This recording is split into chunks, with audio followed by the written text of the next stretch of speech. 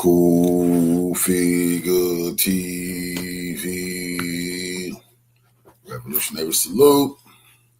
Revolutionary salute. Like, share, subscribe. Welcome to the House of Revolution. You know I'm your humble host, the Yao Mean of Revolution. Iran destroys completely the myth of the power of U.S. and Israel. It's a new world order.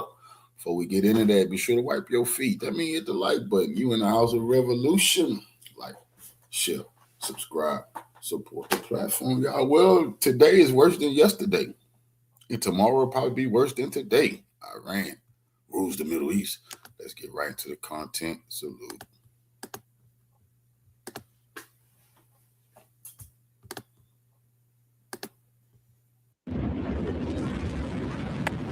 The horror.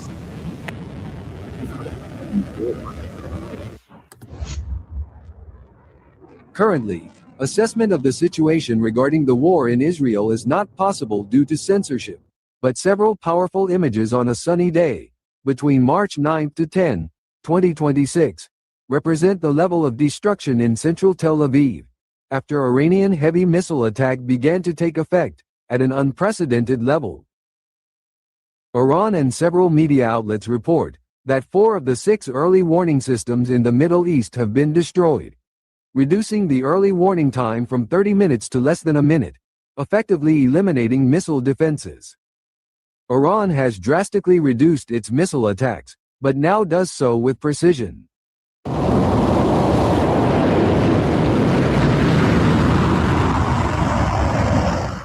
While Trump claims that the war has been won, and they see bombs falling on Tehran, it is said that Israel has imposed a news blackout to prevent images like these from Tel Aviv from circulating around the world.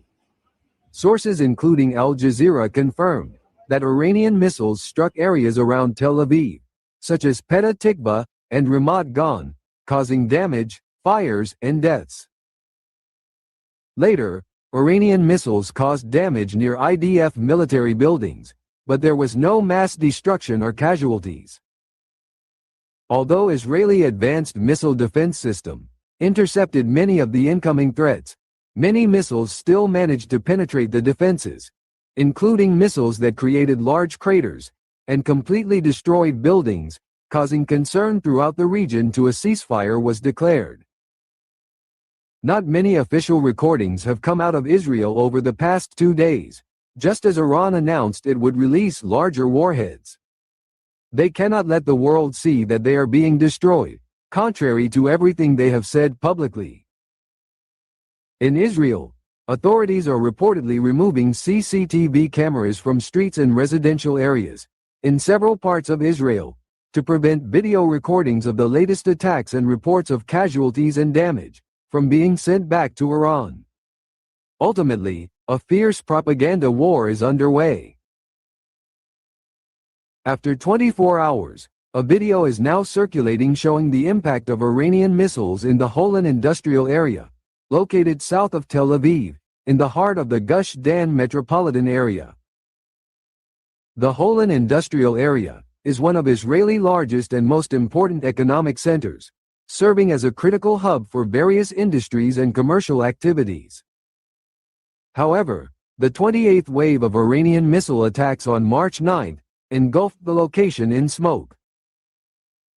Iranian foreign minister confirms on Monday that Washington and Tel Aviv's plan to wage war against the Persian nation has failed, and that he sees a certain chaos in both their actions and statements, Said Abbas Araghchi said.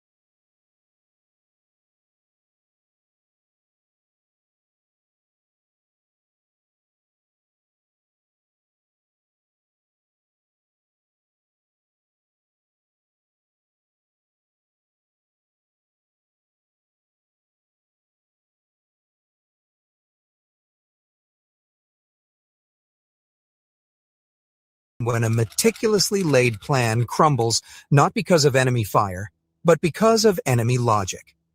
And if the frantic posts on Truth Social and the hushed emergency meetings at the G7 are any indication, that panic has officially taken hold in Washington. We are now witnessing the complete and total unraveling of the so-called quick war theory. Iran displaying a level of strategic patience that seems to utterly bewilder the West. It seems Iran has claimed that it has said no to offers of ceasefire that were made by many countries. We have another news that is coming in as a breaking right now. Iran says it is unlikely to resume negotiations with the United States following recent hostilities. Iranian Foreign Minister Abbas Araghchi has stated that Iran is unlikely to resume negotiations with the United States. Has formally and publicly rejected what is believed to be the fifth back-channel ceasefire offer floated by U.S. intermediaries. This isn't just a diplomatic snub, it is a declaration of a new rulebook. While a clearly rattled Donald Trump takes to social media to declare that the war appears complete and that Iran is begging for mercy, a laughable assertion that contradicts every single field report. Tehran is framing this conflict in terms that the Pentagon clearly never budgeted for. Existential, generational, and absolutely unforgiving. He said it is an excursion, but Iran said no, not now. Mr. President, you've said the war is, quote, very complete, but your defense secretary says this is just the beginning. So which is it, and how long should Americans be prepared? Well, I think for you could this war say to last both. for? It's the beginning of building a new country, but they have no Navy, they have no Air Force, they have no anti-aircraft equipment. It's all been blown up. They have no radar, they have no telecommunications, and they have no leadership. It's all gone. So, you could look at that statement. We could call it a tremendous success right now as we leave here. I could call it, or we could go further, and we're going to go further. But the big risk on that war has been over for 3 days. We wiped them out in the first 2 days. When you think about it, it's incredible. We wiped out a big Navy, very powerful Navy. These were ships. These were serious ships. These were ships that you buy when you want to win battles. They're all on the bottom floor. The sailors are all running off their ships. They refuse to get on the ships. The Air Force is gone. Everything's gone. The missiles are down to a trickle. The drones are down to probably 25%, and they'll soon be down to nothing. We'll have where they manufactured the drones are under fire as we speak. They're being hit. So the rest is going to be determination as to my attitude, along with the people in the Trump administration, what we want to do. Thank you. Let's be very clear about what just happened. Iranian Foreign Ministry spokesperson Esmail Baghaei didn't just say no to the ceasefire, he deconstructed the very premise of it. He stated explicitly that there is no point to talks about anything, barring the defense of the nation and the execution of crushing retaliations against its enemies. To translate that from diplomatic language into plain English, Iran is telling the United States and Israel that the era of using negotiations as a pressure valve is over. You cannot bomb the country for a week, assassinate its leaders, strike its schools, as we saw in the horrific Mainab Elementary School massacre, and then expect to hit the pause button to regroup and rearm.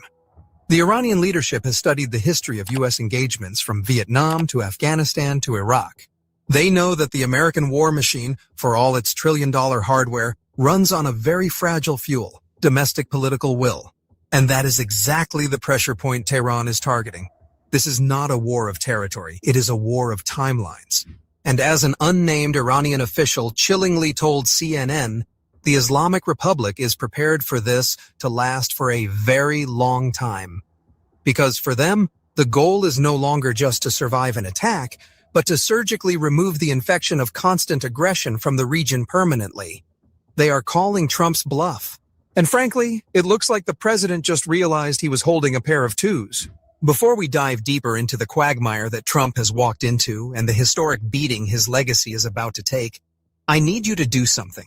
If you are tired of the mainstream media spinning these events to protect the establishment, if you want the raw truth about who is really winning and losing in this war, you need to hit that like button. Smash it. Let the algorithm know that we demand real analysis, not propaganda. And if you haven't already, click that subscribe button right now.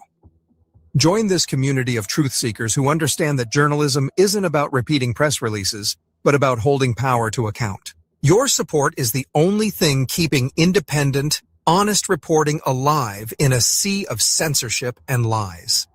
Do it now. Hit subscribe, turn on notifications, and let's get into the real story. The narrative coming out of the White House is that this war is a surgical strike. Defense Secretary Pete Hegseth went on television and guaranteed that Iran will surrender. He actually used that word, surrender.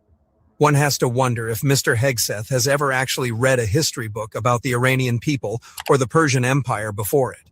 This is a nation that has been invaded by Mongols, Ottomans, and Soviets, and yet here they are, still standing, still defiant. To think that a few weeks of bombing, even if it killed senior leadership, would break the Iranian spirit is not just arrogance. It is strategic malpractice. And that malpractice has led Trump directly into a trap of his own making, a trap that is now springing shut with the jaws of global economic reality. CNN spoke to Iran's Supreme Leader Foreign Policy Advisor. Iran has a new supreme leader. What does that mean for your military effort and the confrontation with the United States and Israel? That means the system is quite functioning. So the United States says it's drastically degraded the Iranian military, the capabilities as far as missiles is concerned, drones is concerned. How much longer can you do this? That is one of the false narratives that the United States government is producing. Iranian military is quite strong, as you see, because they have the motivation, they have the arms that they need, which are produced in Iran. As a matter of fact, we are not dependent on any other country for weapons and arms. So your side is ready for a long war if the United States and Israel choose that. Do you consider this an existential threat to the Islamic Republic? It is an existential threat to the Islamic Republic, and therefore we have to stay with full might, as we are doing now. Is your side seeking, or will you seek, a ceasefire with the United States at this point in time, and with Israel? I don't see any room for diplomacy anymore, because Donald Trump has been deceiving others and not keeping with his promises. As a result of this position, reports from the ground and analysis from outlets like the New York Times, Iran's strategy is brutally simple: asymmetric, an asymmetric protracted war. The goal isn't to beat the U.S. Navy in a stand-up fight in the Persian Gulf. The goal is to make the war so expensive, so painful for the global economy, that the American people turn against it. And by that metric, Iran is winning in a landslide. We are seeing oil prices rocket past $100 a barrel for the first time in 4 years. We are seeing the Strait of Hormuz, through which a fifth of the world's oil flows, effectively closed. The Revolutionary Guard has warned that any Western tanker attempting to navigate it will be set ablaze. And hundreds of ships are now sitting idle, unable to move, because the cost of war just became too high. But it gets worse. The attacks aren't just happening on the strait, they are happening in the Gulf itself. Bahrain's only oil refinery was hit, forcing them to declare force majeure. Facilities in Kuwait, Qatar, and the UAE have been struck or threatened. Iran is systematically dismantling the energy security of the very nations that host U.S. bases. And here is the trap. Trump can't escalate without causing a global depression, and he can't withdraw without admitting defeat. The markets are already in freefall. The Australian stock market saw billions wiped out, the Nikkei plunged nearly 7%, and the S&P 500 futures are bleeding red. This is the taco trade. Trump always chickens out, unwinding in real time. Investors bet that Trump would never risk a real war because it would destroy the economy and his political capital. But now he's in one, and the inflation that dogged his predecessor is roaring back with a vengeance. Petrol prices are set to hit record highs in the UK and the US. The Federal Reserve, which was supposed to cut rates, is now looking at a resurgence of inflation that could force hikes. The Trump administration's entire political future, the midterms, the legacy, it's all riding on an economy that is now being held hostage by the very missiles Iran is launching. The genius of the Iranian strategy, which the Western media is only just beginning to grasp, is the expansion of the battlefield. This isn't 1991 or 2003. Iran has spent decades building a network. We saw it overnight when they unleashed fury on Haifa and the occupied territories, but also on what were thought to be safe U.S. assets in Dubai. The IRGC announced that a site in Dubai used as a gathering point for U.S. Marines was struck directly. 40 U.S. Marines reportedly killed not on a battlefield in Iran, but in the glittering safe haven city of Dubai. That is psychological warfare of the highest order. It tells every American service member in the region that nowhere is safe. It tells every Gulf monarchy that their skyscrapers and their wealth cannot protect them from the fallout of hosting American bases. This is why we are seeing King Hamad of Bahrain expressing deep regret and Emirati officials scrambling to call Trump. They are terrified. They signed up for a U.S. security guarantee. They didn't sign up for their desalination plants and oil facilities to become primary targets. Meanwhile, the messaging from Washington is a masterclass in confusion and weakness. 1 minute, Trump is calling on the Iranian military to mutiny, telling them to take back their country. The next minute, Hegseth is saying the goal isn't regime change. Which is it? You cannot kill a nation's supreme leader and his wife, and then claim you aren't trying to change the regime. You cannot bomb a sovereign nation for over a week, and then, when the fighting gets tough, suddenly declare that the war is complete and claim victory. Trump's recent comments that the war appears to be complete are not a statement of fact.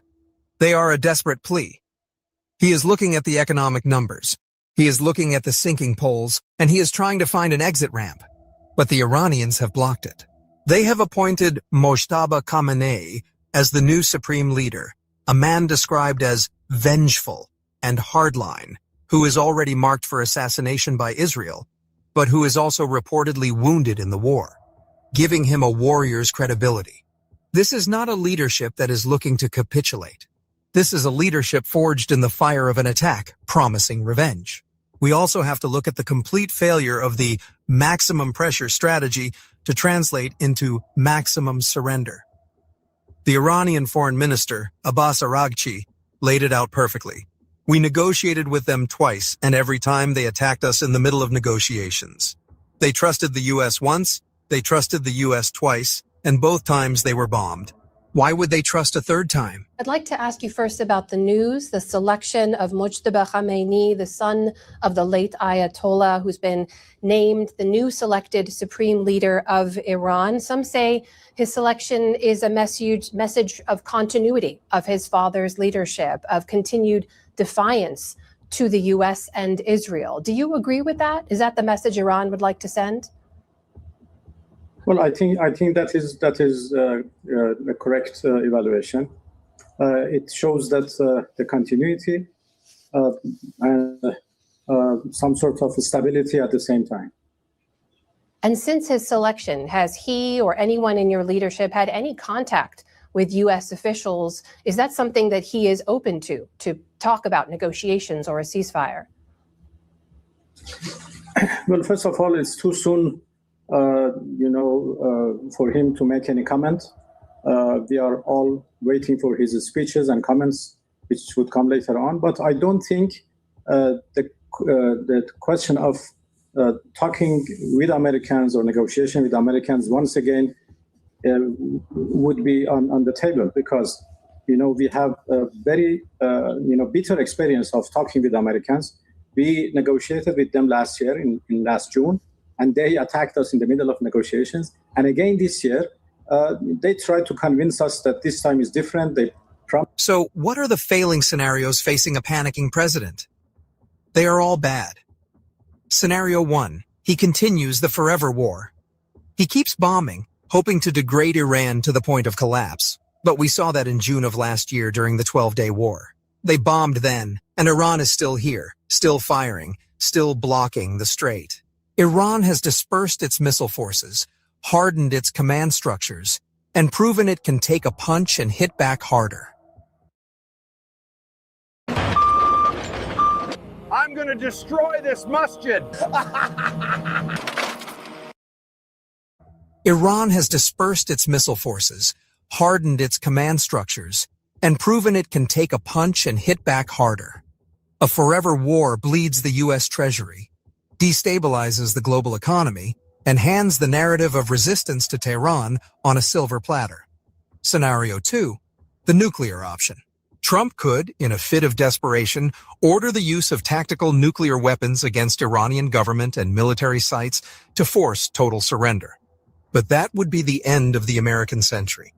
That would trigger a global revulsion unseen in human history. It would unite Russia and China in open confrontation, destroy the dollar's status as a reserve currency, and literally poison the region for generations. It is unthinkable, but it is being whispered about in think tanks, which shows you how cornered they feel. Scenario 3, and the one that is most likely? Iran wins. Not by marching on Washington, but by surviving. By forcing the U.S. to blink. By holding the line so firmly that the American military-industrial complex realizes that the cost of taking Tehran is simply too high. If the U.S. withdraws or negotiates a face-saving truce that leaves the current Iranian government in power, it is a victory for the ages. It permanently ends the myth of American military dominance in the region. It proves that a determined state, even under savage bombardment, can stand up to the combined might of the U.S. and Israel and force a draw. That changes everything. That sends a signal to every country in the world that the U.S. is no longer the uncontested hyperpower. And let's talk about the man who dragged us into this, Bibi Netanyahu. This is, at its core, Netanyahu's war. He has wanted to drag the U.S. into a direct confrontation with Iran for decades to solve Israel's existential threat problem. And Trump, the deal maker, the man who promised to end wars, walked right into the trap. He let Netanyahu use the U.S. military to fight Israel's battle. And now, when the going has gotten tough, when the Iranian missiles are actually hitting Israeli infrastructure, hitting the Kiryat, hitting the Air Force Command, Netanyahu is quiet. He got his war, but he didn't get his quick win. And now the special relationship is looking more like a toxic codependency, where the United States does the heavy lifting while Israel absorbs the initial blow. Trump's manhood was played by a foreign leader, and the American people are paying for it at the gas pump. We are watching the end of an era. The unipolar moment is over. The age of the quick, clean Middle Eastern war is over. Iran has decided that this time, there will be no ceasefire to save the aggressor. There will be no pause for the U.S. to catch its breath. They have decided that the only way to stop the constant aggression is to make it so costly that the aggressor loses the will to continue. And right now, with markets crashing and Trump scrambling, that strategy looks terrifyingly brilliant. Stay tuned, because the next 48 hours will determine the shape of the 21st century. And for once, it doesn't look like Washington is holding the pen.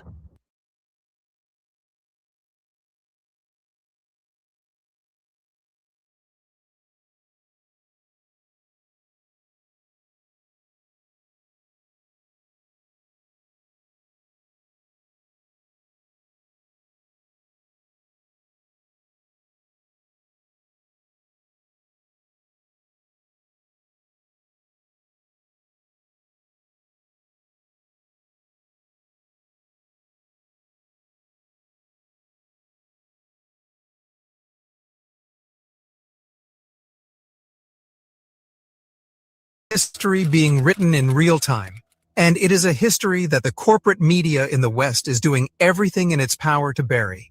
If you are just joining us, we have to start with the seismic, unconfirmed reports that are shaking the Zionist entity to its very core. According to a flurry of posts on X and whispers within the intelligence community, the unthinkable may have happened. A precision Iranian strike has obliterated a key leadership bunker in occupied Palestine.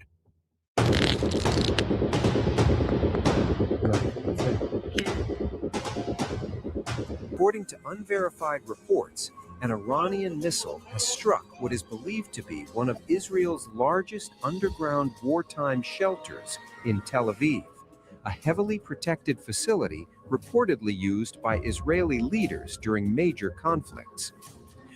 Dramatic footage circulating online claims a powerful Iranian missile has struck a major underground shelter in Tel Aviv, a site some commentators are calling Bibi's bunker, linked to Israeli Prime Minister Benjamin Netanyahu. The target, it seems, was not just any military installation. Sources are reporting that the strike, which also leveled the private residence of Benjamin Netanyahu, has left a catastrophic human toll. Among the missing, and presumed dead, are two of the most odious figures in the regime, National Security Minister Itamar Ben-Gvir and the Prime Minister's own brother, Ido Netanyahu. This was not a random barrage.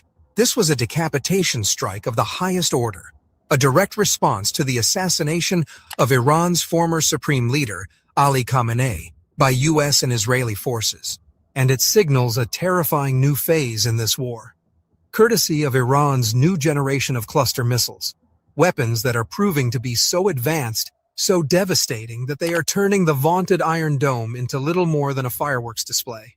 For days now, we've watched the sky over Tel Aviv turn orange, not from a sunset, but from relentless barrages of Iranian fire that are getting through. The occupation regime is panicking. They are literally removing CCTV cameras across the country, scrubbing the internet of footage, and imposing a blackout on casualty numbers because the devastation Netanyahu has brought upon his own people in his quest to destroy Iran is now too immense to hide. The narrative of the invincible Israel. What's that say? This is for real. Your debt is completely wiped off. I'm so blessed. Best choice in the world. Here we go. Doreen? Yes. Hi. Hi. It's Jeremy with AmeriCorps. How are you?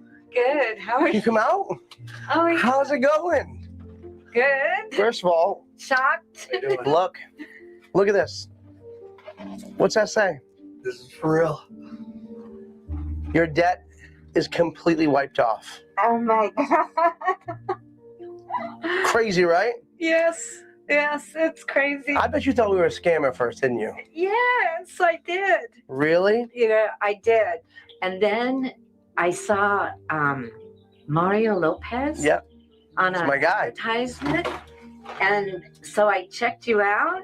My score has rocketed to 7. Let's go! All right, yeah, that's what I'm talking about. Your score's rocketed up, right? Yes. And the lady that answered and dealt with me was so kind. And she worked to where I had 2 payments. Is over, and what remains is a smoldering wasteland of their own making. Before we go any further, I have to ask you to help us keep this light shining. The mainstream media won't show you the rubble in Tel Aviv, and they certainly won't tell you about the Iranian precision that caused it. They are too busy carrying water for their masters in Washington and Tel Aviv. If you value independent journalism that tells you the truth about Palestinian resistance and the crumbling of Western hegemony, hit that like button, share this broadcast with everyone you know, and subscribe. We are here to document the liberation, not the occupation. Your support is the only thing keeping us on the air.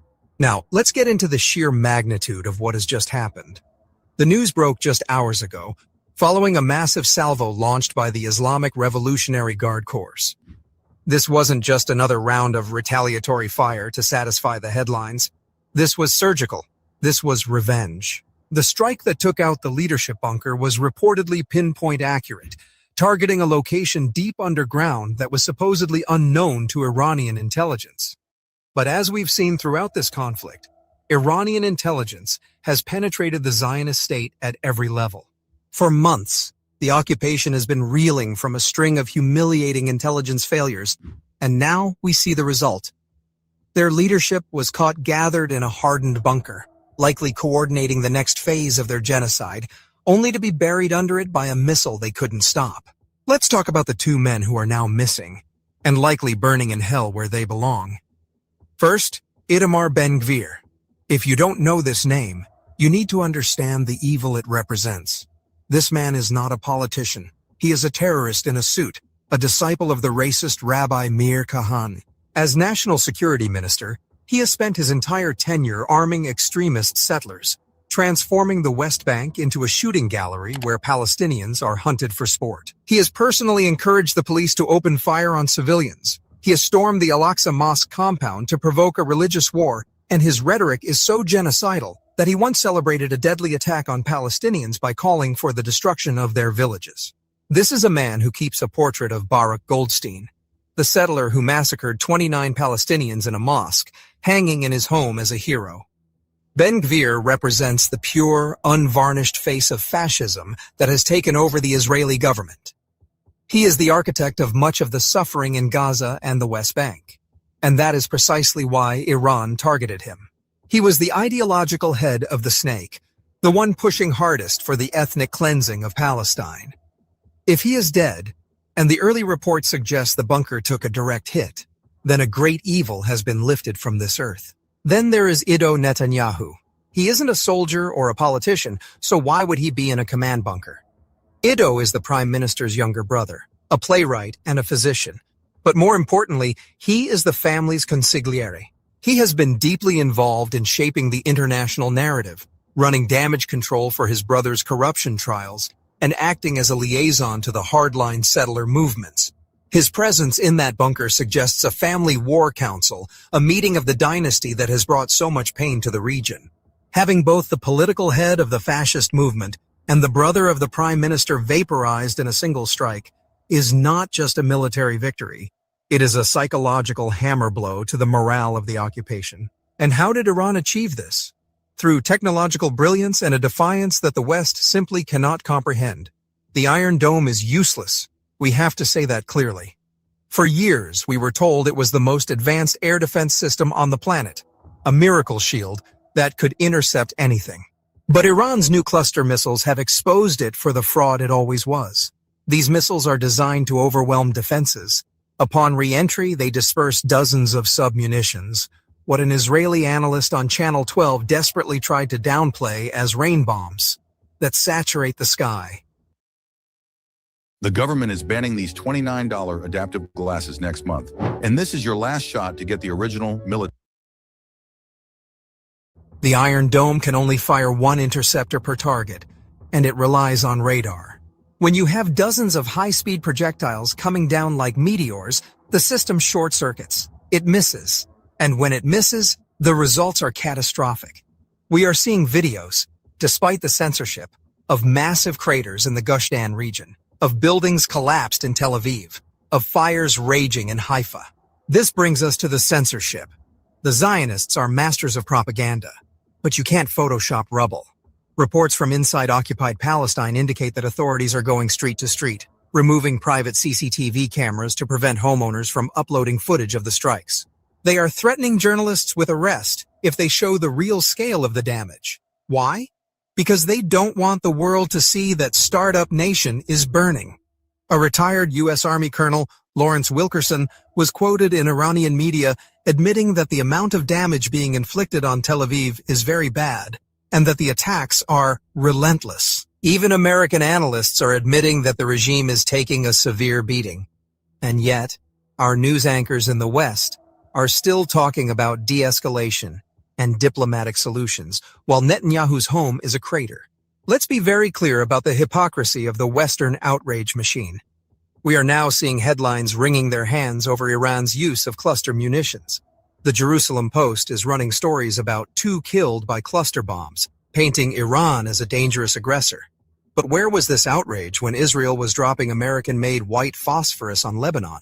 Just yesterday, Human Rights Watch confirmed that the Israeli military is using white phosphorus shells in southern Lebanon, an illegal weapon when used in populated areas because it melts flesh to the bone and causes horrific, slow deaths. Where was the UN Security Council then? Where were the emergency sessions? White phosphorus is a chemical incendiary, a weapon that burns at 1,500 degrees Fahrenheit and continues burning inside the wound. Cluster munitions are devastating, yes, but they are conventional explosives. To see the West clutch its pearls over Iranian precision munitions while giving a standing ovation to Israeli phosphorus attacks is the height of depravity. It tells you everything you need to know about who the international order truly serves, the oppressor, and the strikes aren't stopping. We are now on the 30th salvo from Iran since this phase of the conflict began. Each wave seems to get smarter. The Iranians are targeting the infrastructure of the occupation. They aren't just launching wild missiles. They are taking out power grids, air force bases, and now, thanks to strategic cooperation with Russia, they are blinding the American radar systems in the Gulf. The U.S. has THAAD batteries scattered across the Middle East, costing $500 million each. The Sun newspaper, not exactly a friend to Iran, is reporting that Russian satellite intelligence has been helping Iran identify and destroy these batteries, paralyzing the U.S. ability to protect the Zionist entity. This is a game changer. It means the U.S. is no longer the uncontested master of the skies in the Middle East. The resistance axis is fighting back with technology, precision, and a will that the pampered soldiers of the IDF simply cannot match. In conclusion, what we are seeing is the beginning of the end. The disappearance of figures like Ben-Gvir and Ido Netanyahu is more than a headline. It is a sign that the Iranian response to the martyrdom of Khamenei is far more severe than anyone in Washington anticipated. The precision, the intelligence, the sheer volume of fire that is bypassing the Iron Dome, it all points to a turning point in history. The regime is trying to hide its dead, but the truth is leaking out. The occupation is bleeding, and for the first time in decades, the oppressors are feeling the heat of the fire they started. We will continue to monitor the situation, and as soon as we get confirmation on the fate of these war criminals, you will hear it here. Until then, keep your eyes on the skies over Tel Aviv, because the equation has changed. The resistance is no longer just fighting back, it is winning.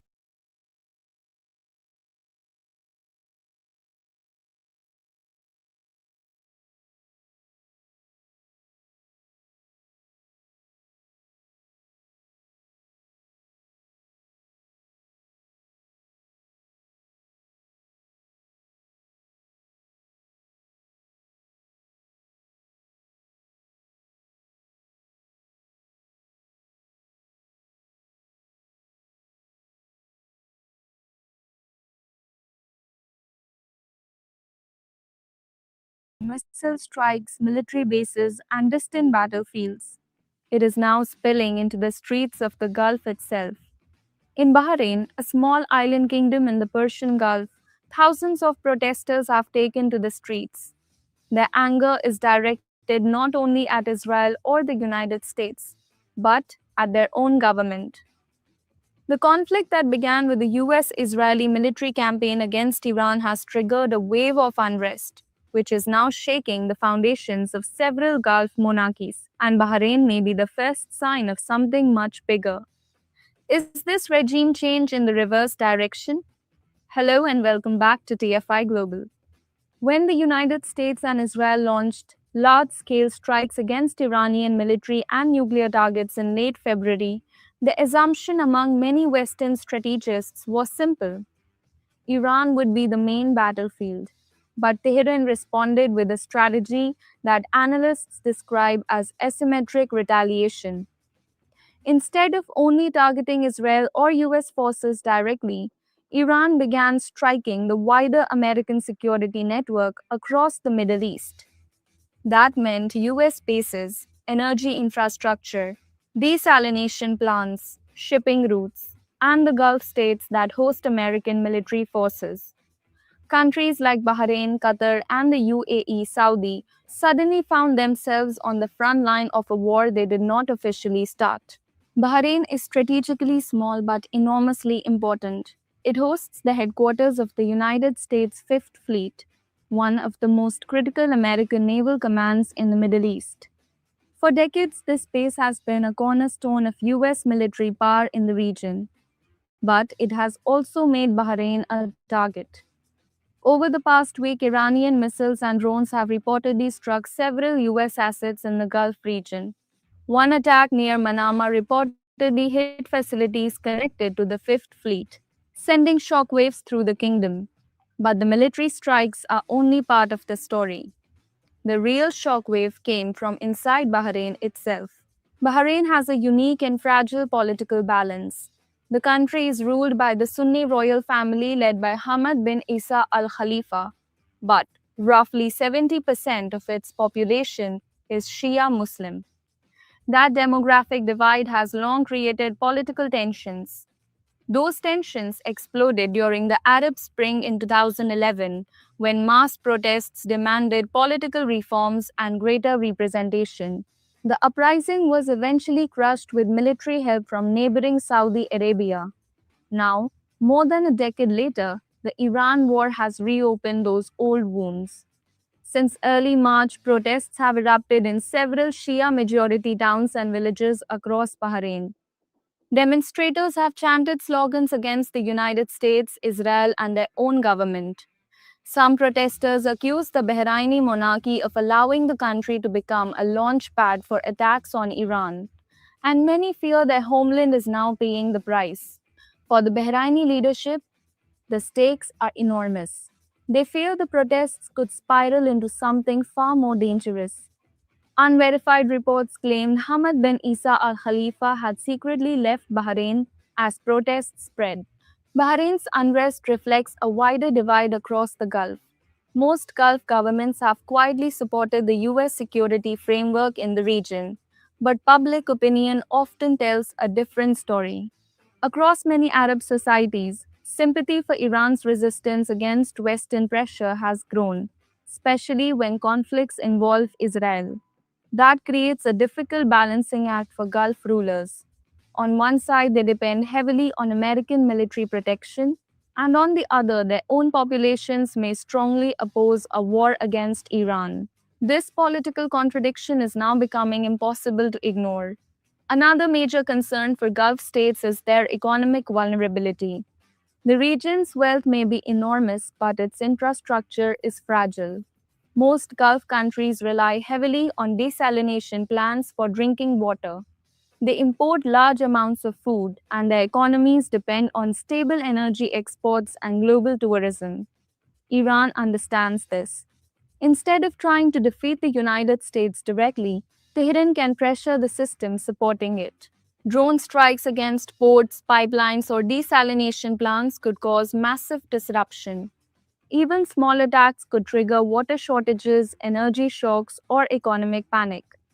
For decades, Gulf monarchies believed they were protected by the American security umbrella. US bases, aircraft carriers, and advanced missile defenses were meant to deter exactly this kind of regional conflict.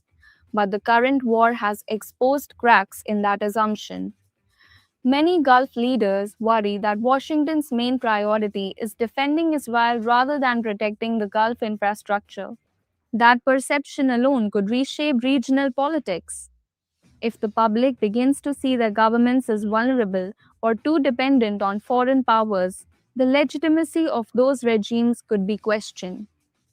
For now, the protests in Bahrain remain contained, but analysts warn that the situation could evolve rapidly. Economic disruption, rising oil prices, and prolonged conflict could inflame tensions across the Gulf. And if the unrest spreads beyond Bahrain, it could challenge the stability of the entire region. Ironically, a war meant to weaken Iran might end up destabilizing the very countries aligned against it. In geopolitics, wars rarely stay contained. They ripple outwards through economies, societies, and political systems. And right now, those ripples are reaching the streets of the Gulf. The question now is no longer just whether Iran can withstand the war. The real question is, can the Gulf monarchies withstand the consequences of it? Thanks for watching.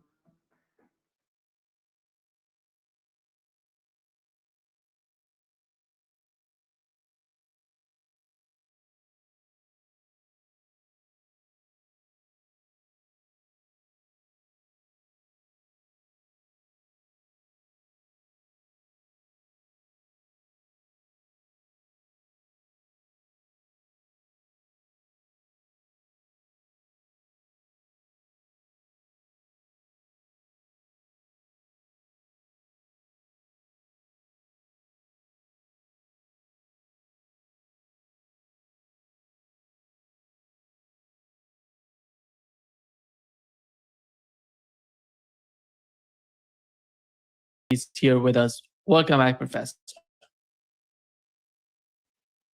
Thank you very much for inviting me. It's always an honor. Professor Marandi, there is a very great moment in Iran. We have a new leader in Iran. And many people in the West, they don't know who's the new leader of Iran and what is the policy under his administration.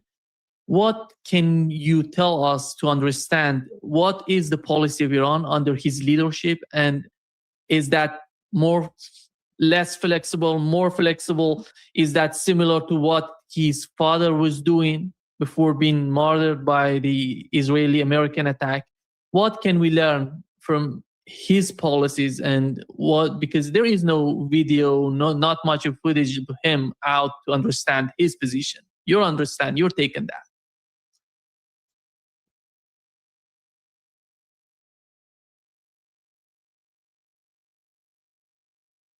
I can't believe the sleep apnea pillow exists. So I almost made the dumbest mistake of my life. I got this contour pillow called Dorila Ergo, but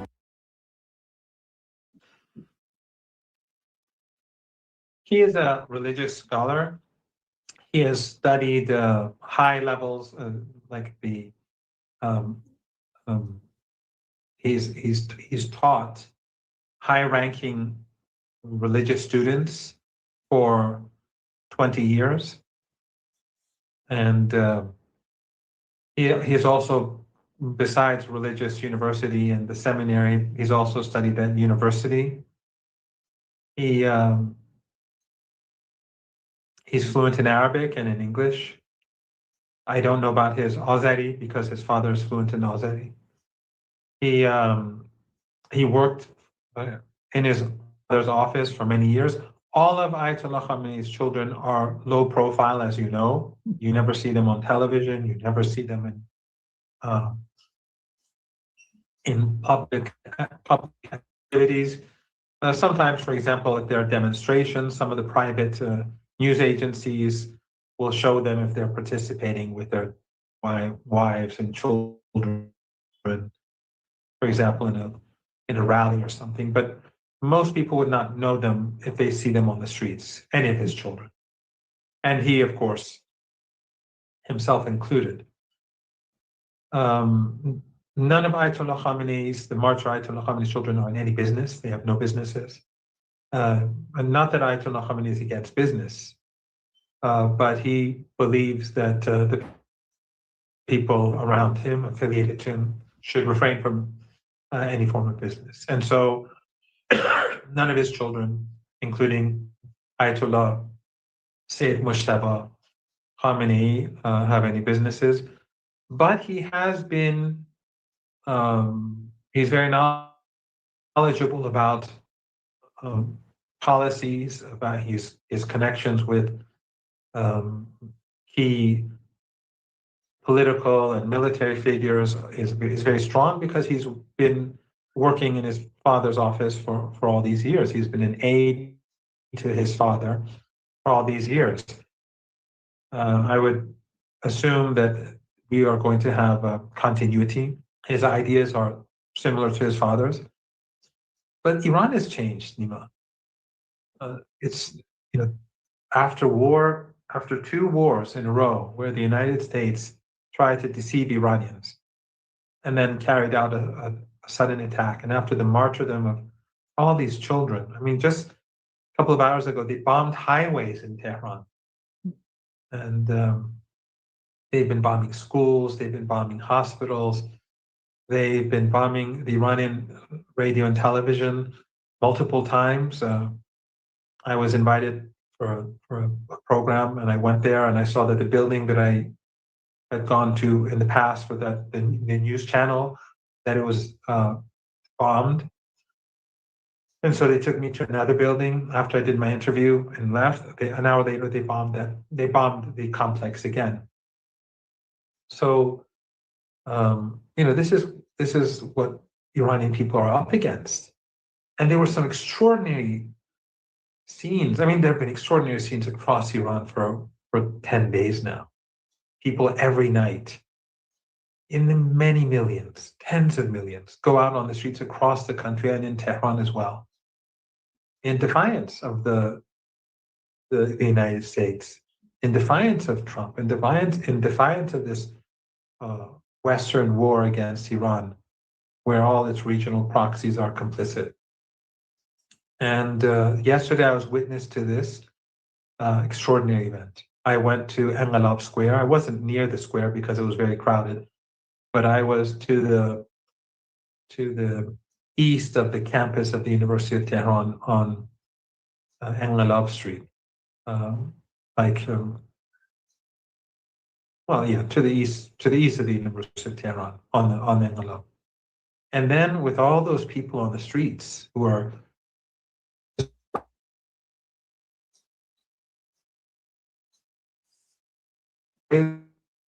carried out an enormous airstrike on Tehran. And Professor Marandi, we've lost you just for some moment. You've mentioned with all those people on the street, then we didn't hear. Yeah, so I was there, and I was on Engelab Street to the east of the University of Tehran, in the crowd. And so the crowds were there to support the new leader, and in defiance of the Trump regime and the Epstein coalition. And then they started bombing Tehran. And it was a heavy airstrike, and it was not far off. And no one moved. No one, men, women, children. It was just amazing. I've never seen such a thing even on video or anywhere else in the world. They all started chanting that the saying of Imam Hussein on the day of Ashura, the grandson of the Prophet in Karbala, when he was about to be martyred, he said, "Far away are we from humiliation," or "We are far from humiliation." In other words, we will never accept humiliation. And it was just amazing for me to see all those women and children and men, they wouldn't budge. Amazing. How is the United States ever going to defeat such a people? It's not possible.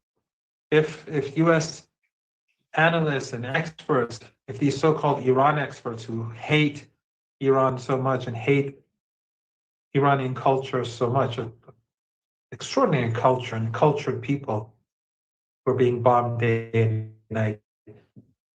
If they'd read about Imam Hussein and Ashura, they would have refrained from attacking Iran. They would have recognized that this is not a winnable war. But in any case,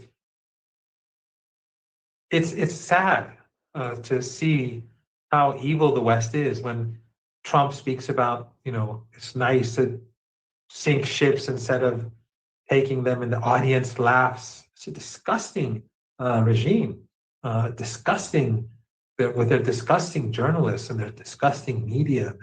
It's just irredeemable. Nima, in Iran, I mean, this is anecdotal, but like women are afraid of taking a shower. They don't want, if they're afraid that if the house is bombed, that they won't have their clothes on. I mean, how evil and sinister can the regime in Washington be? How evil and sinister can these Western journalists and pundits and think tankers be? How cowardly and animal-like are they? They're not animals, they're beneath animals. But in any case, the steadfastness of Iranians is extraordinary. And I think all the lies and the misinformation of Trump and his allies are coming out. They said, if you recall, after 3-4 days, it said that Iranian missiles and drones are diminishing in quantity. I don't know if you recall, they put out this graph, and Iran is striking them day and night in Palestine, in occupied Palestine, across the Persian Gulf region. They're hammering them. And they've shut down the Strait of Hormuz, and they will not allow a drop of oil to leave until the war comes to an end. Not a ceasefire. Iran will not accept a ceasefire The war must end on terms that are acceptable to Iran, and those terms must be as such that in future the United States can no longer threaten Iran. The region can no longer be used as a series of military bases to strike Iran. The Arab dictatorships in the Persian Gulf region, they either must go or they must change completely. They will have to compensate for the crimes that they helped carry out. They're not neutral. And they will have to provide an environment where Iran no longer feels threatened.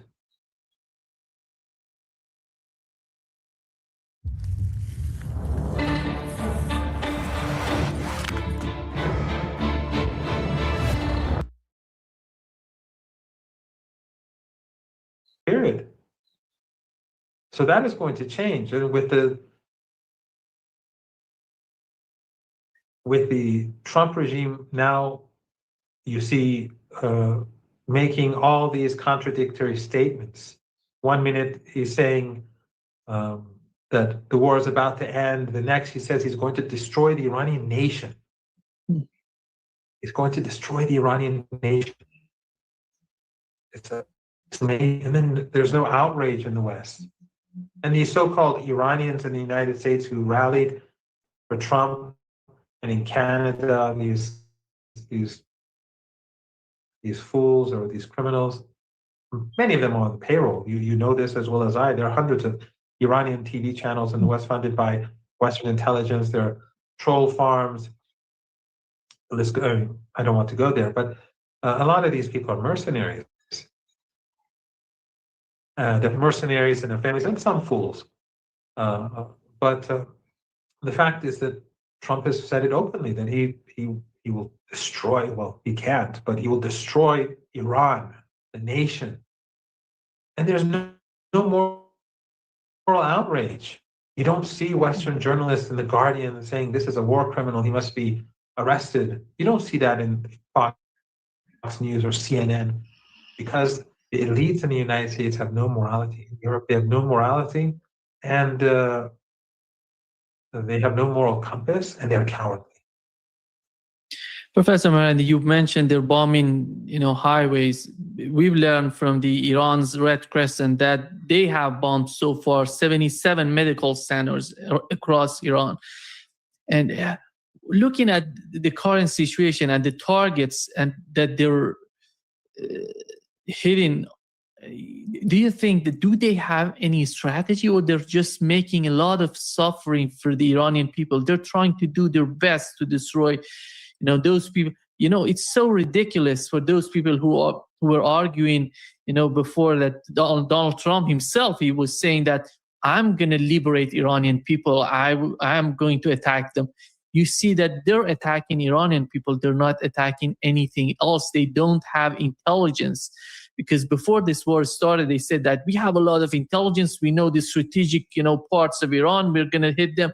But the outcome from what we've seen so far, we have CNN reporters in Iran reporting what is happening right now. We have Iranian officials reporting that they're hitting civilians.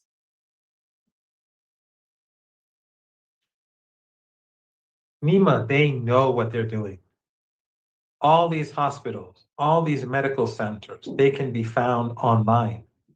You can use the Iranian apps, you can use Google Map, you can use China, they're all known entities. All the schools, all the hospital, all the local police stations, all the ambulance centers, the emergency centers, the Red Crescent Society, which itself has been bombed. These are intentional. These are not unintentional. These are intentional. Why? They have failed. Well, first of all, they're barbaric and they're genocidal.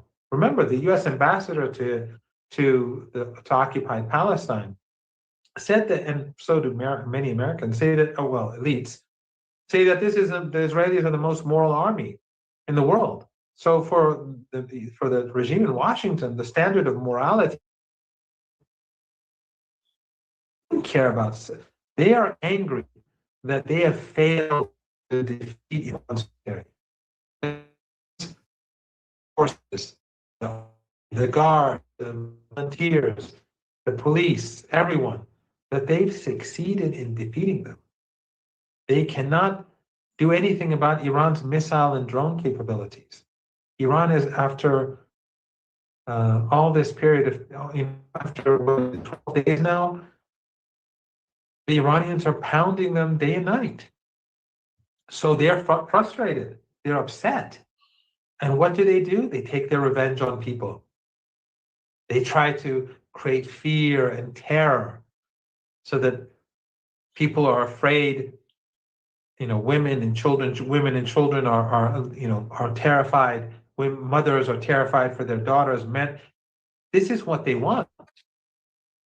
That is why they carried out those heavy airstrikes during the rally yesterday. They wanted to terrorize those people, to create some sort of stampede, to humiliate them. But the opposite happened. The world, and now the opposite is happening across the world. The world stands with Iran. Western media, whether it's the liberals or the so-called left or the so-called conservatives, it's the Epstein media, all of them. They cannot hide the reality. The 40-year-old narrative on Iran is collapsing. People are recognizing who is evil and who is good. Iran's sin is that it says no to genocide. Iran's sin is that it says no to ethno-supremacism. That's what all these wars are about. That is what all these terror attacks and the sending of terrorists into Iran, that's what it's all about. That is what all the sanctions, the barbaric maximum pressure sanctions are. While Iran stands for the people of Gaza, the people of Cuba, the regimes in our region, from Erdogan to Sisi to Mohammed bin Zayed to Mohammed bin Salman and the rest, they all stand with Trump. They all stand with the Epstein coalition. As we speak right now, Iran has taken out almost all of the US radar systems in the region, in the Persian Gulf.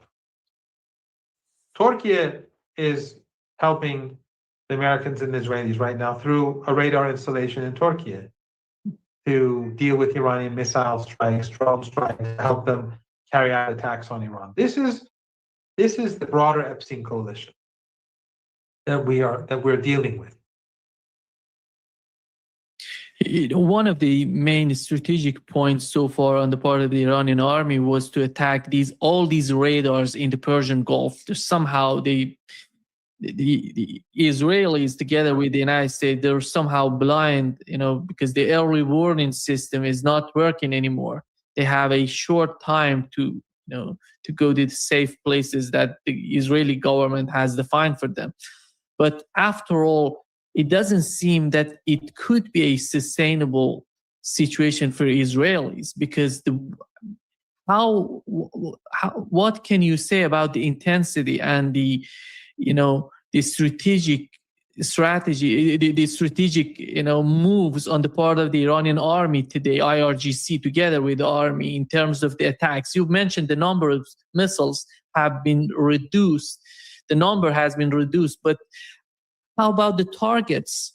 Are they getting the same targets? Do they need to do the same as they were doing, in the initial days of the conflict, or they were reduced by intention, on purpose?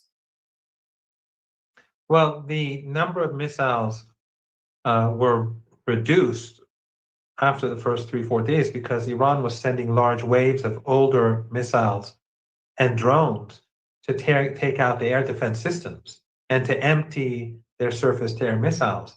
The missiles that Iran was using for the first week or 8 days were almost, or 8 or 9 days, 8 days, let's say, I'm not sure about that now, but were almost exclusively, and the drones were almost exclusively made like 15, 20 years ago.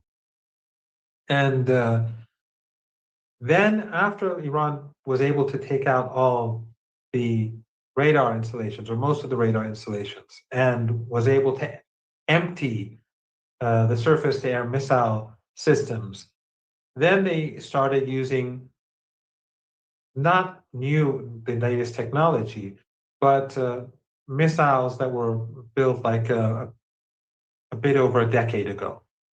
And they were all getting through, or mostly getting through. And of course, Iranian missiles and drones have been doing the same across the Persian Gulf against US assets. Not just the US bases, but anything that can be defined as a US asset. And that definition will broaden if the targeting of Iranian infrastructure and the slaughter of ordinary people continue. Since all of these regions and all of these regimes in the region, these Arab family dictatorships are complicit, then Iran will have to retaliate. I mean, they've struck desalination plants in Iran. I mean, if they're going to go there, if Iran is forced to do that, since these regimes and the U.S. occupation forces in these Arab countries are completely dependent on desalination plants, they would leave the Arabian Peninsula. They'll have to take refuge in Yemen or in Iraq. So this is a stupid path to take, and these regimes are allowing the United States to do it. We've already seen signs that the United States is using even their territory to fire missiles. Not their attack missiles are being fired from countries in the Persian Gulf. For example, you saw 3 Americans were this because they're using these countries. Saudi Arabia, Kuwait, all of them. Don't believe a word that they say. So if the United States increases, or if the United States escalates, Iran can escalate far more than the United States, because the assets that exist in the Persian Gulf region in these in these family regimes are very valuable to the West. All those refineries, all those petrochemical plants, all those oil and gas fields, all of those tankers and ports. This will devastate the United States. The price of oil will go through the roof. The price of gas will go through the roof. And even if there's a halt in hostilities, there will be nothing to take out of the Persian Gulf. And there will be nothing to take anything out of the Persian Gulf. There'll be no tankers. And the United States is already hurting. I mean, not only has the price of oil gone up and it will continue to go up, even though they tried to manipulate it yesterday, but because every day 20 million barrels of oil is missing from the market. 20 million is being added every day to the amount of oil that is missing that no longer exists for consumers. So after, let's say, 11 days, you have, or let's say 10 days, I don't know when we shut down the strike, let's say 10 days, it's maybe a bit more than 10 days. But after 10 days, that means 200 million barrels of oil is not on the market that was supposed to be there. And then that oil is overwhelmingly sold in dollars. And a lot of that money goes to the US stock exchange, or to buy US treasuries, or to buy US weapons, because these Arab regimes, they purchase huge amounts of weapons. They don't even know how to use them. They don't even have the people they don't even have the pilots to fly the planes, let alone anything else. They just buy them because they get kickbacks, the princes, and so do US senators, and you know how it works, or European. So the arms industry is hurting. The stock exchange will hurt. The consumption that comes from there's so many layers of hurt that Iran can impose on the West. But the ultimate hurt will be the collapse of Western economies. And that is in the cards. That is doable. It will happen if they escalate and try to open the Strait of Hormuz by force, or if they try to destroy infrastructure, key infrastructure. That will happen. They cannot win this war. Iran is determined to make sure that this war ends in a way in which Iranian security for the future is dealt with. that these issues are resolved, that the United States can no longer threaten Iran in the future. Iran's security is secured for the decades to come. And the same is true with Iran's allies across the region.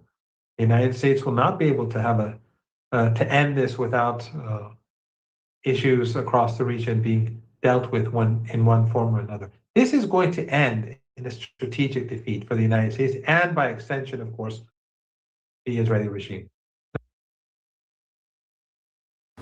When a big truck hits you, it's never a fair fight. The trucking companies roll out teams of lawyers, investigators, and insurance adjusters.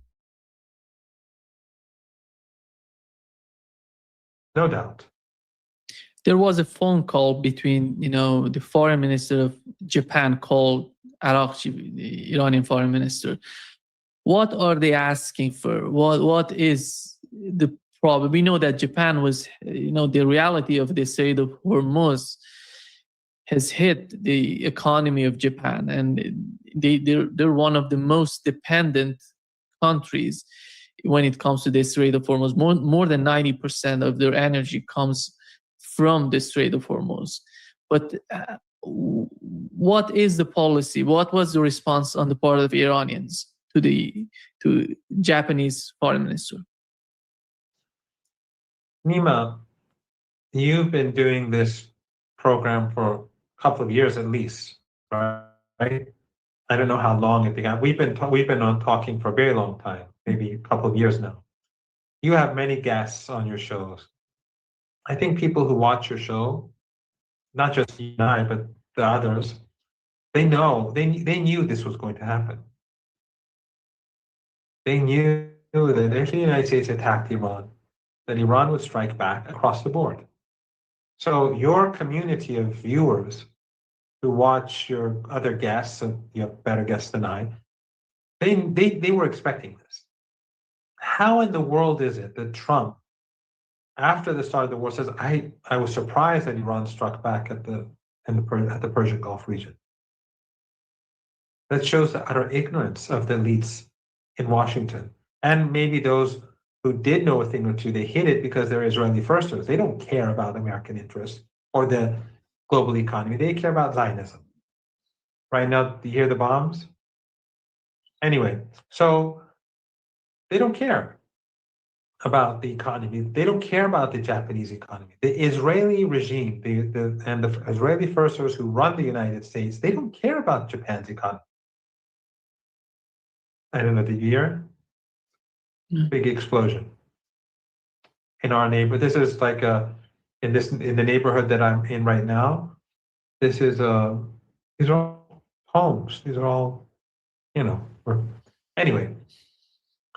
So the Israeli regime and the Americans, they are the ones who created this crisis. So when the Japanese foreign minister communicates and contacts the Iranians, of course he's worried about his economy because they're extremely dependent.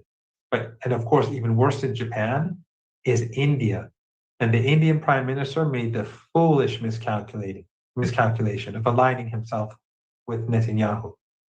They don't have oil reserve. They don't have a strategic reserve. I don't know if you can hear the explosions. They don't have an strategic reserves. Japan does. So India is going to be hit very hard, more than Japan. But the point is that when they contact Iran, what do you expect the answer to be? Okay, we'll accept a ceasefire? Of course not. We're not going to allow them to regroup and then attack us 8 months from now again, pretend to have negotiations and then bomb us again. It's not going to happen. It's finished. We'd be fools to accept that. So he can call all the G7 foreign ministers can call their prime ministers, and they can all call. It doesn't make a difference. This war will end with a fundamental change in our region. The United States and its proxies will no longer be able to threaten us the way they did before. And that includes Iran's allies. Will this be the end? There will be an enormous change. And the United States will be a diminished empire, no doubt. This is a turning point. So it really doesn't matter what the Japanese foreign minister says. Iran's fundamental demands won't change. Iran is very self-confident. Iran is striking back with intensity. The strikes in the last 2-3 days have been very intense across the board, and the Americans can do nothing about it. That's why they kill so many people. That's why they murder and slaughter children and infants across Iran. So they can contact Iran and they can attempt to assault Iran to take the Strait of Hormuz. It won't work. It will make things far worse for them. It will make it permanently worse. Because if the war ends without the destruction of the oil and gas facilities across the region and the Caucasus, there will be permanent harm to the global economy, but it will continue to function. But if push comes to shove, that will be it. We will have a global economic depression like nothing that people in the last couple of centuries have ever seen. We had the head of the Iran National Security Council, Ali Larijani. He said that the Strait of Hormuz will either be a strait of peace and prosperity for all, or will be a strait of defeat and suffering for warmongers. And Professor Marandi, do you think that... And he tweeted that in multiple languages. Dr. Larijani tweeted that in multiple languages. Yeah, exactly. What is the message? Because we had one of the officials in Iran, Kamal Kharrazi, many people know him because he was one of the main advisors of the Supreme Leader of Iran. And he is the advisor, I would assume, to the new leader of Iran. He said that negotiations is not anymore the solution on the part of Iranians because they don't trust the Americans to negotiate with. What is your understanding? What do you make of what he said on CNN, interview he had on CNN? The facts on the ground have to change. The facts on the ground across the region have to change. Salute, soldier. In these Arab family dictatorships, the Emirates, Oman, Qatar, Bahrain, Kuwait, Saudi Arabia, in Iraq as well, in northern Iraq, in the Republic of Azerbaijan, the facts on the ground have to change. Iran will no longer tolerate threats. It will no longer tolerate collaboration with the Israeli regime or the Trump regime that can lead to national security problems for the country. So negotiating with the United States, why should we even talk to them? They're liars. They break their promises. They're deceitful. There's nothing you cannot negotiate with the Trump regime. If he says he'll do A tomorrow, will he do it? Will he do it? No, negotiating with him is for the fools to do. What has to happen is the facts on the ground have to be as such that the Iranians are satisfied. And that will be a big change. So it's no longer a piece of paper, no longer promises from the White House. Their paper is worthless, their promises are worthless, they are worthless. But the facts on the ground will determine when the war comes to an end. From what we've learned from the Iranian president, he's preparing the economy for a long war. The economy is entering the same, we had it during the war between Iran and Iraq. The people know how it works, and most of the people who are right now in charge, responsible for the policies, for implementing the policies, making the policies, are the same people who were in the war between Iraq and you yourself was in that war. and you understand what is going on and how the economy is preparing itself for a long war. Nima, you know Iran. Iran has 15, sorry. Iran has 15 neighbors.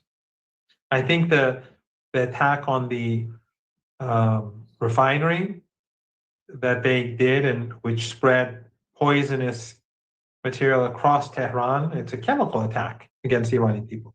I think my cough has been intensified because of that. And it causes cancer. They've sent messages to people who were injured during the war from chemical weapons, the chemical weapons that the West gave to Saddam, not to go out. So, so I think my cough is worse because of this. So I apologize. It's like the third or fourth time I've coughed. Iran has 15 neighbors. It can import and export what it needs from the north, from the west, and from the east. There's nothing that the Americans can do about it. And it will be tough. I have no doubt. We have no doubt that the life will become more difficult as time goes on. But we have no option. We have to change the facts on the ground. So the economy will function. It will get more difficult for all of us, no doubt. And people will die. The US will continue to target women and children to create terror. And of course, the Zionist regime always does that. But we will continue until we get what we want, what we demand. So Iran is a country the size of France, Germany, and the UK combined. And the three combined. How is the United States going to strangle us? It's not doable. We will be able to get what we need, whether it's food or whether it's weapons or other supplies. We'll be able to get what we need for this period. And the war will come to an end. We're prepared for a very long war, but it will come to an end because the United States cannot continue this for much longer. It may take a few weeks, maybe a few months, but this is not sustainable. The US economy is in bad shape. The political situation in the United States is not good. The expenditure is probably at least $2 or $3 billion a day. I mean, they have to bring all their needs from the United States all the way to our part of the world every day. And they're firing off missiles and drones, and they're being downed and fighting like there's no tomorrow. They're spending huge amounts of jet fuel, which of course, where do you think that jet fuel is who's providing it to them? I mean, Erdogan is providing the oil for, and Aliyev, the oil for Netanyahu to wage his wars and to produce his own jet fuel. But who's giving the US all this jet fuel to carry out its air raids? That's something that will probably have to be dealt with. But the point is that for the United States, the cost of war, direct and indirect, is enormous, and it's a war of choice. For Iran, it's a war of survival, and Iran has many means to sustain itself until it defeats the enemy. As we talk, there is a video that came out from Netanyahu. He's talking about it. Still, it's amazing that see how delusional these people are. He's talking about Iranian people coming out and helping Israel and the United States. And we know that's a desperate talk and move on their part. On the other hand, Professor Menendez, I think what they're dreaming. Just before you continue, I just want to. It's not just Netanyahu. That's the Guardian. That's the Independent. That's the Times newspaper in London. That is the Washington Post. That's the New York Times. They all lie to their audiences and say the Iranian people. The Iranian people were never on their side. The Iranian people never supported them. The Iranian people never supported the terrorists and the murderers. The Iranian people supported the Islamic Republic of Iran. All of them lie. It's not just Netanyahu. Netanyahu is just more crude, like Trump. But the others are no different. They justify war by creating these narratives that they want to save Iranian people. Even those who are against war, they also help enable the war by demonizing Iran, by lying about Iranian society. But now look, under airstrikes, people are on the streets. They bomb nearby in Esfahan. I posted a picture. People were protesting, and you can see the explosion nearby, but they stand their ground. But the West doesn't show you that. Western media doesn't. So they're no different from Netanyahu. Sorry, I interrupted.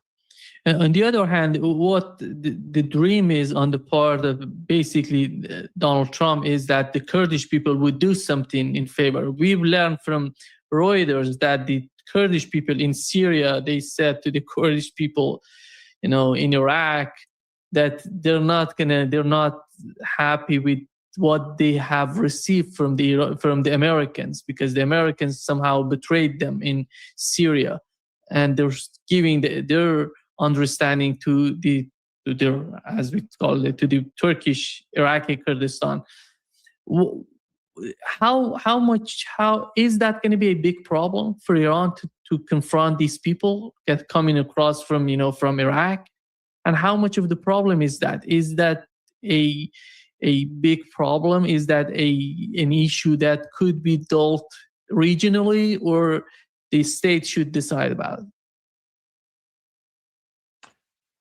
First of all, Iranian Kurds, their relationship with Iran is historically very different from the relationship between the Kurds in Turkey or Iraq with their governments.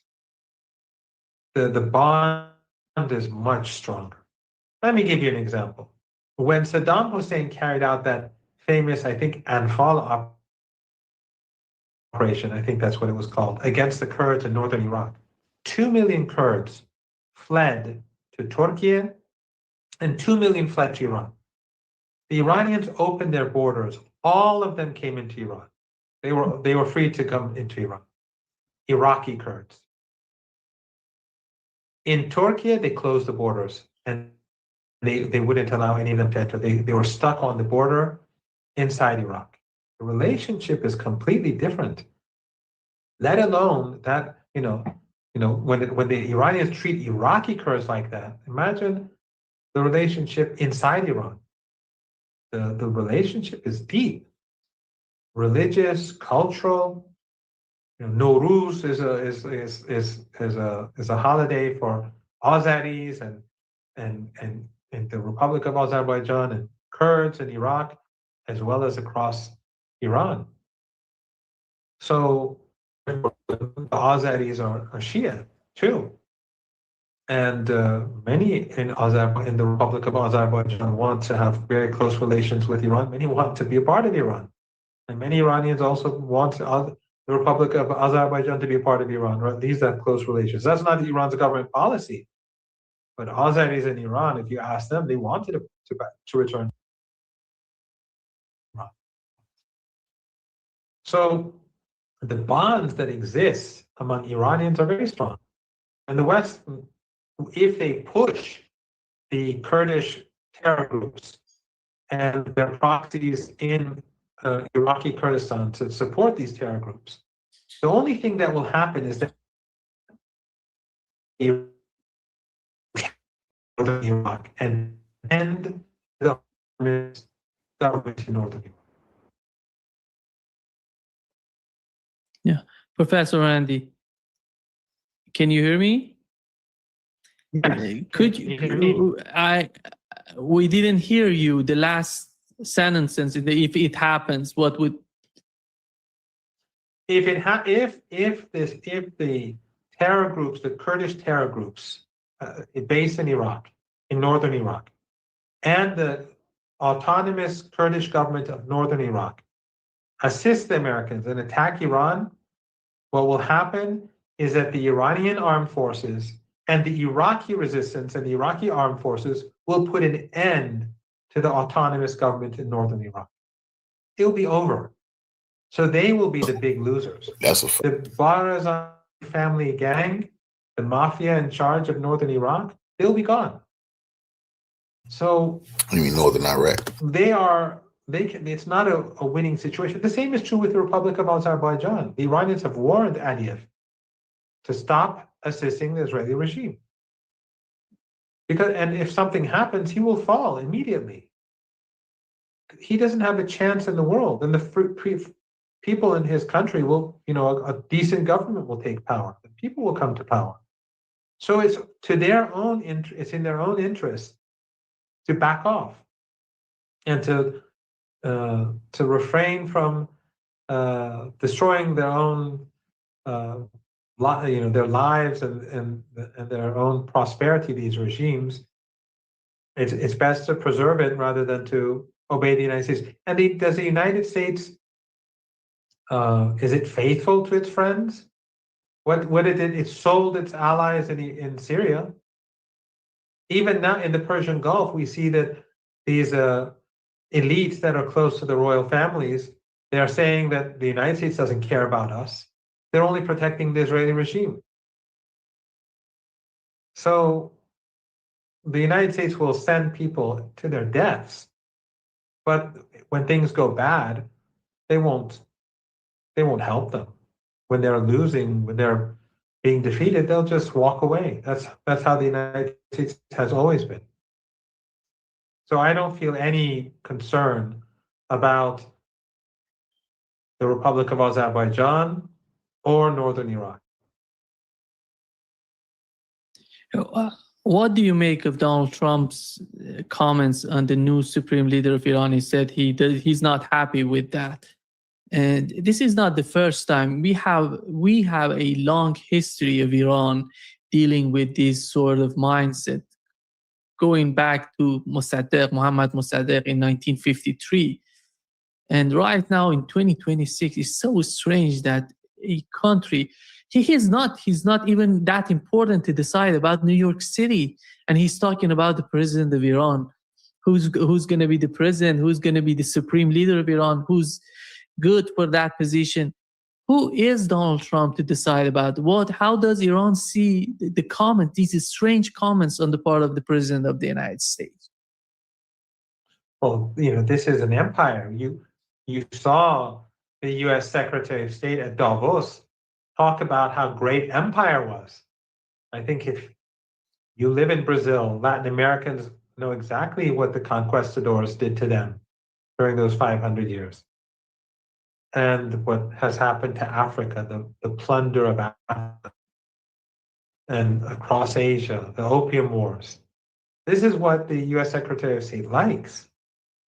And of course, you can tell he's sincere because he likes the genocide in Gaza. He likes bombing Iranians. So he was saying that the 500 years of colonization, those glorious days, they have to be revived. And he was upset about independence and about decolonization.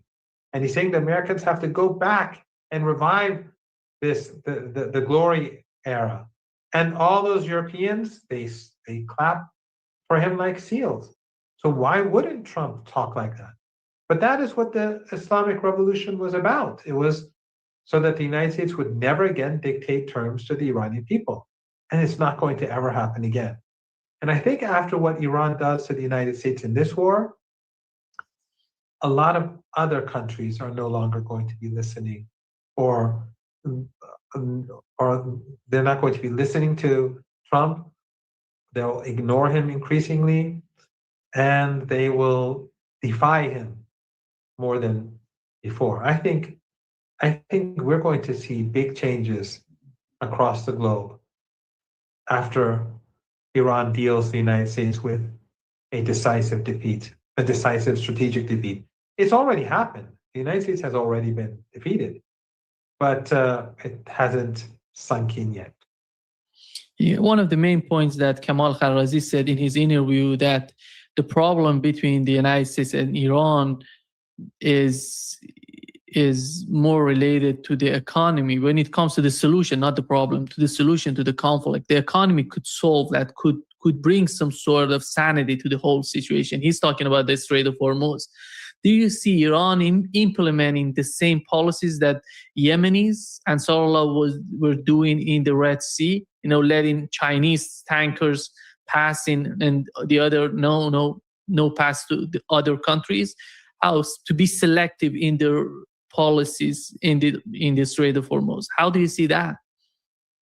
Yes, it's quite possible that from now on that's how it's going to be. Even after the war ends, the Iranians have said that in future they're planning to take money for each ship that passes through the Strait of Hormuz. If they want security, because they have to pay for what they've done to the Iranian people. So we sort of like a toll booth, something like that, where they have to pay. Everything has changed. Nima, Iran is very self-confident. When they were saying your country will fall apart, Ayatollah Khamenei said, no, we have faith in God. We are on the right side. We are on the side of the oppressed. And we are steadfast, and we will defeat the enemy. Many ordinary Iranians believed that. Many were doubtful. Now, not just Iranians, across the world, people are stunned. 12 days. The combined forces of U.S. brought everything it has in the region. The entire West. The French want to bring their aircraft carrier. The British, everyone's. But they can't defeat Iran. They can't defeat the axis of resistance. And so people now, those who were worried, they now feel much more confident. I told you when I went to Engelov Street yesterday and they were bombing nearby, intentionally to create great fear, people didn't budge. I mean, there's footage of that out there. I tweeted something actually, not my own footage, but from Iranian TV when they were. It's just quite stunning. So the Strait of Hormuz is well protected by Iran, and if the United States and its allies carry out an assault, they will have heavy casualties. But have no doubt that Iran will not allow any oil or gas to go through. And if necessary, Iran will destroy all the tankers and then all the installations to make sure that the United States does not get its way. Does Iran want that to happen? No. Iran wants the Strait of Hormuz to be open, for it to be a strait for prosperity for Iranians, for the people of the region, and beyond. But we are where we are because of Netanyahu and the Zionists and his sidekick, Trump. How much so we'll have to see how things play out. Yeah. How much is Europe involved in the current attacks on Iran and in the attacks so far? Because they're telling us that their moves mostly defensive. They're trying to defend Cyprus, for example. But what do we know about their collaboration with the United States and Israel in the attacks that are happening? All US bases, all NATO bases are being used to help the United States. Here, the Greek government and the Turkish government are allies. They're together. They are both assisting this aggression. Anything, all NATO bases and all NATO countries that, all NATO member states, they're all involved. No one is, except for the case of, I think, Spain, which refused, I think, to cooperate. I don't know how that ended. I haven't been following the news. But beyond that, they're all involved. I mean, Greece, Cyprus, Turkey, and Italy, the British, the French, the Germans, they're all involved. Don't believe a word that they say. Just like these regimes in the Persian Gulf, when they say that we're neutral, don't believe a word that they say. They're not neutral, they're complicit. Yeah. Thank you, Professor Marandi, for being with us today. Great pleasure. Thank you, as Nima. always. These are sad times that we talk. And these are dark times, very dark times. The clouds over Tehran, the clouds of of burning fuel over Tehran were sort of symbolic of this darkness. But I told you before the program that the winds came and the rain came and the skies in Tehran are clear today. Yeah. The sun will shine and the empire will fail. And whether people like me survive or not, Iran will remain, the Islamic Republic of Iran will remain, and the axis of resistance will remain. And the Israeli regime will be a diminished regime, and the empire will be a diminished empire. I have no doubt about that. Yeah. Thank you, Professor Marathi.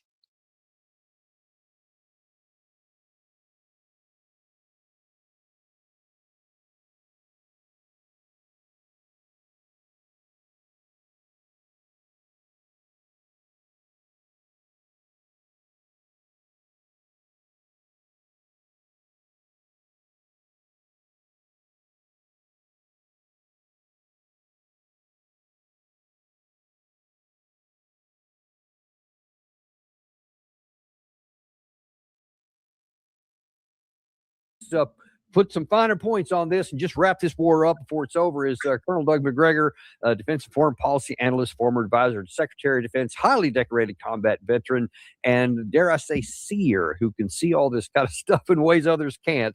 Welcome to the show, Doug. And just let me ask, what is your reaction to that comment from Secretary of War?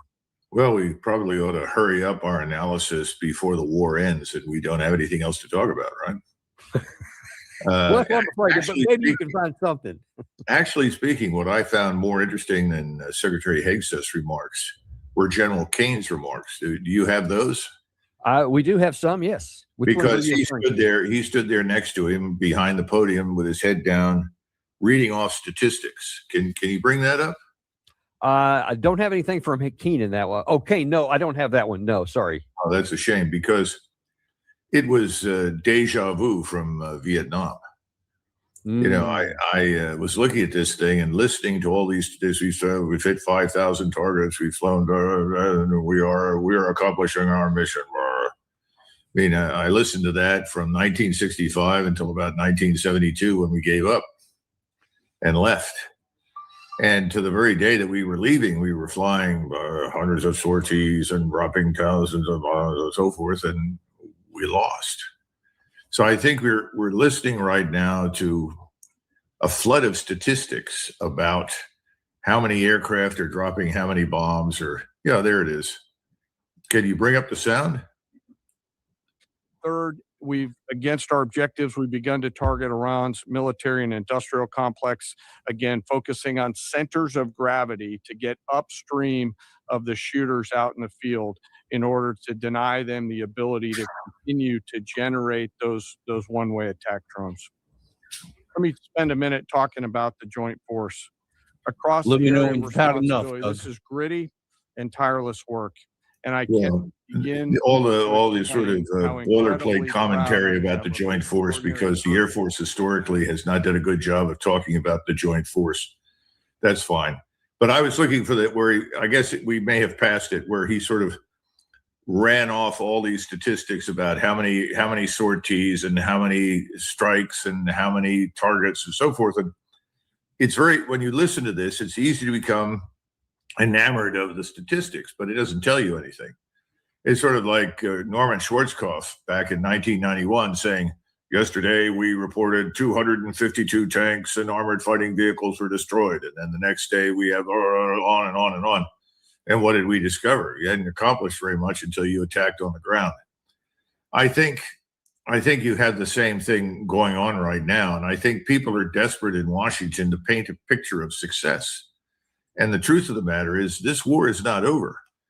President Trump mentioned yesterday to the world, said this will be over soon. And what was the response of the market? It was, ebullient. Everyone jumped on board and said, that's great. And suddenly everyone went from the doldrums back up again. In other words, don't worry about the price of oil. Don't worry about the problems that you see, because it's all going to be over soon. There is no evidence for any of that. I don't think the Iranians got the memo, because as far as they're concerned, this war is going to continue. And the other point is that despite the fact that most of their air defense capability doesn't exist anymore, or it hasn't worked very well, they are able to shoot down what I would call all of the terrestrial ISR platforms. These are manned and unmanned that fly in order to verify, confirm targets on the ground in the perpetual chase to find ballistic missile launching sites. All of those continue to be shot down. That's very important if you're an Iranian, because that means it's still very hard for us to find and target everything. And secondly, there's no evidence that the Iranians are running out of missiles. In fact, they've now announced that their ballistic missiles will carry as a minimum 1,000-pound payload. That means 1,000 pounds of explosive up to 2,000 pounds of explosive. In other words, they're not skimping in any way, shape, or form. They are pulling out the stops. And we continue to see tremendous damage inflicted, particularly on Israel, which we don't see very much on television, but it's pretty severe. And the Israelis are taking it in the shorts, as they say. And in fact, toward that end, Doug, I don't have General Kane saying it, but I do apparently have President Trump last night. Obviously, he had been briefed with General Kane. Here's what he said with some numbers.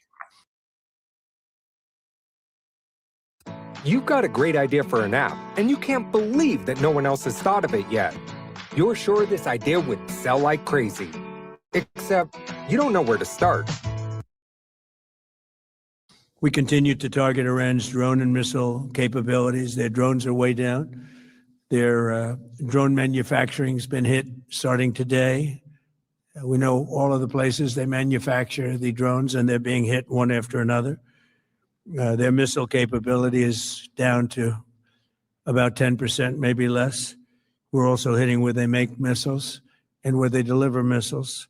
But it's all resulting in a 90% decline in various things, but in particular, Iranian missile launchers, and 83% drop in drone launchers. As you know, the drone launchers are pretty well shot, but we're at over 90% decline in the Iranian missile launchers, which is very hard to reproduce and very hard to get.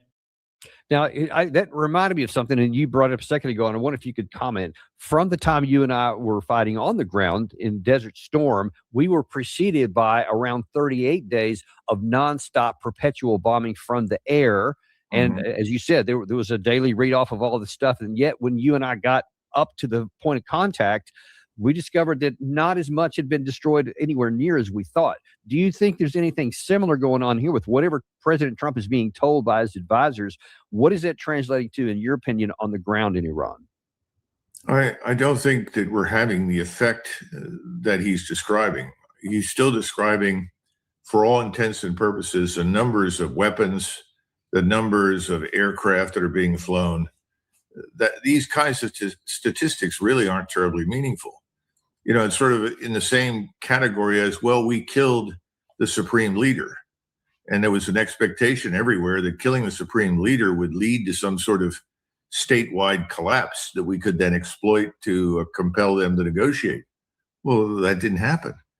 None of the efforts to assassinate the top people have made much difference. On the contrary, we've discovered what we knew before we started, if you had any sense or any experience, and that is that replacements show up, successors come into power, and they exercise authority.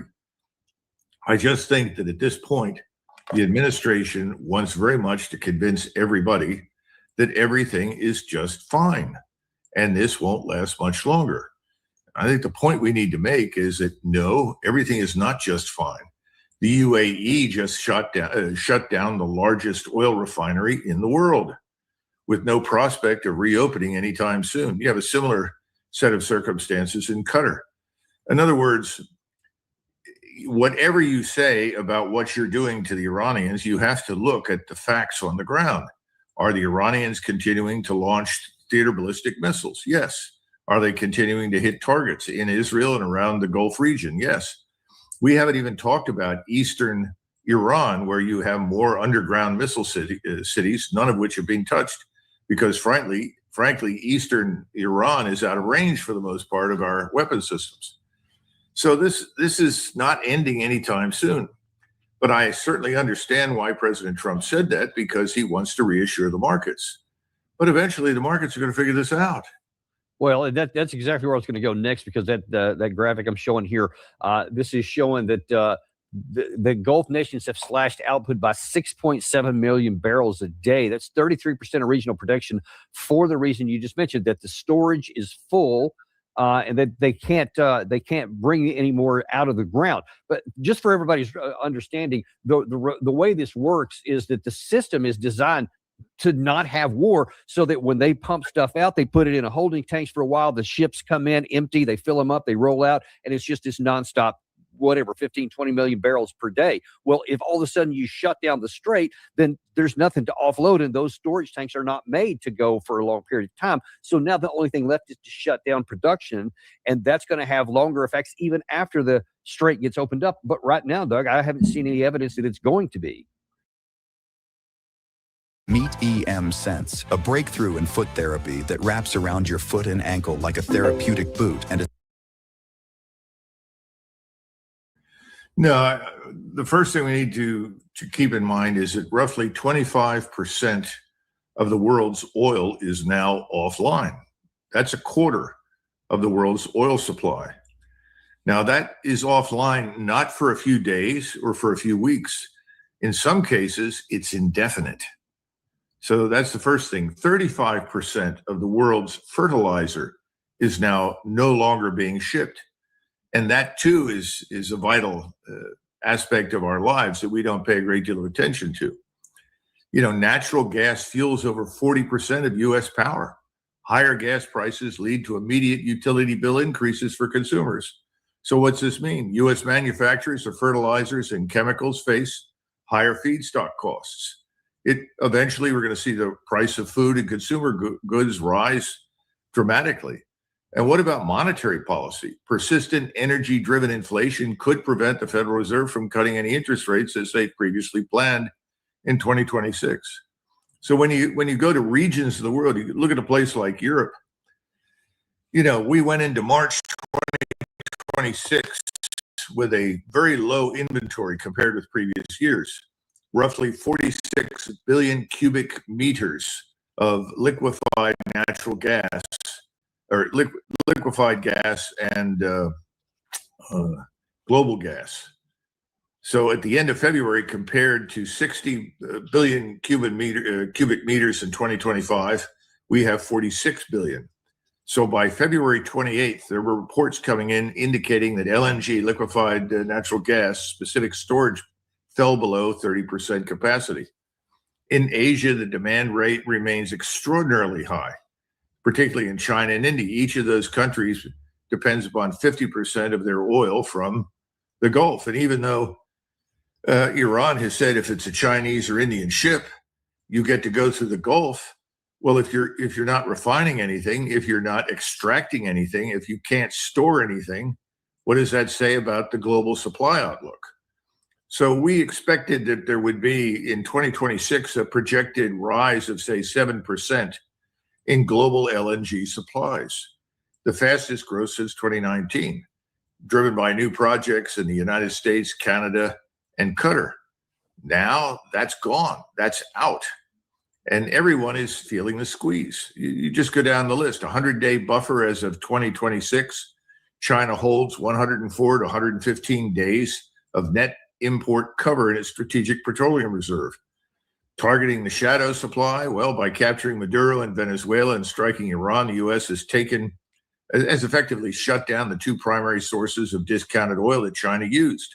The result, China is now forced to buy more expensive, transparently traded oil from the global market, rapidly depleting its cheap reserves. You know, I guess what I'm trying to get across is we are not feeling the profound impact as quickly as the rest of the world, but it's going to catch up with us. It's going to catch up with us in a big and way. you mentioned a second ago, Doug, that President Trump has got to be keenly, sharply aware of this, because that's something he actually has always paid attention to. But he's also trying to calm markets. Here he was last night, trying to do exactly that by trying to say this whole oil thing, not a big deal for us. It affects other countries much more than it does the United States. It doesn't really affect us. We have so much oil. We have tremendous oil and gas, much more than we need. We have Venezuela now as our new partner, great partner, and it's a massive source of oil, gas, everything. We're in a very good position. but very unfair to other parts of the world, like China as an example. I mean, we're doing this for the other parts of the world, including countries like China. And we're protecting the world from what these lunatics are trying to do. I can't believe the sleep apnea pillow exists.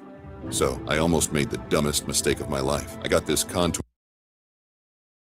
Now, what if you could talk about that, Doug? Because obviously we do have plenty of domestic oil, but oil is a global commodity which still affects our economy. I wonder if you could explain what the risks are for us.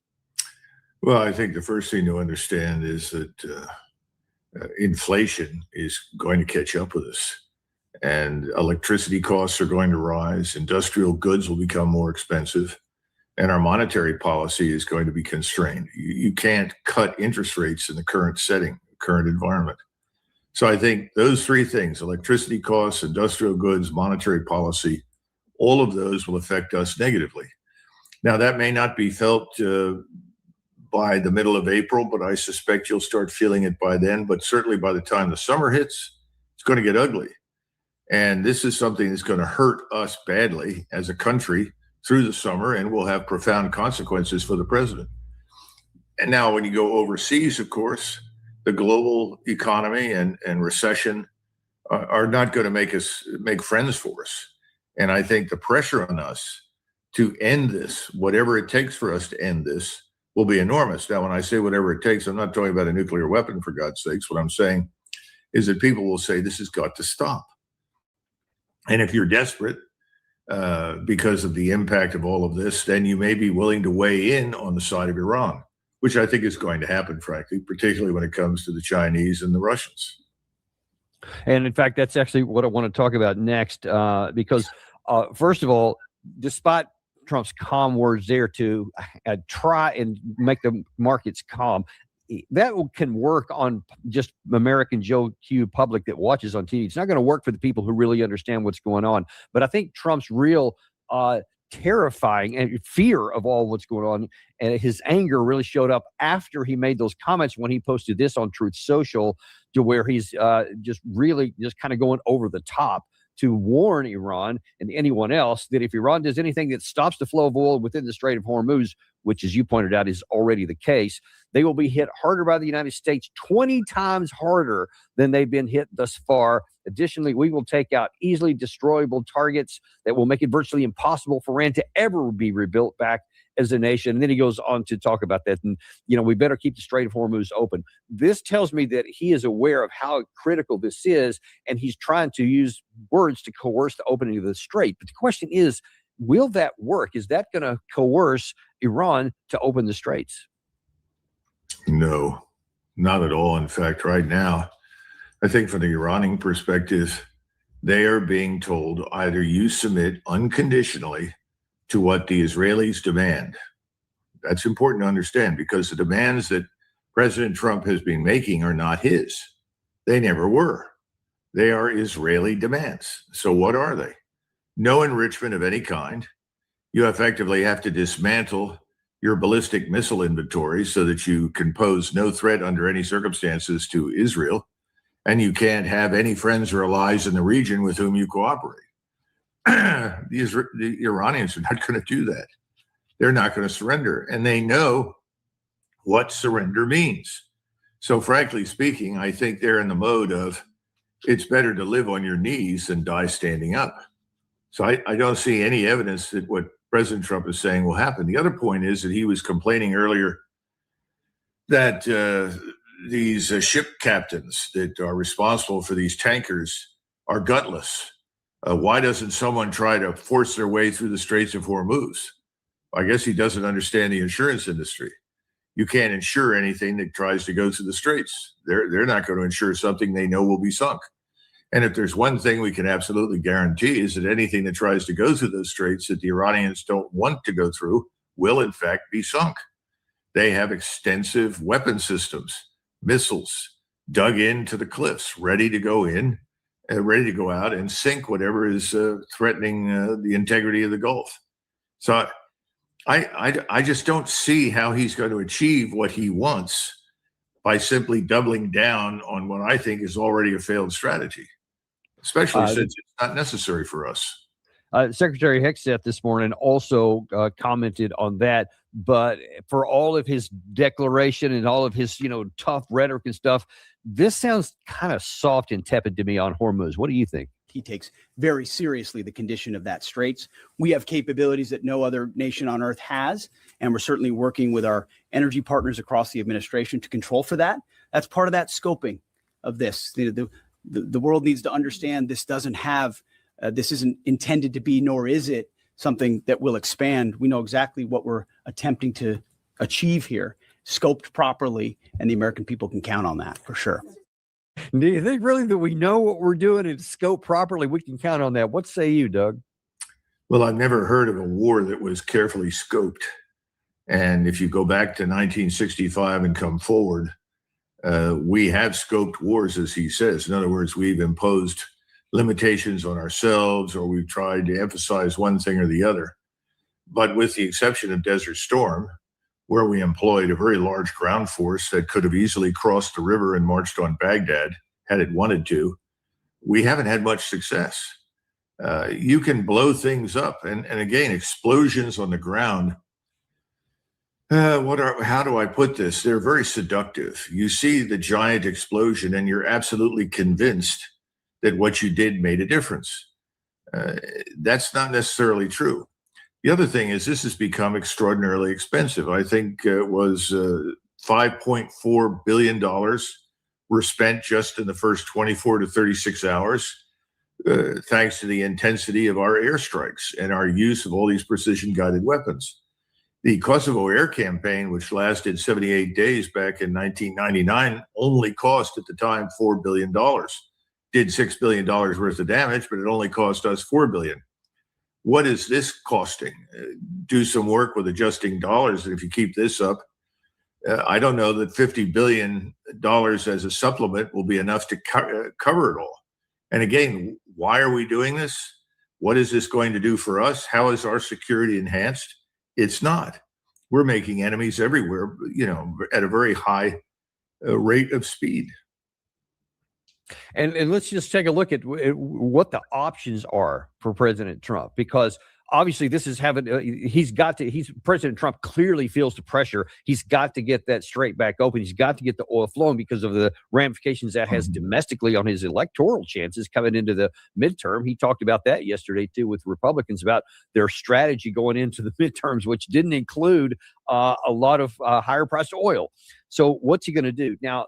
There are also those, and I this is an American we're about to show you here, but I really think this is more like on the Israeli side about not getting weak-kneed and not stopping this war, because Trump talking about this is going to be over soon and we're winning anyway, and Hegseth saying that at the top here. I think that there are those in Israel who are afraid, hang on, I don't want you guys to get weak-kneed and come to an end like you did 12 days into the last war here. And here is Jack Keane warning against stopping the war.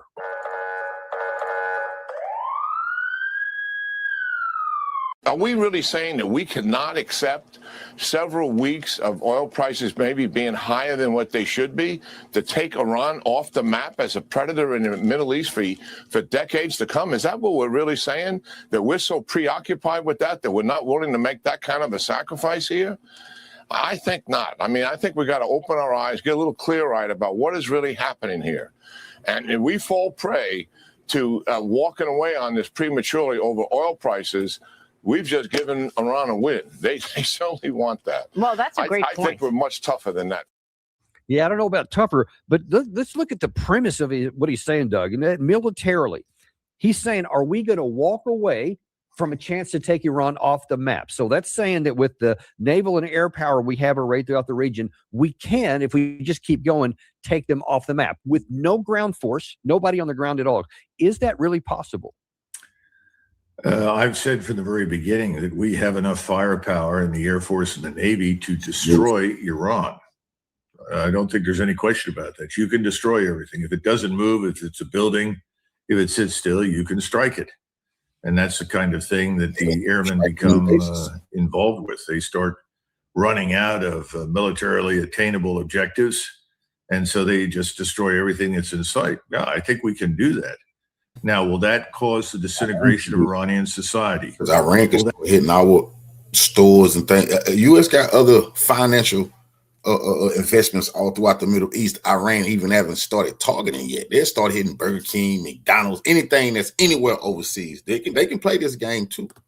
That caused the state itself to collapse, which seems to be the underlying hope, if not assumption. I don't know. I don't think so.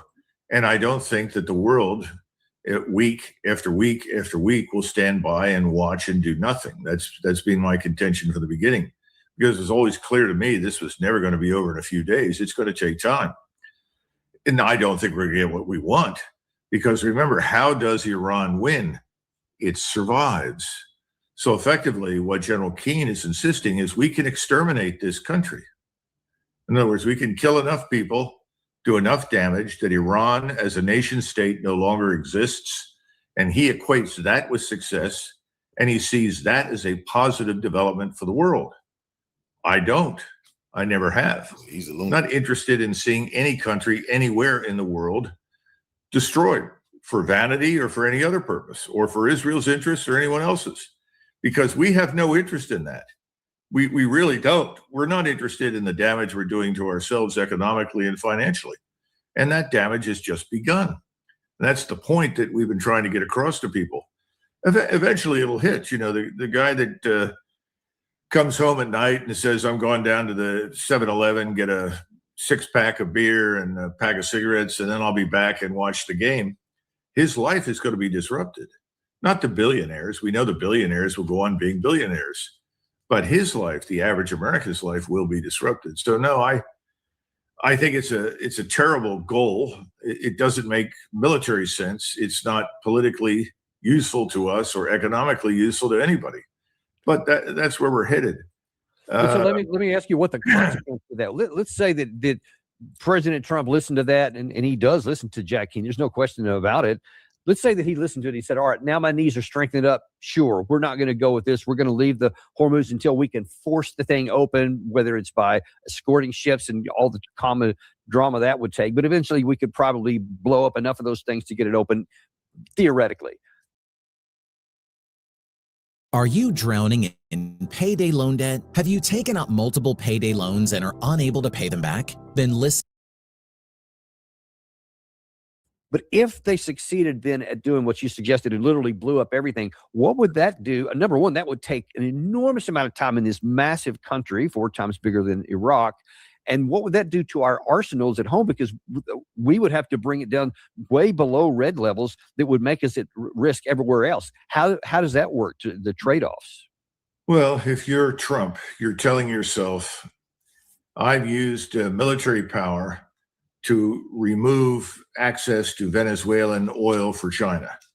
And I'm stealing Venezuelan oil and selling it at a profit for the United States. And that's a good thing. Now, we don't control Venezuela. We don't rule the place.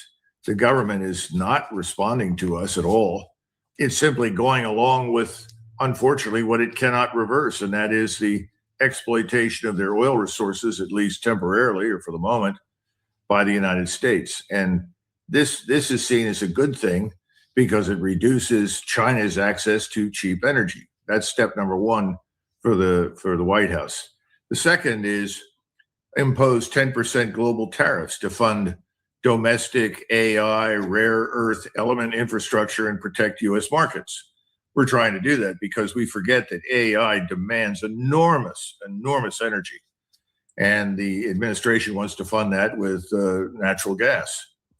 And that brings you to the third step, and that is you turn to Russia and you say, all right, we'll remove sanctions in exchange for a trade deal that secures minerals and energy, and we'll unplug you from the Russia, China, Iran axis. Now, what happens after 80 to 100 days and China decides to retaliate? In other words, it says, I'm not going to put up with this anymore. You want a war? We'll give you a war. And what makes anyone think that Russia is going to walk away from its ally in Beijing? I don't see that happening. So I think that this broad strategy that is animating Trump is going to fail miserably. It's going to drive everybody away from us. It's not going to bring anybody to us. And let's take a look at that, since you've mentioned Russia a couple of times now. Before Trump made those comments that we have showed you a clip from yesterday, he got on the phone with Vladimir Putin. And according to Peskov this morning in the Russian media, he's explaining what has happened.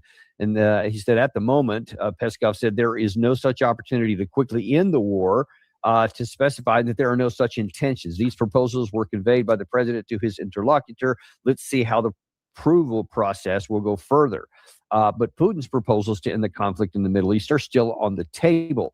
Russia is ready to contribute to the peace process, but coordination with many parties is necessary. So Putin has some ideas to end the war, but apparently those did not go over well with Trump because he didn't say anything on them. But then, and this is important too, after that conversation with President Trump, Putin came out and made his own comments about the Strait of Hormuz. Let me remind you that last year, about 1/3 of the world's seaborne oil exports passed through the Strait of Hormuz, and that is around 14 million barrels per day. Of these, about 80% were headed to the countries of the Asia-Pacific region. Now, this route is effectively closed. Oil production that is tied to the use of the strait risks coming to a complete standstill as early as the coming month. At the same time, I want to remind you that the countries of the European Union plan to introduce additional restrictions on the purchase of Russian hydrocarbons starting April 25th, including liquefied natural gas, up to a total ban on such supplies in 2027. In this regard, the government has already been set the task of assessing the possibility and expediency of terminating the supplies of our energy resources to the European market.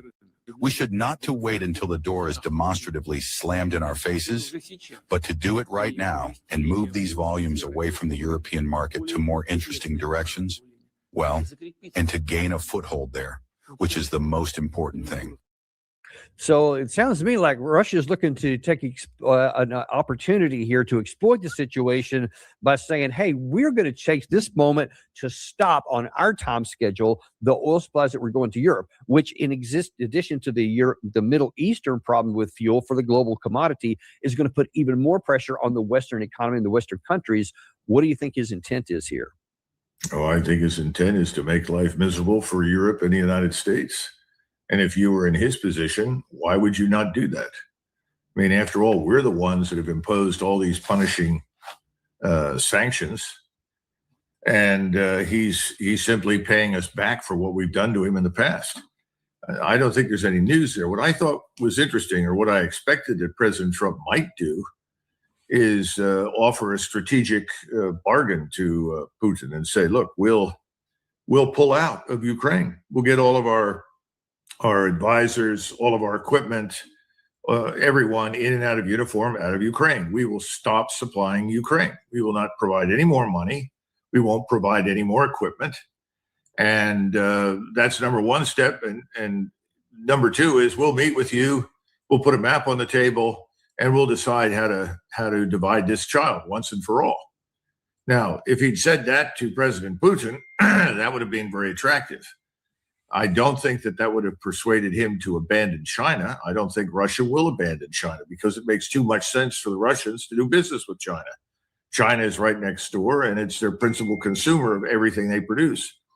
But that could have sensationally, I would say, changed the balance of power, because then there would have been a greater incentive for Putin to compromise potentially in the Middle East on some of his aims, all of which we do not know.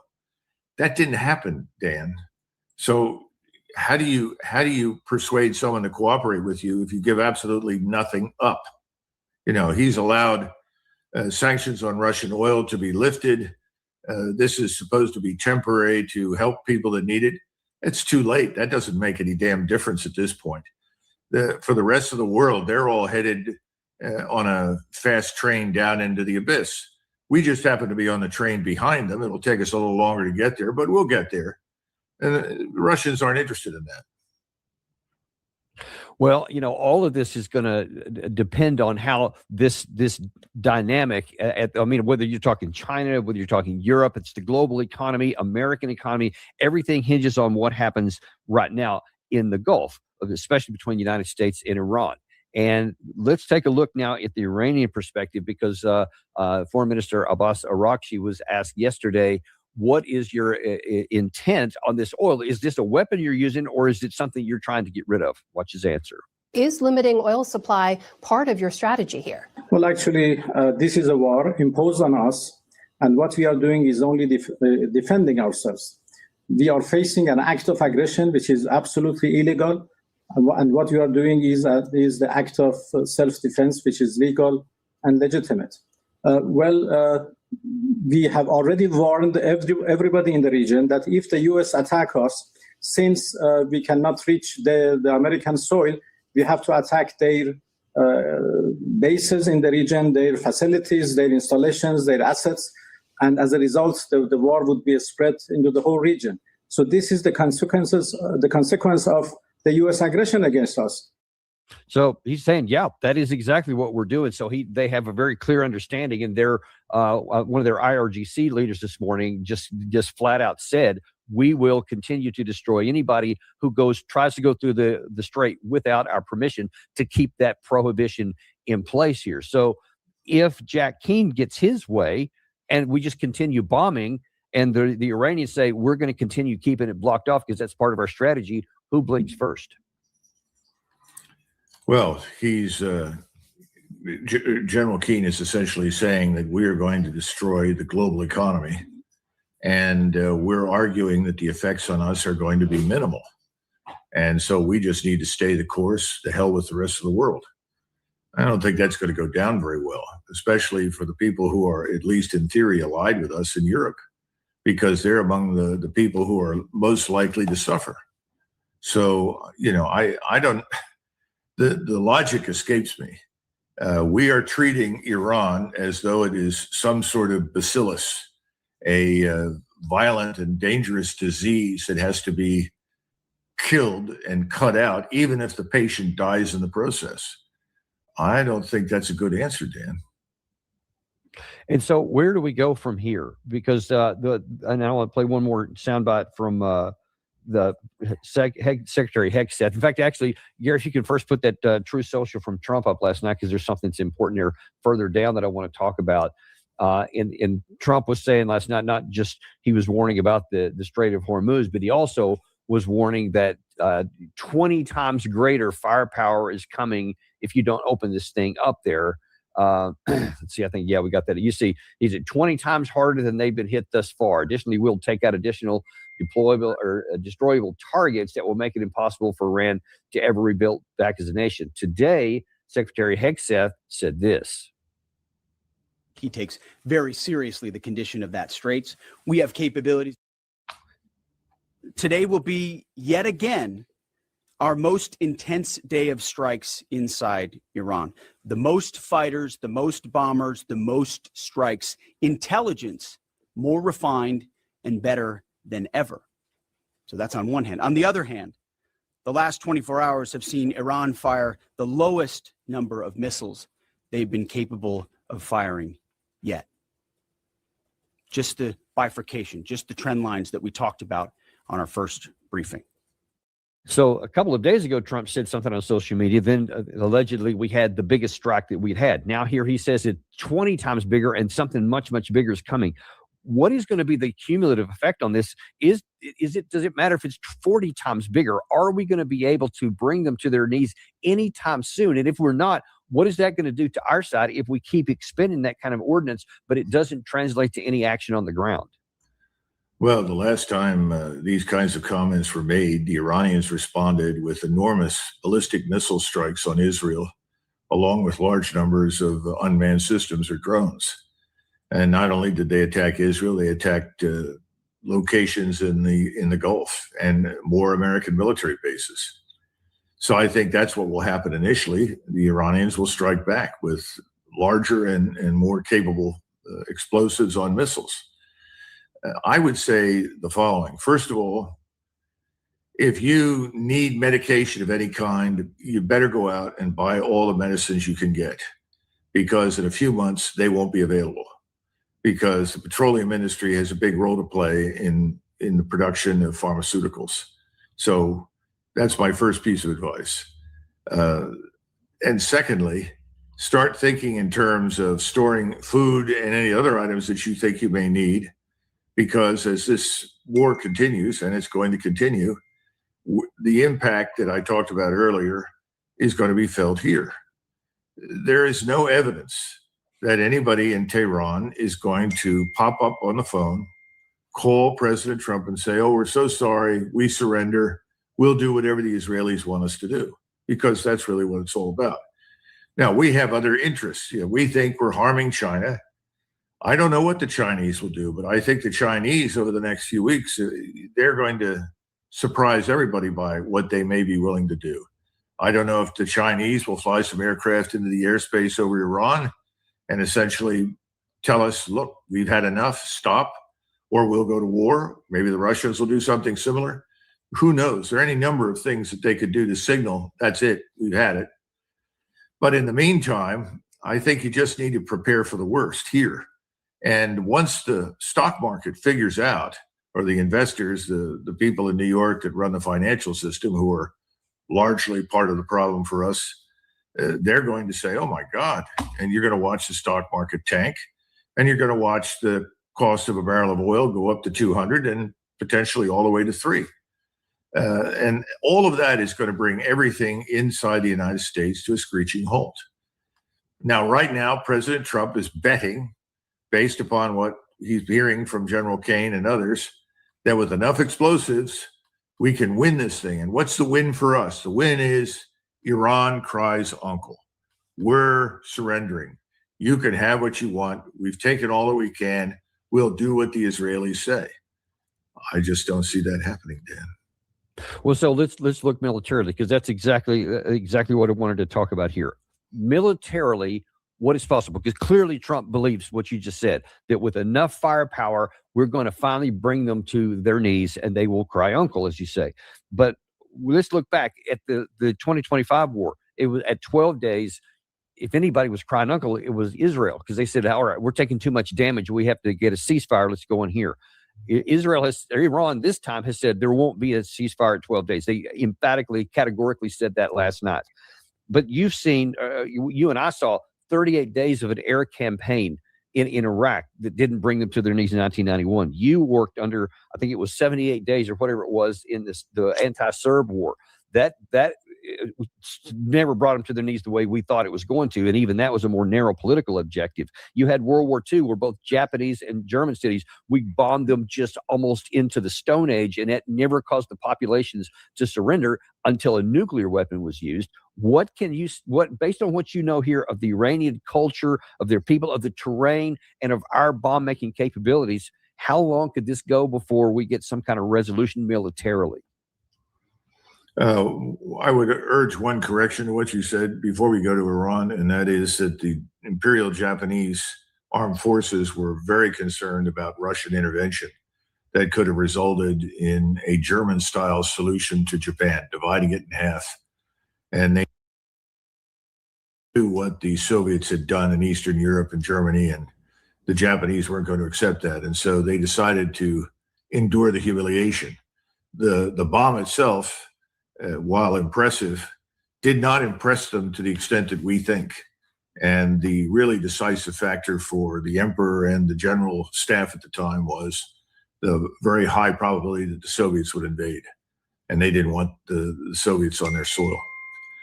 I think Iran looks at this as, we survive, we win.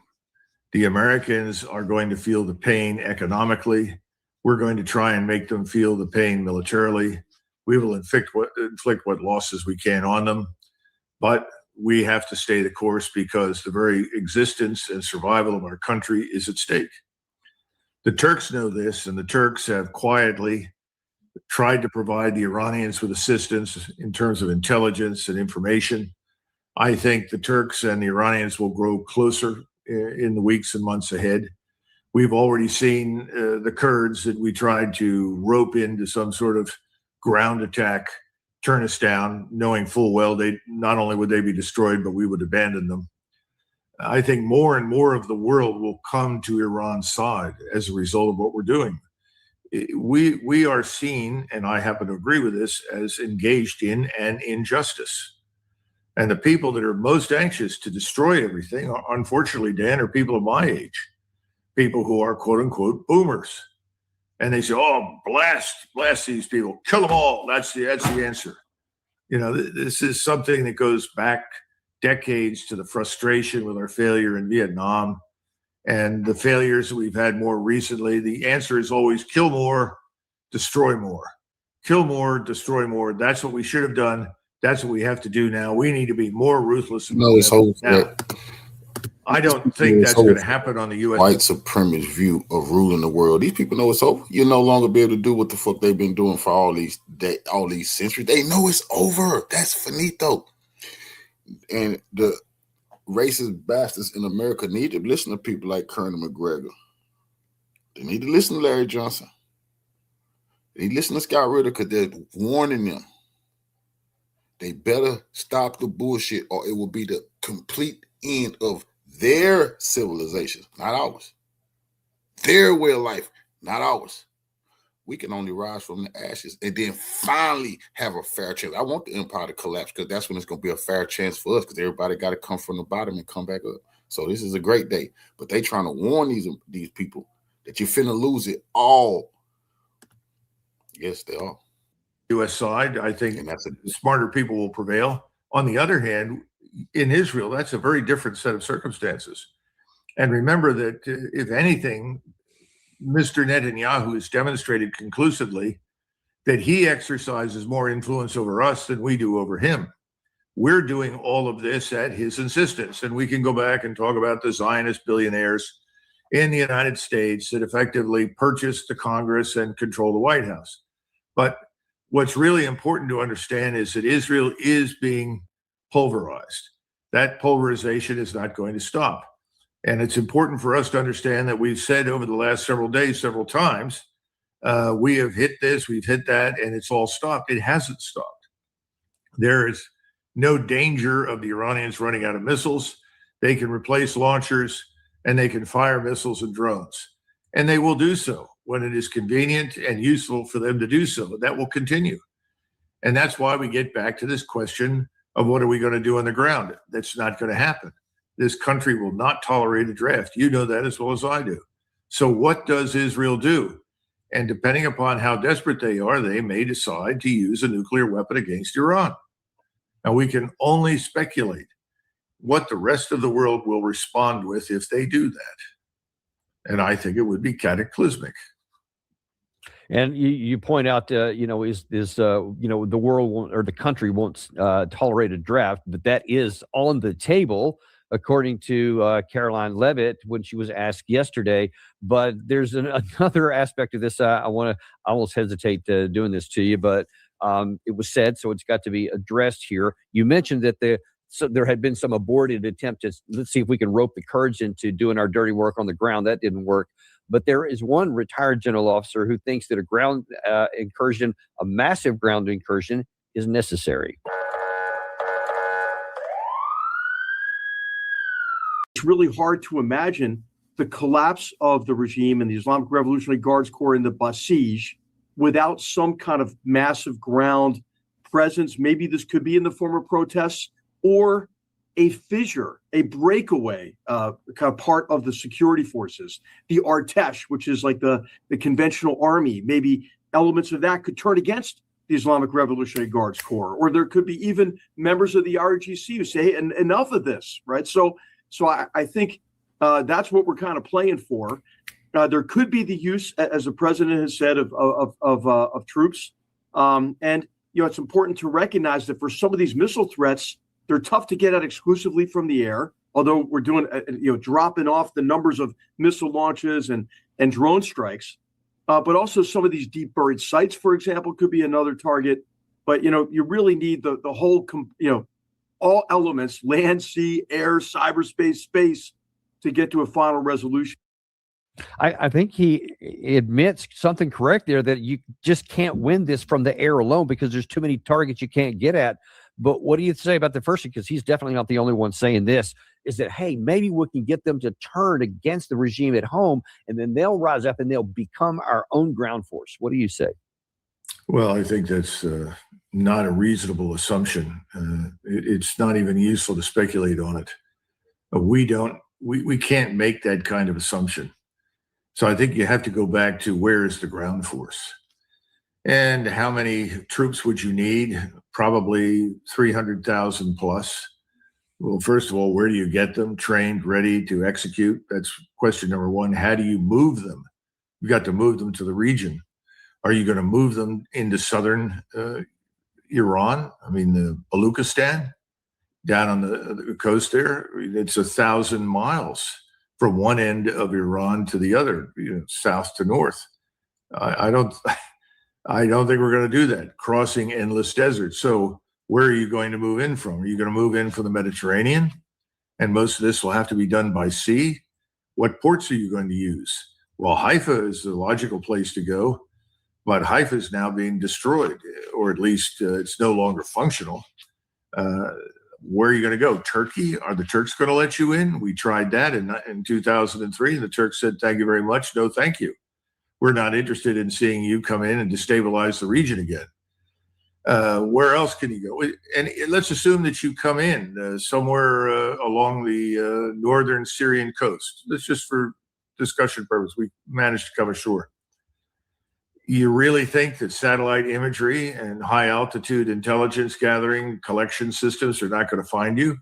If they do, are the Iranians still going to ignore it, or are they going to target you? Well, they can target you with very accurate theater ballistic missiles. I don't know if you remember or not, we were standing around in Al-Jabal for quite a while, offloading our equipment before we finally disappeared into the desert. And I remember standing there with the regimental commander, and he said, what do you think? And I said, I'm very concerned. We need to get out of here. He said, I agree. Both of us were worried about the same thing. What if Saddam suddenly had an intelligent thought and launched, say, 50 Scud missiles at Al-Jabal? That's Al-Jabal on the map right there, by the way. Yeah, how much destruction could you inflict? Tremendous. You could kill large numbers of people, but you could shut down the port. You could destroy the port. You could sink vessels. Up until the end of the air campaign, there was a Marine amphibious ship, or a couple of them, sitting in the harbor, and one Scud missile, quite by accident, got within 100 yards. It landed in the harbor, in the ocean. What if these things had been masked? Well, we got away with it. Let's put it that way. We survived. We got away with it. We fought. So correct me if I'm wrong, Doug, but like what you're saying is, this right here, this is a Jabal. This is where the ships would have to come in and dock, and all they would have to do is take these two basic big targets out, and then the whole rest of the port is almost worthless, and we can't offload. Yeah, of course, but we're not going to go through the Strait of Hormuz. I don't see any admiral anywhere who's going to advocate moving through the Straits of Hormuz. They're not stupid.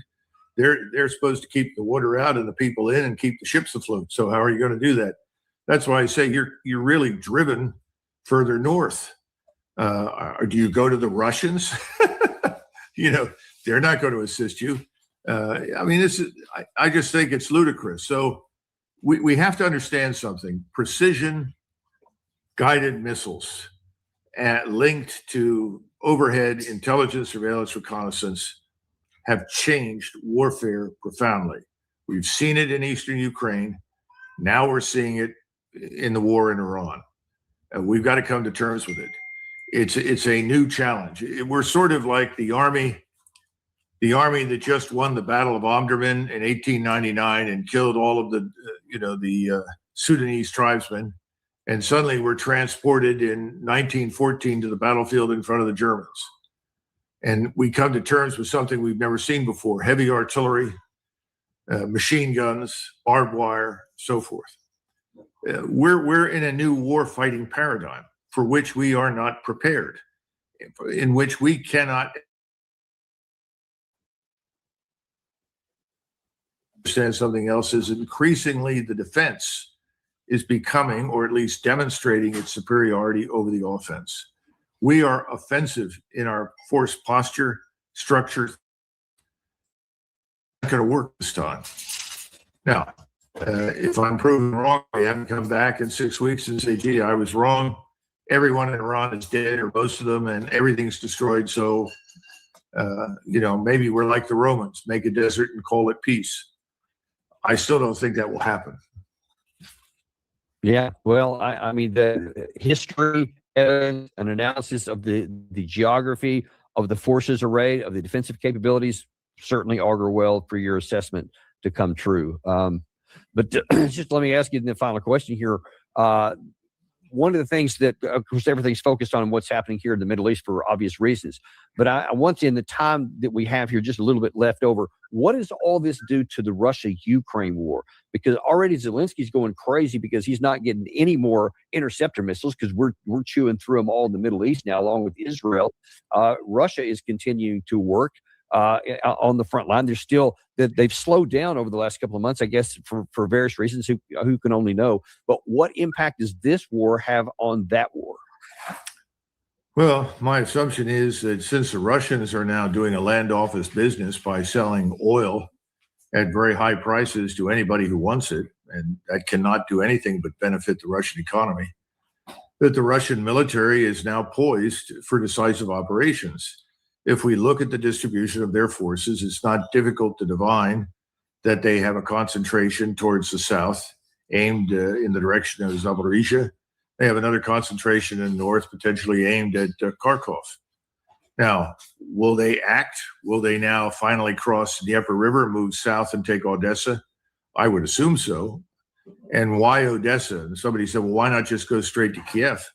Well, once you control Odessa and you shut off what remains of the Ukrainian state from the sea, you're also eliminating a huge problem that they've had to deal with from the very beginning. And that is the arrival of weapons and mercenaries and personnel and intelligence agents and everything you could think of coming through Odessa into Western Ukraine. Once that's shut off and they control Odessa, effectively, I think Ukraine is cooked. It's a landlocked country. It's dependent entirely on what comes through Poland or the Baltic states from the Baltic Sea. And we all know where that's headed right now, thanks to the war in the Persian Gulf. There's not much coming. And I think they'll starve Zelensky in Kyiv. Now, they may yet cross the river and decide to finally move in and arrest Zelensky. What we've already found on the west side of the Dnieper River is that special operations forces, Russian special operations forces, can operate with a great deal of freedom of maneuver. So they've got lots of options, but I think the first one on the table is probably Odessa. Kharkov will fall anyway. And then the question is, what do you do about Kiev? Yeah, well, all of these questions will be answered at some point, and none of them are moving in the direction that are beneficial to the United States in either capacity. I can only imagine that probably President Trump these days is just dying, wishing he had listened to your advice in January of 2025 when he first took office and gotten the whole Russia-Ukraine thing off the map. Because whether we sold them or gave them to Ukraine doesn't make any difference. We have offloaded a ton of equipment that he probably would like to have in his arsenal right now, but we are where we are. So now we just have to wait and see. If there was someone thinking strategically in Washington, the call to Putin that was made yesterday would have had profound consequences. And all right, Vladimir, what do you want? What do you want? Let's talk seriously and work it out over the phone and say, I'm going to send a team over there. We're going to put this in writing and we're out. But there's no sense of proportionality. And this is the final point. We have no sense of limitations. We think our resources, our capabilities are limitless. They are not. And we're going to get a lesson in that. Yeah, I think it's going to be a very painful one because President Trump does not accept that. But history and reality has a way of imposing it. We'll see. But in any case, thank you so much for coming on today, Doug, and giving us your unintimidated and uncompromised reality check about what's going on here. And we will watch and see how this stuff works out. Thank you so much for coming on. Good. Thanks. Bye-bye. And we appreciate you guys today. Also, a lot more to cover here. First of all, with Robert Pape is going to be on at 2:00 today. Great historian who really is on top of a lot of the stuff, has been for decades. I read a lot of his work in the our war against in Afghanistan. I studied a lot of his stuff, and it really played out on the battlefield there. He really understands the Middle East. You will not want to miss this at 2:00 today. And most likely I will be on possibly as soon as 30 minutes from now. I'm going to look a little bit more in depth at something Secretary of State of Defense Hegseth said this morning, which is maybe a little more illuminating on where the real state of affairs are in the minds of the administration that you might not have gotten. Be sure to tune into that, and we will see you then on the Daniel Davis Deep Dive. You know we don't have sponsors because we hate to hit you over the head with ads. I don't like them. So show a little love back. Subscribe, like, and send this to somebody you care about.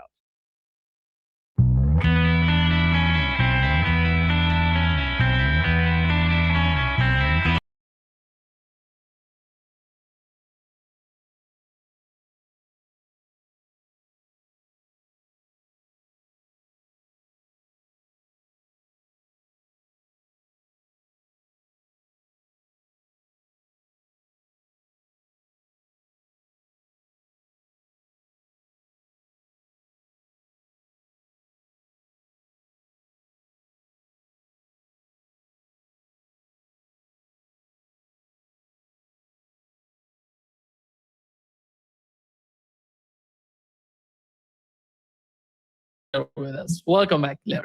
Good to be with you, Nima.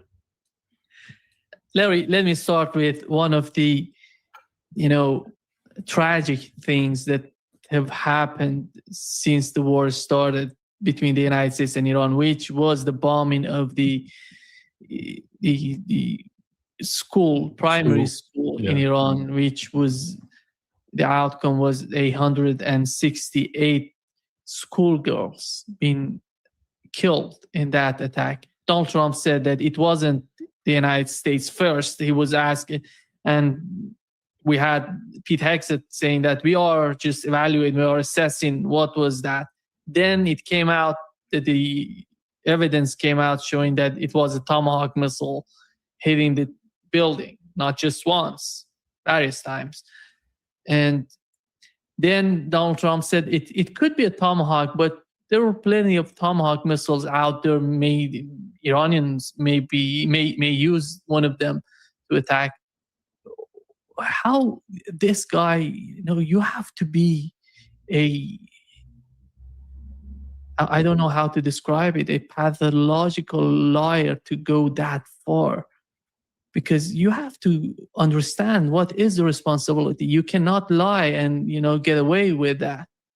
What is your understanding of what has happened and the way that Donald Trump is trying to just lie about it? Actually, Nima, I think the world is looking at, increasingly becoming aware, at least inchoately, that they're looking at two of the most accomplished, in the very general sense of that word, accomplished liars on the face of the earth, Bibi Netanyahu and Donald Trump. Netanyahu is a sophisticated liar. He's a liar who usually has enough material in his lie to make it sound convincing and even to give some people research difficulties in checking up on him. But he is nonetheless a prevaricator, a deceit, and a liar.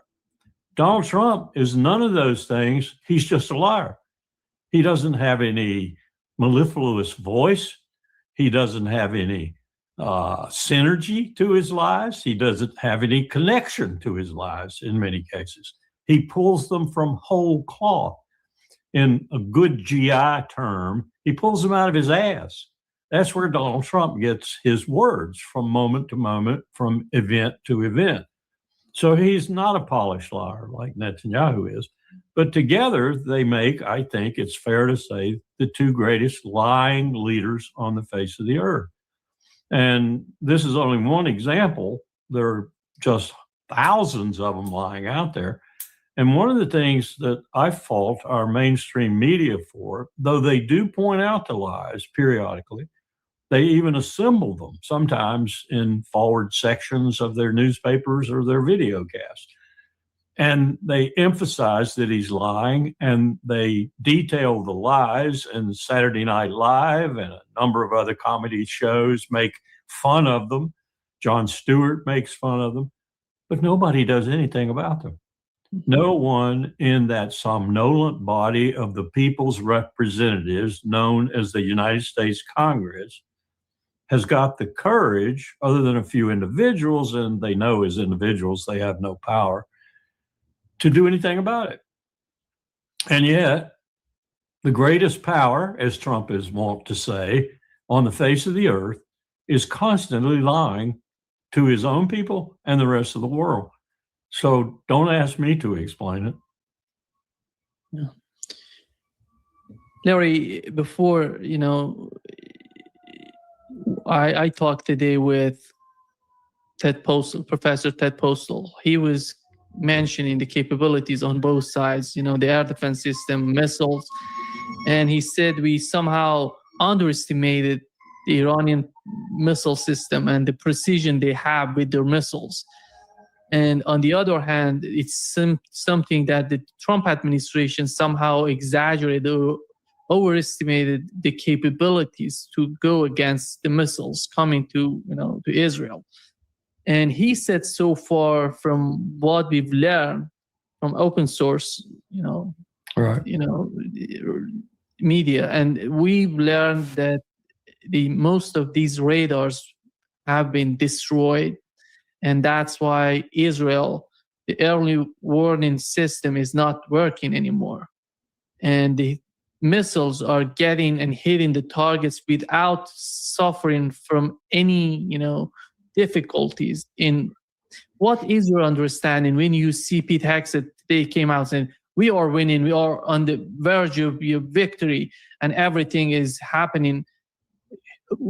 What is happening? Because you have to, what is in their mind by, totally distorting the reality? Well, Pete Hegseth, I don't know this is for a fact that this is valid or true, has joined the ranks of Bibi Netanyahu and Donald Trump. But in his case, I don't know if it's because he's being mis or malinformed by ranks below him. He's being persuaded to the lies he's telling, if he knows they're lies, by the president himself or some of his lackeys. I just don't know what Pete Hegseth's motivation is. I can give you some facts that I've heard that I trust are probably at least halfway valid, coming from people who will still talk to me in the Pentagon. Hegseth has a problem with alcohol. So he resorts into that problem, if you will, from time to time. And like Lindsey Graham, whom I think increasingly resorts to it all the time. I've not seen Lindsey lately, and I try to watch him. Not only is he with a despite that's unbelievable, and so I want to watch this guy who is probably the greatest spokesperson for the Trump administration and its nastier instincts. And Lindsey increasingly is, I would say, inebriated to drunk when he's giving his great disquisitions on everything from the war in Iran to the treatment of immigrants in America or whatever. So this is a lying administration, a dissembling administration. Are they ever going to be caught out? That's my question. Are they ever going to be caught out? And as to Postel's pronouncements on the missiles and such, I have no doubt that they're probably reasonably accurate. But I'm seeing video.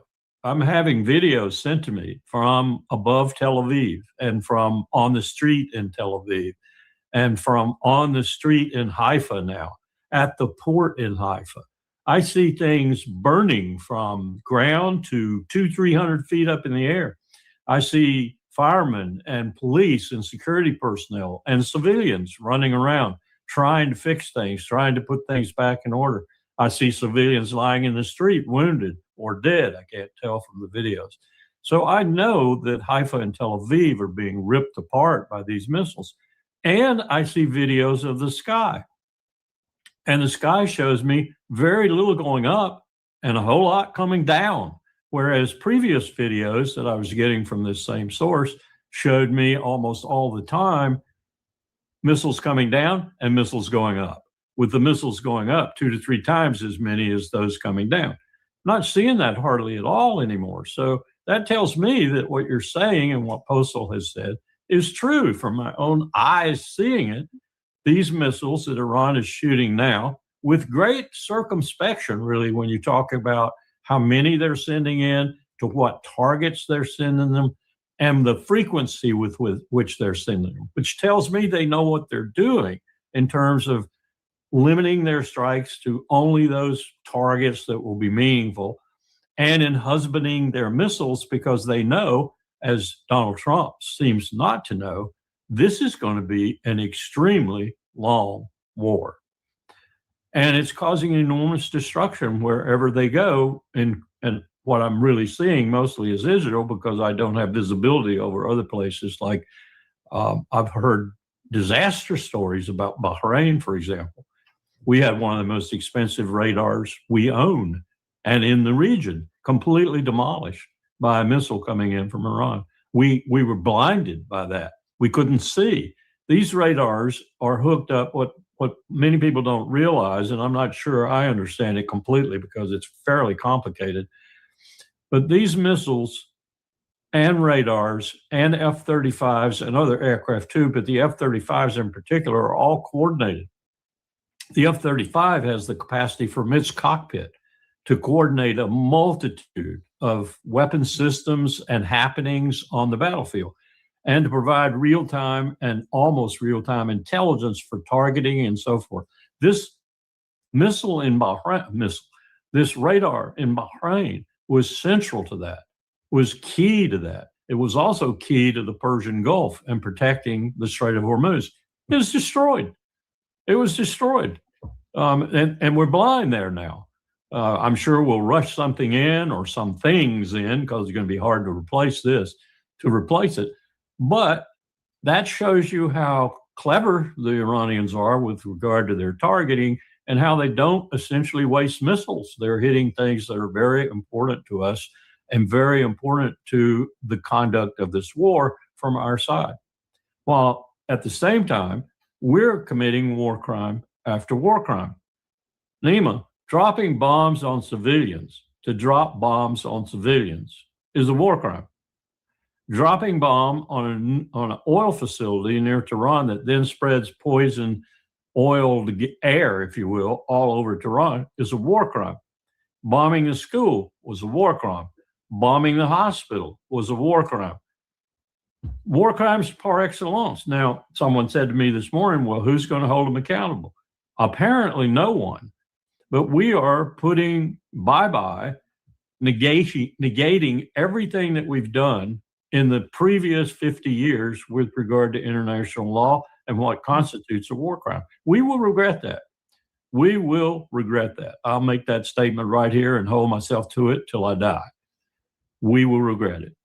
We're doing something that no one in the world probably ever thought a nation in our proximity of power and our situation would do, especially since we crafted it all. We built it all. We made sure that the pieces we were putting together from Geneva all the way up to roughly the end of H.W. Bush's administration was conducive to our own interests, sure, but it was conducive to a lot of global interests, particularly the international law part and the part that went along with freedom of the seas and that sort of thing.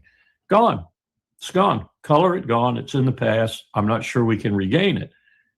What that means is, as I've said many times before, a Hobbesian world par excellence. It means that we no longer are there to attenuate that Hobbesianism somewhat. Sometimes we deepened it and made it more profound, but most of the time we were a force, as we used to say, a force for good in the world. We are no longer a force for good. We're not even neutral. We're a force for evil. Donald Trump has brought evil to the White House of the United States. Not to say that George W. Bush didn't bring it too with his torture program, but Donald Trump has amplified it majorly. We are now an evil state in the world in 60% of the world's eyes. That's a tremendous transformation in my lifetime and really in the last 20 years of my lifetime. And we're perfecting it right now in this war. I just watched a webinar with the Climate Security Working Group put on to discuss essentially three things: water, food, and energy, and how this conflict in the Levant, in Iran in particular, but other countries too, is impacting that. The impacts are just incredible. The impacts on everything from, think of this, for example, Ukraine was a tremendous impact when it got started, when the special military operation kicked off, because Ukraine and Russia are producers of a lot of the world's food, especially food that was going to Africa. So it was the producers getting hurt, and the follow-on effect for Africa, for example, was way higher prices for food, and in some cases they couldn't even get it. Now what we're looking at is a portion of the world that is a fundamental consumer, not a producer. And it's being disturbed, and we're taking out things like agriculture in terms of fertilizer, petroleum-based products that are necessary to farming and so forth. We're taking out all these things, or at least we look like we're going to take them all out and prohibit them from getting out the way they should. And I suspect that's a good look.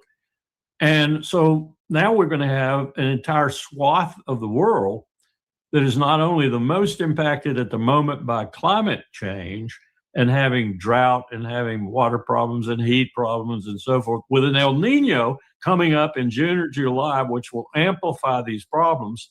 I understand Tehran alone had some temperatures that were just unbearable. They're going to have double that this time around.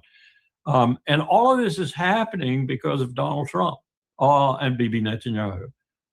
And the disaster that they were describing in these three areas, water, food, and energy, is going to impact not just the Levant, not just Saudi Arabia, not just the drier areas in that region, but also the world because of the spinoff effects of all of this. So all of this because of Donald Trump's ignorance, outright ignorance, and lying about what he's starting.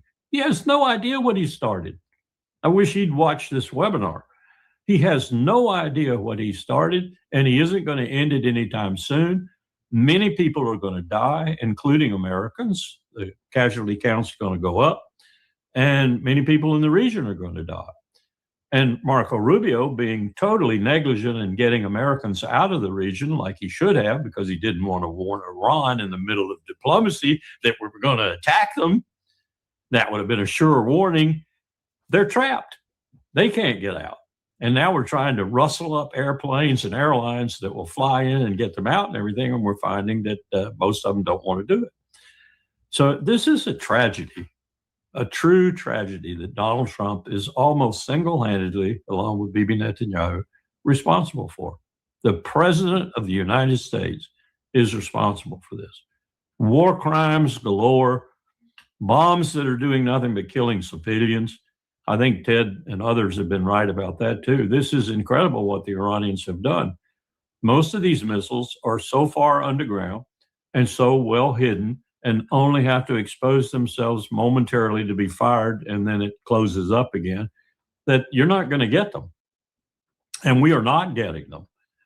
They're going to continue to come out. They're going to continue to punish the people that they land upon, most dramatically Israel.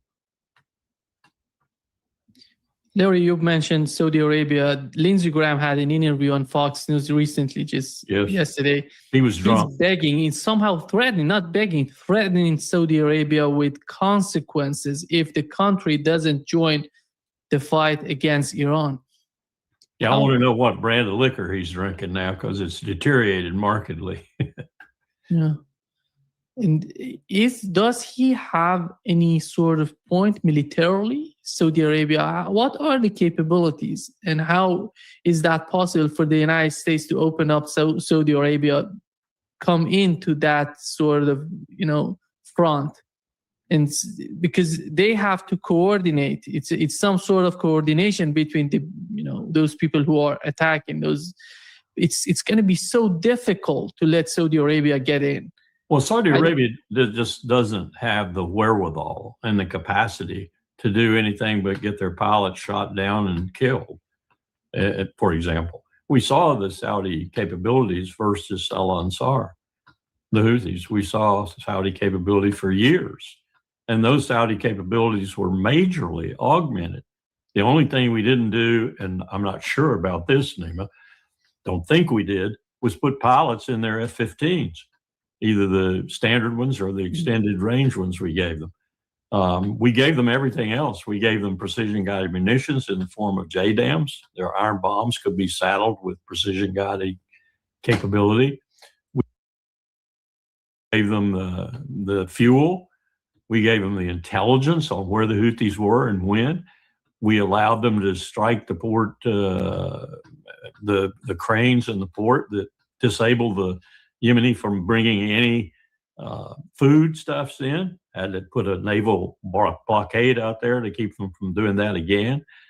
So we did one or two positive things, but basically we were a partner in that war, and they lost. The UAE let little Sparta, they left because they knew they were losing. So they left, probably the only real soldiers, if you will, in the coalition. They left. So what is that going to add? What is any Gulf state? What Lindsay's looking for is just the imprimatur of the people we've been giving weapons to for years for billions and billions of dollars. He's just looking for their imprimatur in this war, and they're not giving it to him. And I don't blame them a bit. What I'd be doing if I were the Saudi royal family, if I were the Qataris, if I were the Bahrainis or anyone else, and I don't support these people at all. If they fell tomorrow morning, I'd be happy, I'd clap. But what I'd be doing if I were they is I would be looking for a new big daddy. I wouldn't be kowtowing to the United States of America at all anymore. Because we, Nima, this is a reality. We will leave the Middle East when this concludes or before. We are going to be driven out of the Middle East by those people whom we said couldn't touch us with a farthing. Essentially the Iranians. We're going to be driven out. But it's going to be a combination of everyone there determining that we're not dependable, we're deceitful, we're more harm than we are help, and going elsewhere. Now, I wish in that process, I dearly wish in that process that the people of Saudi Arabia, Bahrain, and elsewhere would overthrow their rulers and establish some sort of democracy. I don't care what it looks like even. I don't care if it looks like Iranian democracy, because Iranian democracy is more democracy than exists in Jerusalem or Tel Aviv. Frankly, it is. We won't admit that, but I will. So if they had some sort of government like that, that would be fine with me. I don't care if there are religious aspects to it. We're a damn theocracy now with Pete Hegseth and Donald Trump. So what's wrong with theocracy? Donald Trump's a theocrat of his own making. This is really game-changing, what we're doing right now. It is game-changing, certainly in the Levant, in the Mediterranean, in the Middle East in general, probably in North Africa. It's game-changing for us.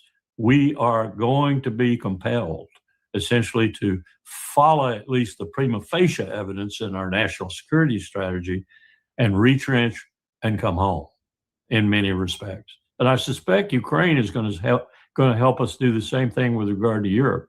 So you're looking at, if I'm still alive in 5 years, check with me. I probably won't be, but check with me. We'll probably be home. En masse, we'll be home. Terry, today I thought Mark Carney's got to worry about that, because then we got enough forces to take Canada. Yeah. We'll march on Canada. That'll be our next exploit. You think I'm jesting about that? When you see the results, you will see it probably. When you see the results around 2060 of the climate crisis and what it does to immigration in the world and what it does to peer powers along the northern tier, where it's going to be last in its damning effects, you won't laugh at that, because we'll be moving to Canada in order to survive. Larry, I think right now one of the question in the mind of these countries, Saudi Arabia and those Persian Gulf Arab states, is that so it's not just about oil, because when it comes to the Strait of Hormuz, it's about everything for them. Yep. And that the impact on this webinar. And why, I think the question in their mind is, why do they need to sacrifice that much of having American bases in their countries? Because if there were no American base in those countries, they would not be being hit. Exactly. That's not too hard to figure out, and I think they're probably thinking that way. The question is, how many of them and their sovereign wealth funds and other instruments of financial success, how many of those things are so incontrovertibly, irredeemably connected with the U.S. system? And how fast can they extricate themselves from that system and either be neutral for a while, independence for a while, which I think is what Erdogan is toying with in Turkey, or saddle up with a new system. The new system is being crafted even as I speak. And here I mean financial system. The economics are already there. The technology is already there. The industry is already there. China. But the financial system's not there yet. That's the reason Xi Jinping put out what he put out a few weeks ago. He is now going to work on being a financial system as well as all the other things he is, or China is. When that happens, and it will probably take a few years to be completely transitioned, then we'll be on the outside unless we change our modus vivendi and we, or modus operandi, and we decide to what we should have done back at the end of the Bush administration, H.W. Bush administration in 1993, and that is become a peer power that cooperates with the rest of the world. We don't have to be first. We can be, the old Latin expression, we can be equals amongst equals. We don't have to be first amongst equals, primus inter pares. But we chose not to do that. We chose to become the number one power in the world in every dimension of that power. And we chose to punish the rest of the world if they didn't acknowledge that and bow down to us. And we found out the rest of the world wasn't having any of that. And the special military operation in Ukraine is an example of that. This disgusting war in the Middle East is an example of that. And frankly, Bibi Netanyahu and Israel are examples of that. Vestiges from 1948 and the perfidy and deceitfulness of the British and the Americans in perpetrating colonialism in the form of a statelet in Palestine. It's all coming due. The bill is all coming due, and it's going to cost a lot of lives and a lot of blood and a lot of treasure. But the victor at the end of the day is not going to be America. Larry, here is what Pete Hegseth said moments ago. Very strong place, giving the President of the United States maximum options. And from the beginning, from this podium, we haven't stated how long it will take. Our will is endless. Ultimately, the president gets to determine the end state of those objectives, right? But what he's said continually, and I want the American people to understand, is this is not endless. It's not protracted. We're not allowing mission creep. The president has set a very specific mission to accomplish. And our job is to unrelentingly deliver that. Now, he gets to control the throttle. He's the one deciding, he's the one elected on behalf of the American people when we're achieving those particular objectives. And so it's not for me to posit whether it's the beginning, the middle, or the end. That's his, and he'll continue to communicate that. What we serve him as is we give him updates on a daily basis of exactly where we are so he can make that determination on the throttle.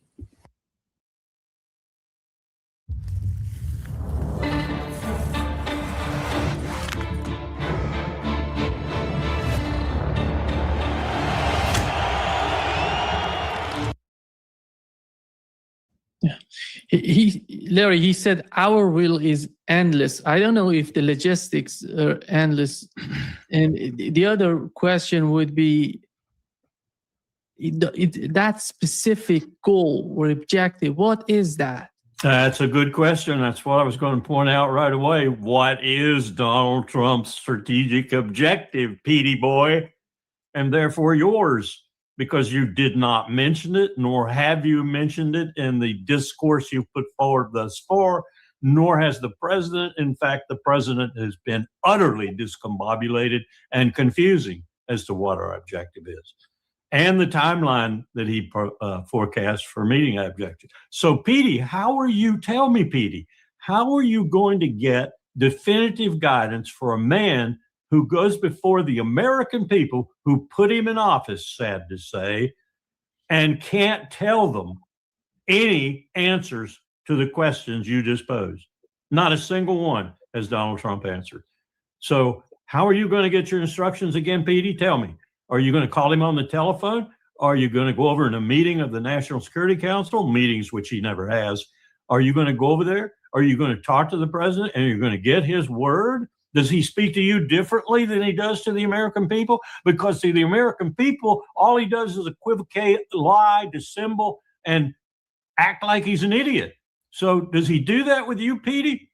Let me in on your meeting, Petey. I want to know why you're saying what you're saying, because I don't understand what you're saying. This war could go on for years. This war could go on for days.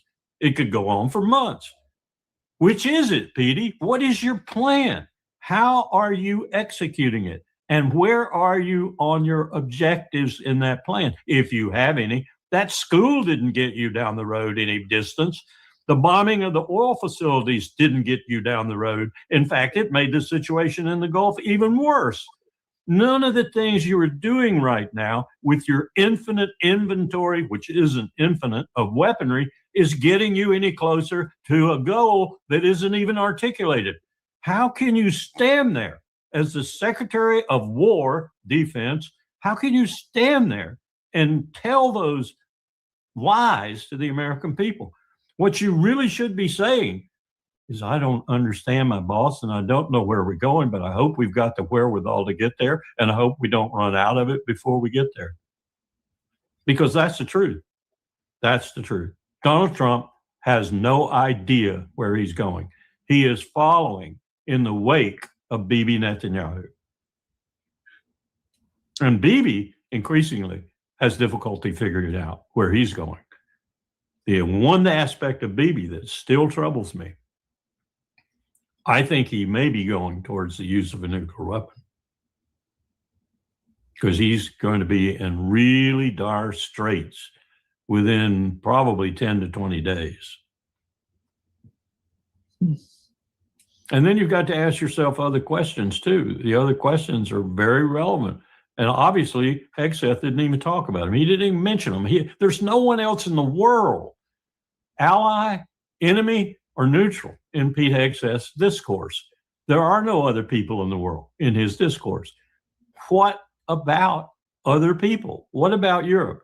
In this webinar I was attending this morning, do you know how badly off Europe is with regard to its stocks of liquid, whatever, LNG, oil stocks, whatever? It's 60% of what it was last year. That's disaster. That's disaster for Europe. What does Europe do? Does Europe enter this conflict as NATO? There are rumblings about certain leaders who want to, attack on one and attack on all. Well, when were you attacked? Oh, we were attacked in Cyprus or southern Greece or wherever. Do you know that for sure? Because Netanyahu is conducting false flags attacks in Turkey and in the northern rim of the Mediterranean and probably elsewhere. He's doing those things. When it's just a lone drone or a couple of drones or whatever, or a missile coming down, that's Israel. That's not Iran. If Iran does it, buddy, you'll know it. You will have significant impact on the ground if Iran does it. Go ask Bahrain.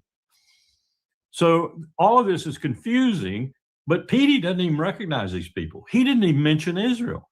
He did not mention the status, the progress or lack of progress of Israel. And he didn't mention the beating Israel is taking.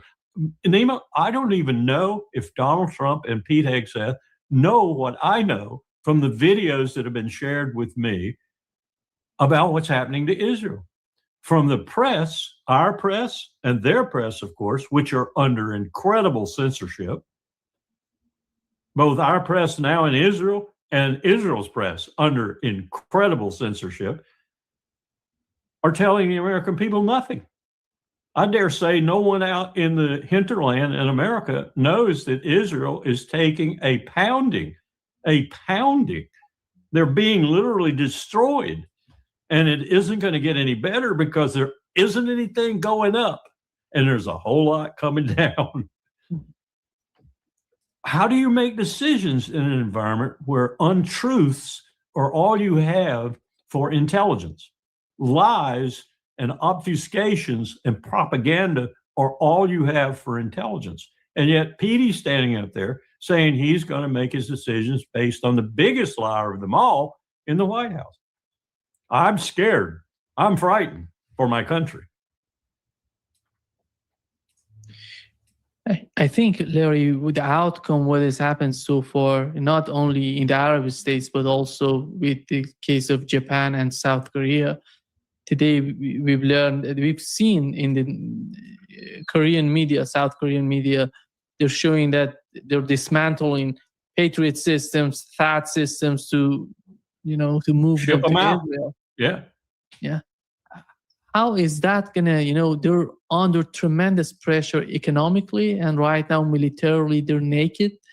And if I were Korea, as I've said before on other podcasts, I don't know if I said it on yours or not, but as I've said before, if I were Korea, I would be thinking seriously about ending the security relationship with the United States, because it's clear that we don't care about defending South Korea against North Korea, which is the primary reason.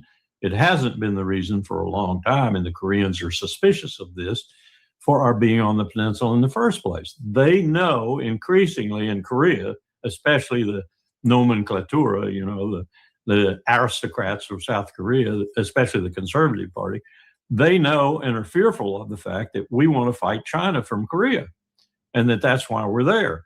And they don't want to fight China, and they don't want people who want to fight China on their peninsula.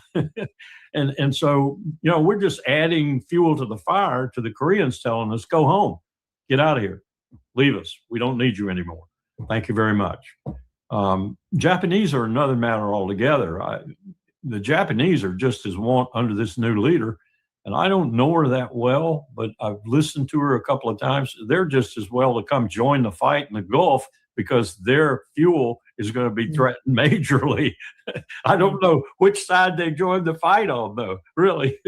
I suspect they would do it on our side, but I don't know that for sure. And what would they be offering to the fight, really? Because the kind of weaponry Nima, here's the dilemma that Hegseth has.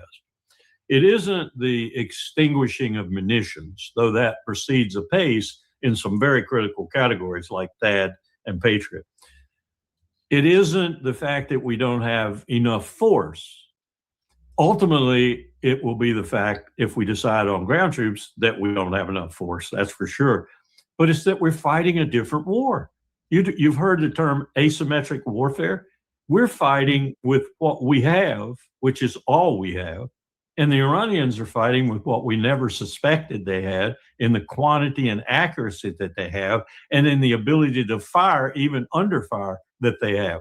So it's a totally asymmetric conflict. They're fighting a war where they're being killed, no question. Things are being destroyed above the ground, and they've got 93 million more people to go. And they are firing back with lethal accuracy and deadliness. And they're hitting both of their principal enemies, Israel and the United States in the region, and they're having to take out a few of their comrades in the regions, their fellow states in the regions, because they are adjacent to or contributory to U.S. capability to fight them from there. So it's not quite that clean cut, but that's basically the way it goes down. It's extremely asymmetric. Iran doing one thing, the United States doing the other. The United States doing something that isn't really impacting a situation of victory, if you will. I don't think there's any victory in this, but let's say that for a moment. And Iran doing something that means your attempts at whatever you want to achieve are going to fail. And we're going to be here. At the end of the day, we're going to be here, and we're going to have a few missiles left, and we're still going to be shooting them. This is not a conflict that does anything but ruin both sides, and particularly the big guy who has a lot to ruin. Here it seems that Macron has some sort of solution for the Strait of Hormuz. Here is what he said, Larry. And we're also setting up, as we speak, a purely defensive mission. This is a support mission, the purpose of which is to work with other European and indeed non-European states. The purpose, again, as soon as possible, when we pull out of the more intensive part of the conflict, to provide escorts, container ships to gradually reopen the Strait of Hormuz, which is, of course, a passage for international trade, but also a passage for oil and gas, which should be able to come out of the region. So we are working on this mission. We're preparing it with our partners. This will take place in good order, and we've started discussing this. This is a peaceful defensive mission. It's a support mission, but indeed it is essential for our economies and indeed for the global economy at large. And also, that depends, having been there and planned for some of a similar mission in Ernest Will, Praying Mantis, and a series of other missions where we essentially escorted Kuwaiti tankers through the Strait of Hormuz, 1988, 89, somewhere around that time frame. Having been there and planned that, I'll tell you there are diametrically opposed conditions today. Now, if the Europeans wanted to strike a deal with Tehran in order to escort ships through the strait that are essential to their arrival, whether be for gas products, that'd be a different matter. And if the Europeans sent ships to do that, as we did in Ernest Will, and they did it in good faith, I think maybe the Iranians might go along with it. The same with the Japanese and others that might need that. If they want to join the United States in bringing fire on Iran, with their warships or whatever, airplanes off of them, they don't have enough to really influence the battle any further than it already goes. The air's full of airplanes already. That's a different matter altogether, and I would wish them well, but they won't achieve anything much. Let's look at the strait for a moment. The strait is roughly 17 miles, I think, across, nautical miles, 30 kilometers, 33 kilometers, something like that. But the passageway for the ships, especially the bigger ones, is very narrow, and where the depth is sufficient for a big tanker to go through and so forth. So in the time that we were doing Ernest Will, there was no capacity. There was some capacity, but it was very slim, and we destroyed it pretty quickly, especially in Praying Mantis. For the Iranians to impact anything, doing anything in the strait, other than throw a mine out and hope Bridgerton, for example, hit a mine. Maybe one of our combatants hit a mine, as I recall, too. But now they have the capacity from well inland, or they also have the capacity close to the shore to interdict that strait and to damage ships. You sink one ship in that strait, and you probably have closed that strait until you can get in there and drag that ship out. Maybe you sink 2 or 3 in there and you definitely have closed it. And let's just look at the other example. I'm not saying they will do that. I'm just saying they have the capacity to do that. So people need to start thinking about what they're going into before they go into it.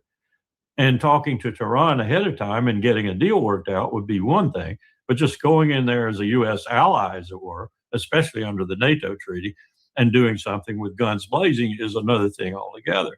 And let's look at the other end of the spectrum, if you will. What did the Houthis do in the Red Sea? They simply threatened shipping. That drove insurance prices up. That drove the shippers away. And so eventually, even with all this U.S. power displayed in the Red Sea, to some chagrin because we lost billions of dollars worth of equipment, we didn't stop them. What resulted was people who weren't supporting Israel in their brutal war in Gaza and elsewhere, now Lebanon too, didn't get through. And people who, or did get through, and people who were supporting Israel didn't get through, to the tune of the port of Eilat at the end of the sea, up there in that little arm that sticks off the Gulf of Aqaba or something like that, is moribund now. It's not even a port anymore, except in name only. It doesn't do any commerce. What's to stop the same thing from happening from a far more lethal point of view with Iran in the Strait of Hormuz, if we really want to get down to brass tacks? Now, if they can work out some kind of deal where they are non-hostile with regard to Iran and non-complementary with American forces in terms of bringing P on Iran, then maybe they'll agree to let them escort certain tankers through. I don't know. It'd be a very complicated thing. We did some of this in that 2009 petroleum exercise I told you about in Beijing, but we soon found it was rather too complicated. And what we did was seal off the areas and everything with American military force with the blessing of the Chinese and the blessing of the rest of the world. That's not the situation here. You have a belligerent and a belligerent. And so it's going to be very difficult to arrange something whereby tankers could get through for certain purposes and not for others. I'm not saying it's impossible, but it would be difficult to do. And Iran would be the arbiter of that, ultimately, not the United States. Trump will say he's the arbiter. Macron may say he's the arbiter, but they aren't. Iran will be the person, the state entity that says who crosses through the Strait of Hormuz and who doesn't. We need to confront that and face that and understand the damage we're doing as we continue this war on the global economy. I'm not even sure that Trump cares. His bud in Moscow, Putin, doesn't care. He's going to make a windfall off of this.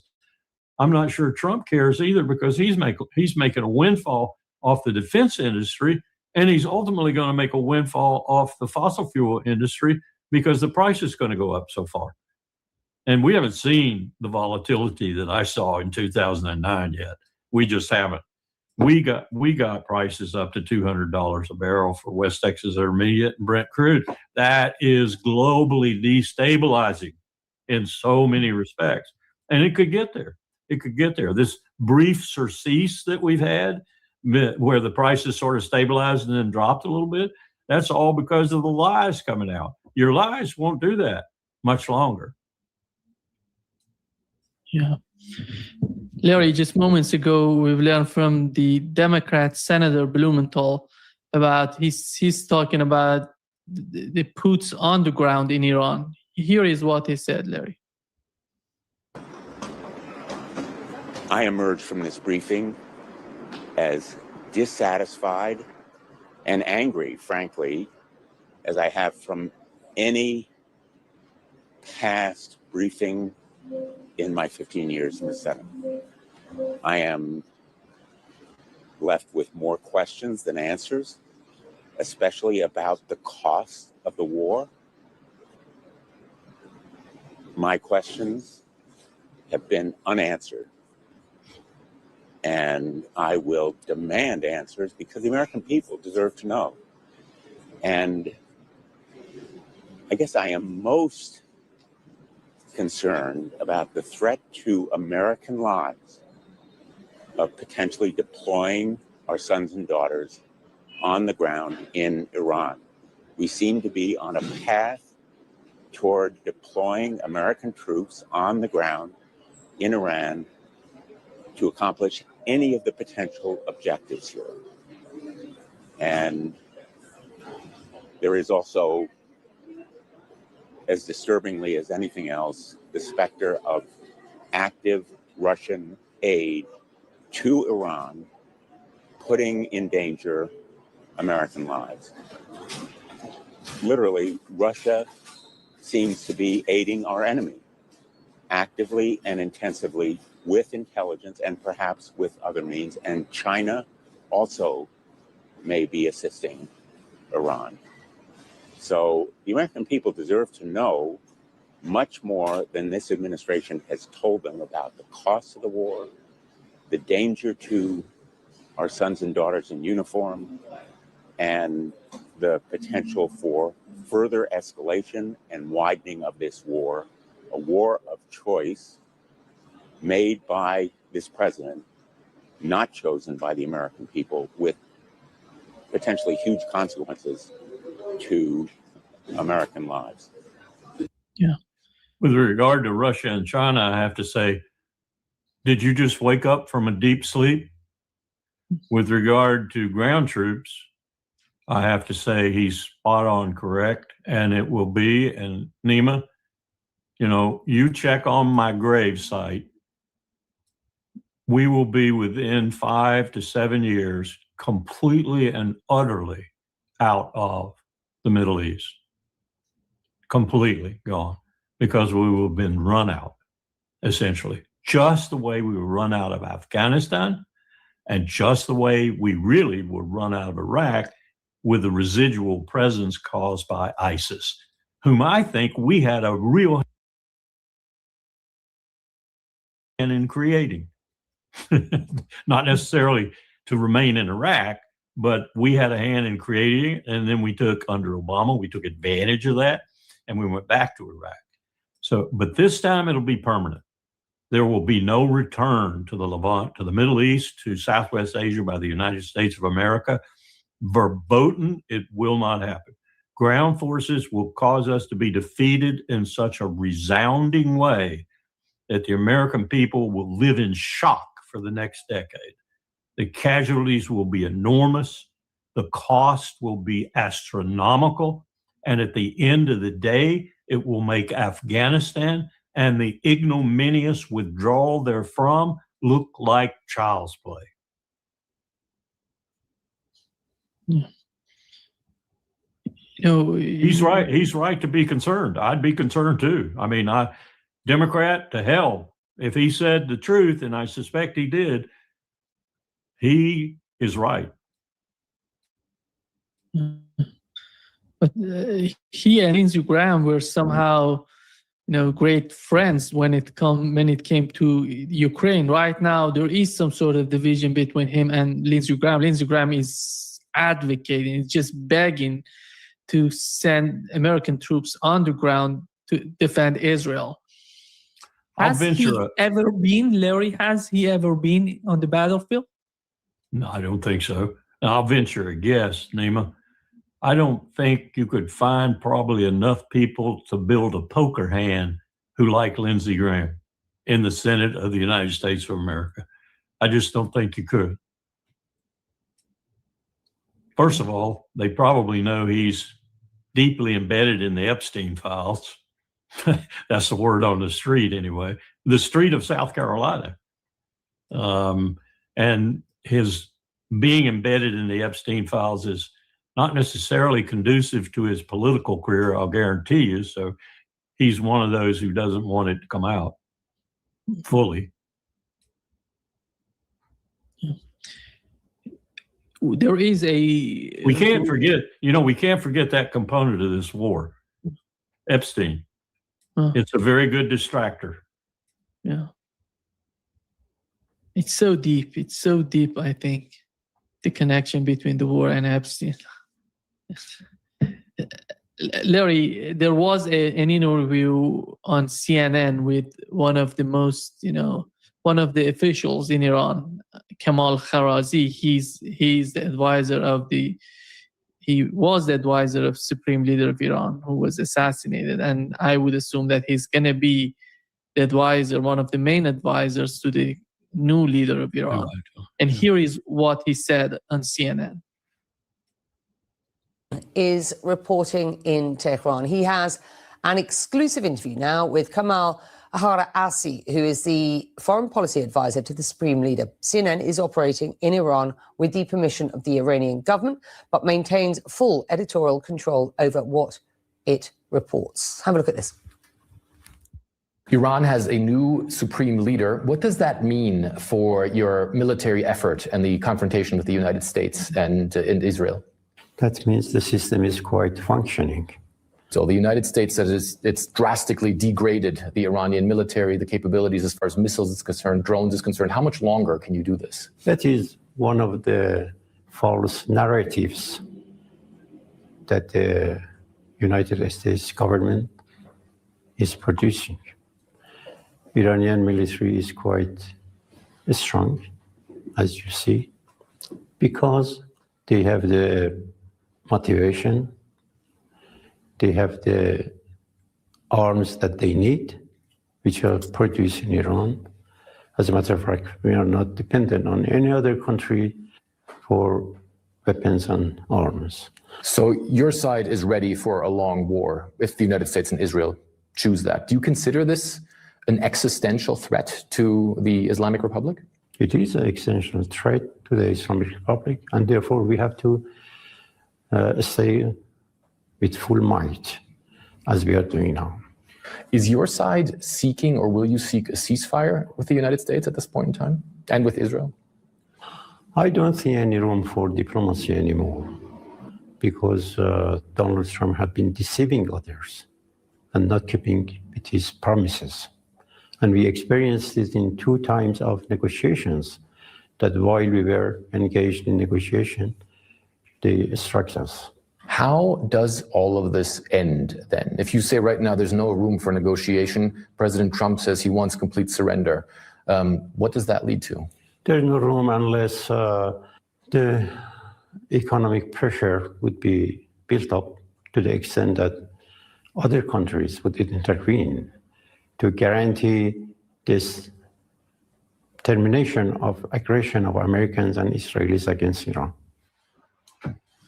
Yeah. What he didn't say, Nima, and what is increasingly apparent, I think, and I'm not talking about Donald Trump's intellect in this regard, nor Pete Hegseth, nor Marco Rubio. I'm talking about the Rothschilds and the JP Morgans and others who are behind this administration in various guises, hiding behind the curtains, most of them. You've not heard a lot of their names.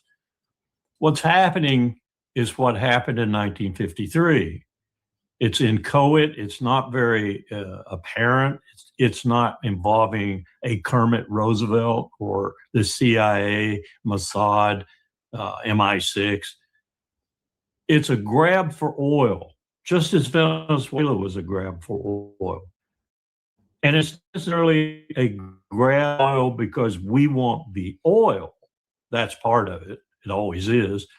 But it's a grab for oil as a deterrent to the power in the world that is triumphant at this moment, China.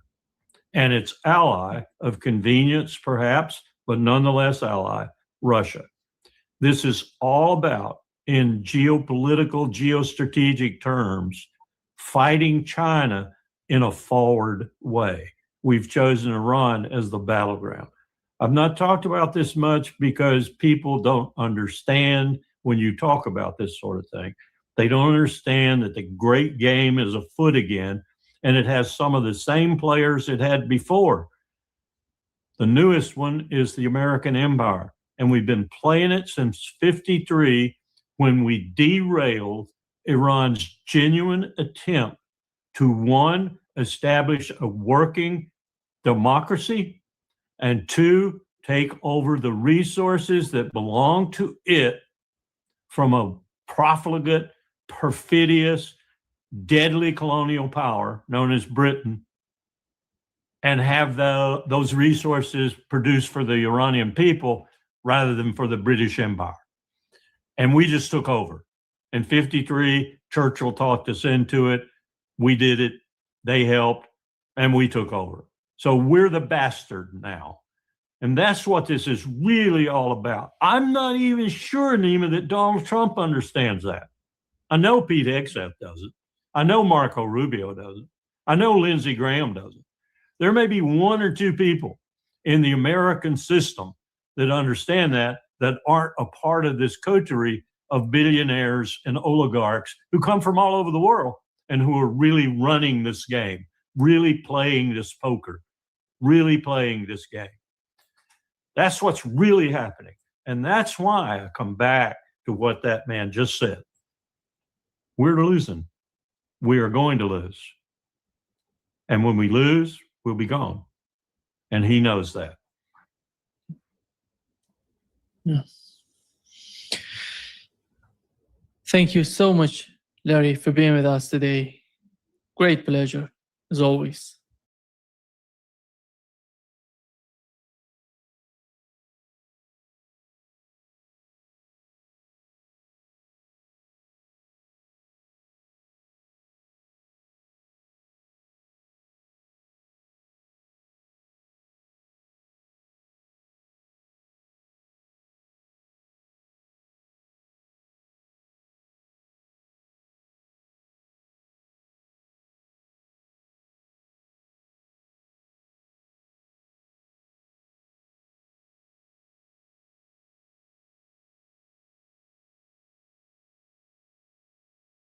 Nuclear capabilities through precision airstrikes.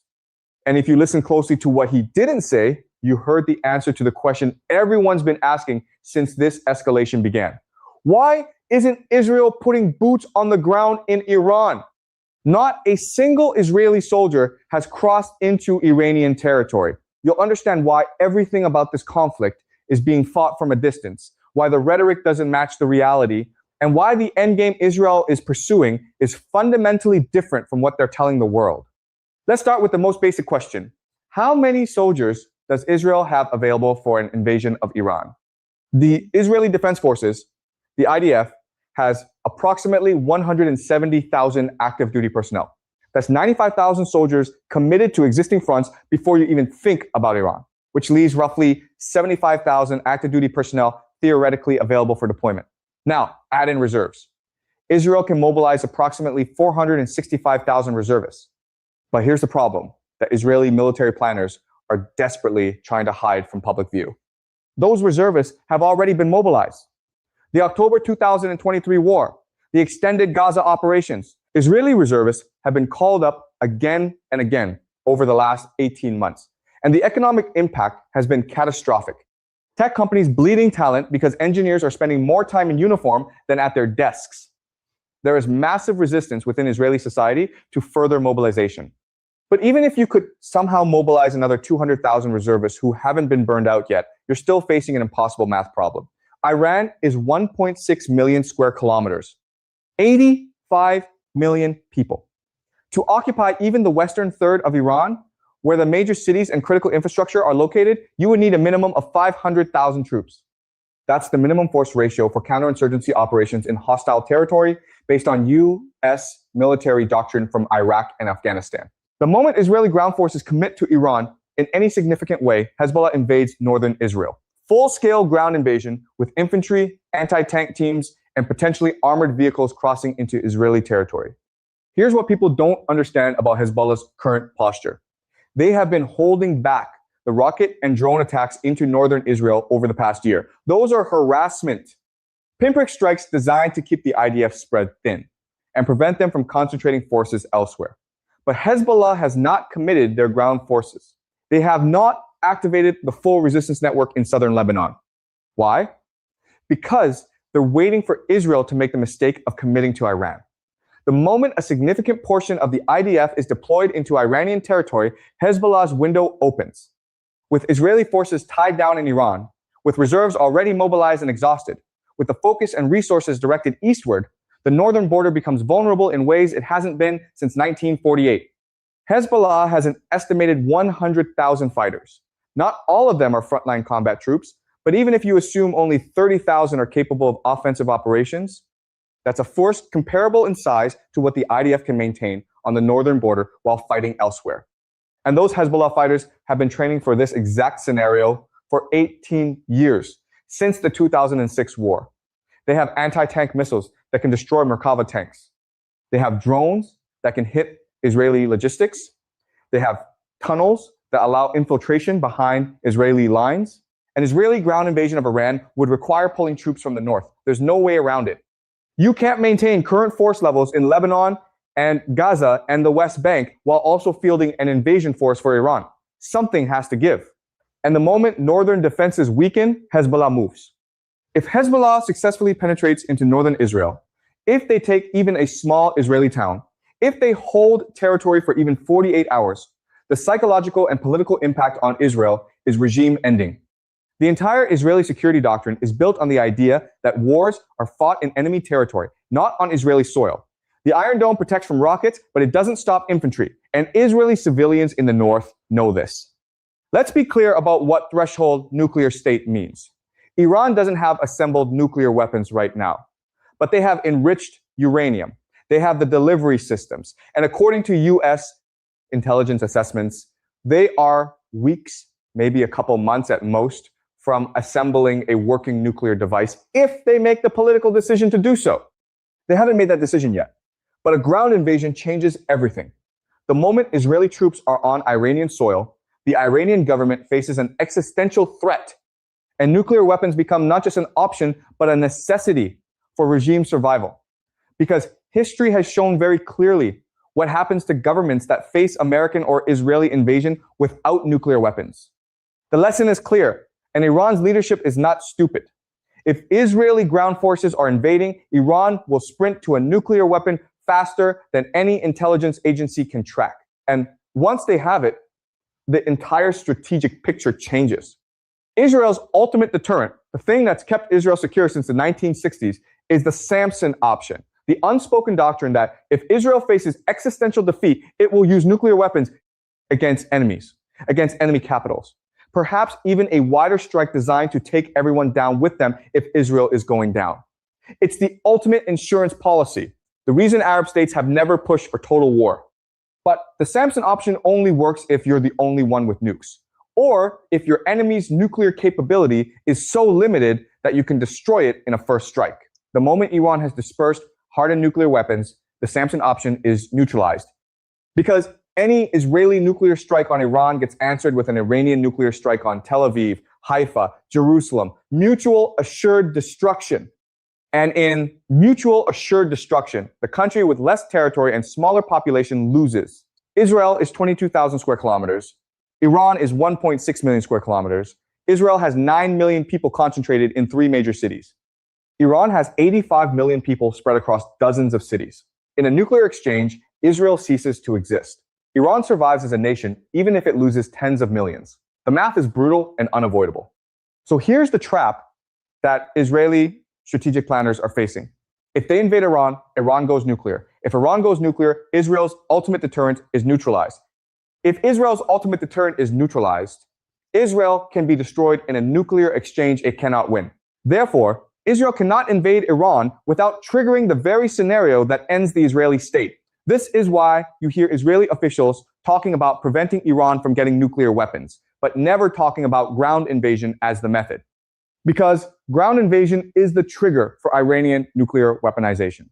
The very act of invading guarantees the outcome Israel is desperately trying to prevent. It's a strategic paradox with no solution. And Iran knows this, which is why they've been relatively restrained in their response to Israeli strikes. They're hitting back, yes, but they're not doing everything they could do. Because they're waiting for Israel to make the mistake of committing ground forces. The moment that happens, Iran has justification for full nuclear breakout, international sympathy, a narrative of self-defense against invasion. And Israeli deterrence collapses behind closed doors, US. Military planners have told their Israeli counterparts that a ground invasion of Iran would be the worst military disaster in Israeli history and would drag the United States into an unwinnable regional war. The assessment is blunt. Israel cannot successfully invade and occupy Iran. The attempt would result in catastrophic Israeli casualties, and US forces would be forced to either intervene to prevent Israeli defeat or stand by and watch an ally collapse. Neither option is acceptable to Washington. So the message from the Pentagon to the IDF has been clear. You're on your own. Airstrikes? Fine. Intelligence sharing? Fine. Missile defense support? Fine. But boots on the ground? American forces will not participate. American bases will not be used for staging, and American diplomatic support will evaporate the moment Israeli troops cross into Iran. Why? Because American military leadership learned the lessons of Iraq and Afghanistan, even if Israeli politicians haven't. You cannot successfully occupy a large, hostile, mountainous country with a unified nationalist population. It doesn't matter how good your military is. It doesn't matter how advanced your technology is. The insurgency will bleed you, until you leave. And Iran is far larger, far more capable, and far more prepared than Iraq or Afghanistan ever were. US intelligence agencies have also made clear to Israeli counterparts that Iran has been preparing for ground invasion for 20 years. Underground bunkers for leadership, distributed command and control, pre-positioned weapons caches, trained irregular forces ready to conduct guerrilla warfare.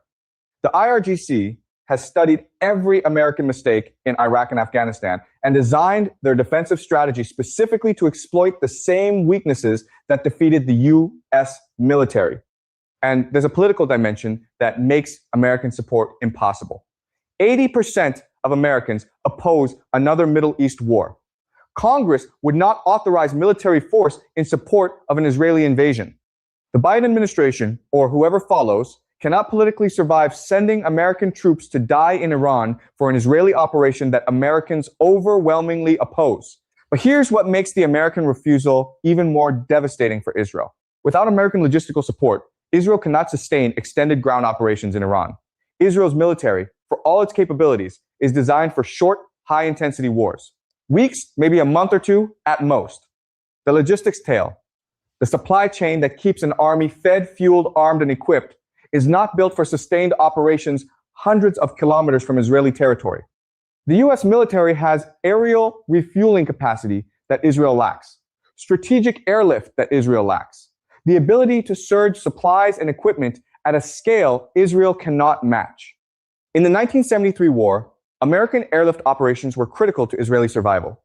The expectation has always been that in a major war, the US would provide that support.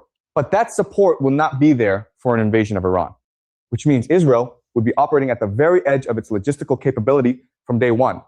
And any extended operation would face supply shortages that could cripple the entire invasion.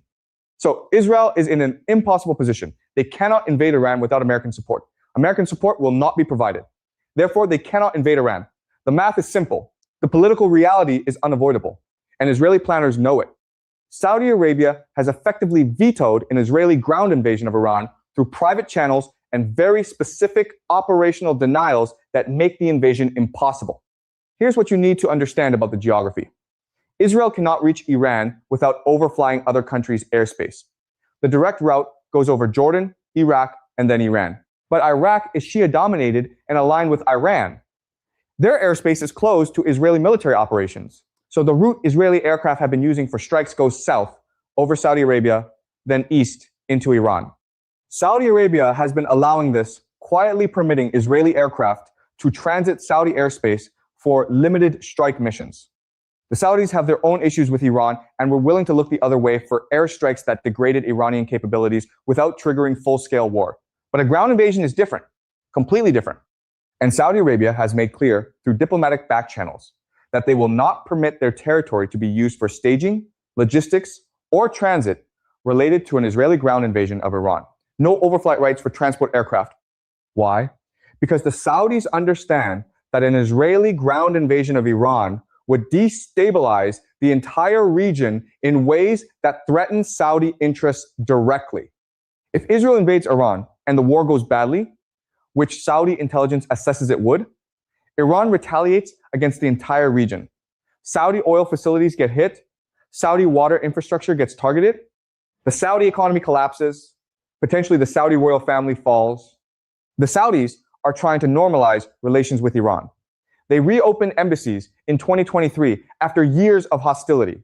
They're negotiating on Yemen, on regional security, on economic cooperation. An Israeli invasion of Iran destroys all of that progress and puts Saudi Arabia directly in the crossfire of a war they don't want. But there's another calculation the Saudis are making: the future of the Middle East. Right now, the trend is toward Chinese and Russian influence replacing American influence. Saudi Arabia is diversifying away from total dependence on the United States, joining BRICS, signing security agreements with China, buying weapons from Russia. The Saudis see the writing on the wall. American hegemony in the Middle East is declining. The petrodollar system is eroding. And the future regional order will be multipolar, not American dominated. In that future, Saudi Arabia needs working relationships with Iran, with China, with Russia. Being seen as complicit in an Israeli invasion of Iran would burn those relationships permanently. It would mark Saudi Arabia as an American-Israeli client state at exactly the moment when they're trying to position themselves as an independent regional power. Israel would have to go the long way. Transport by sea to the Persian Gulf, then somehow land forces on Iranian coast, which is heavily defended and would be a D-Day level amphibious assault that Israel has no capability to execute. Or try to move through Jordan and Iraq, both of which would refuse permission and potentially shoot down Israeli aircraft or attack ground convoys. There is no viable route. Saudi Arabia's refusal closes the door, and the Saudis have enough leverage through oil markets and American relations that Israel cannot pressure them into changing their position. This is a hard stop that makes ground invasion impossible regardless of any other factor. So we come back to the question. If Israel can't invade Iran, why are they still bombing? Why the continued airstrikes if they know it won't achieve regime change, won't destroy the nuclear program, and won't end the threat? Because the bombing serves a different purpose. The Israeli government needs to look like it's doing something. Netanyahu's political survival depends on appearing strong, appearing to take action against Iran. If he admits that ground invasion is impossible, if he admits that Israel has no military option that actually solves the Iran problem, his government collapses. So the strikes continue, they hit Iranian facilities, they create impressive footage for Israeli news broadcasts, and they give the appearance of decisive action, even though the strategic reality is that none of it matters. Iran will rebuild what's destroyed. They'll move their nuclear program deeper underground. They'll disperse their forces. They'll adapt. And in 6 months, a year, 2 years, they'll be right back where they were or stronger. The bombing is theater. It's domestic politics masquerading as strategy. But there's a darker reason too. The bombing continues because it serves the eschatological agenda that's really driving this. Israel's far-right government, the religious nationalist coalition that's in power, they're not trying to win a conventional military victory. They're trying to create conditions for the prophesied final war. The air campaign keeps the conflict active. It prevents any settlement. It ensures continued escalation. And in their theology, that escalation leads eventually to divine intervention and the messianic age. They don't need to invade Iran. They need to keep the war going. They need to prevent peace. They need to ensure that the cycle of violence continues until it reaches the eschatological endpoint they believe is coming. And bombing serves that purpose far better than ground invasion, which would either fail catastrophically or succeed in ways that would require actually governing Iran, which would ruin the entire eschatological narrative. So what you're watching is not a military campaign designed to achieve military objectives. It's political theater for domestic consumption combined with religious warfare designed to fulfill prophecy. And both of those objectives are served by continued bombing that doesn't risk the ground invasion that would expose Israel's fundamental weakness.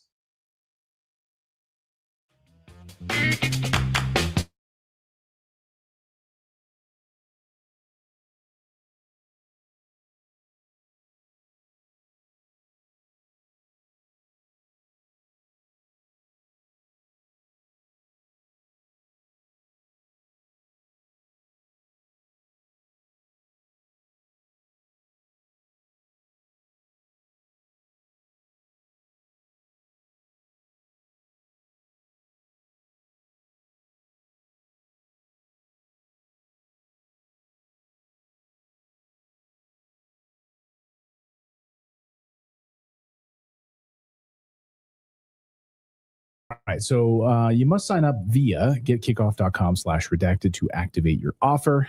And offer applies to new kickoff customers first month only, subject to approval. Offer subject to change. New car financing savings based on 2025 Chevy Silverado MSRP, and on for that. But you can read more in our description. All right. Well, here's where this war stands tonight. Nearly 2 weeks into this conflict, the official story is already cracking, and the number of Americans wounded is slowly coming out. Now, yesterday we reported, based on our sources, that the number of American wounded was at least 137. Well, after our report ran, what do you know? The Pentagon has now publicly acknowledged about 140 wounded. That confirms our sources on this. So why did it take a little news show like our little show here at Redacted to report this information? Like, why wasn't Fox News reporting this information? The Pentagon, I know it's really weird. Why is the mainstream media silent on this? So the Pentagon finally comes out and actually admits to this. If the number was this high, why did the American people hear so little about it until now? That's a great question. Well, now look at this. Sorry, I'm just going to pull my notes here. Well, I guess Fox News likes to support the troops until they get hurt. So Reuters comes out and reports this. Exclusive. As many as 150 U.S. troops wounded so far in Iran war. They just published this today, this morning. March 10th. That's remarkable. Exclusive. Just curious how that's an exclusive when we reported it yesterday. Whatever. Hey, Reuters, bite me. Anyway, this war is clearly not winding down, no matter what the messaging says. President Trump is saying the war could end very soon, but Iran says talks with the United States are off the table for now, that Tehran is prepared to keep striking as long as it takes, and they're vowing an eye for an eye. So what does an eye for an eye actually mean? Well, that's a great question. Does it? The old ED pills left me waiting and waiting. This dissolves under the tongue and gets me there in as little as. Iran brought one of those down 12 years ago, and then they copied it. And that was a CIA drone at the time. CIA was sort of the leader in it.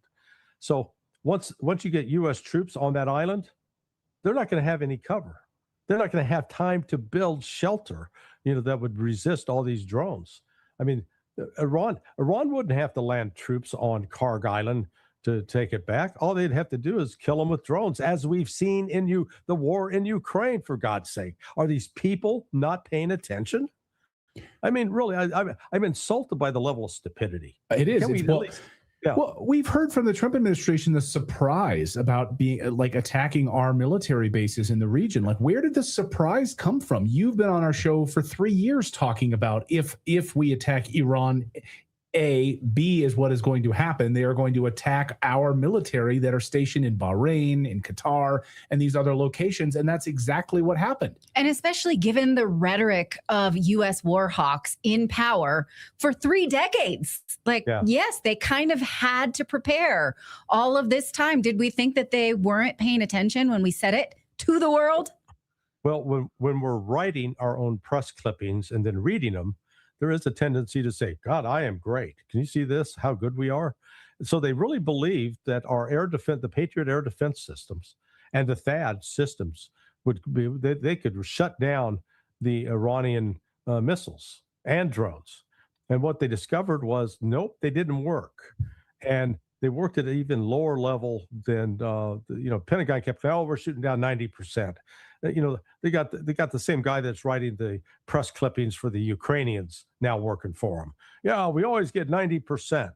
The reality was, within 4 days, these 2 critical radars, one is called I think it was called a TYP, TIPSY was the nickname for it, and the other one was an FPS. One of them cost $500.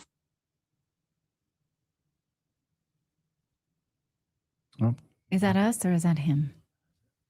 That's actually him this time, not us. Oh, not our internet. Okay, so we're still live. All right, we're sorry. We'll try to get Larry back here in a second. We'll try to get Larry back on here. Oh, there he is. Okay. So, Larry, you were just talking about the destruction of these 2 advanced U.S. radars. One is the FPS, and the other is the TPS. TYP, I think it was. And so... I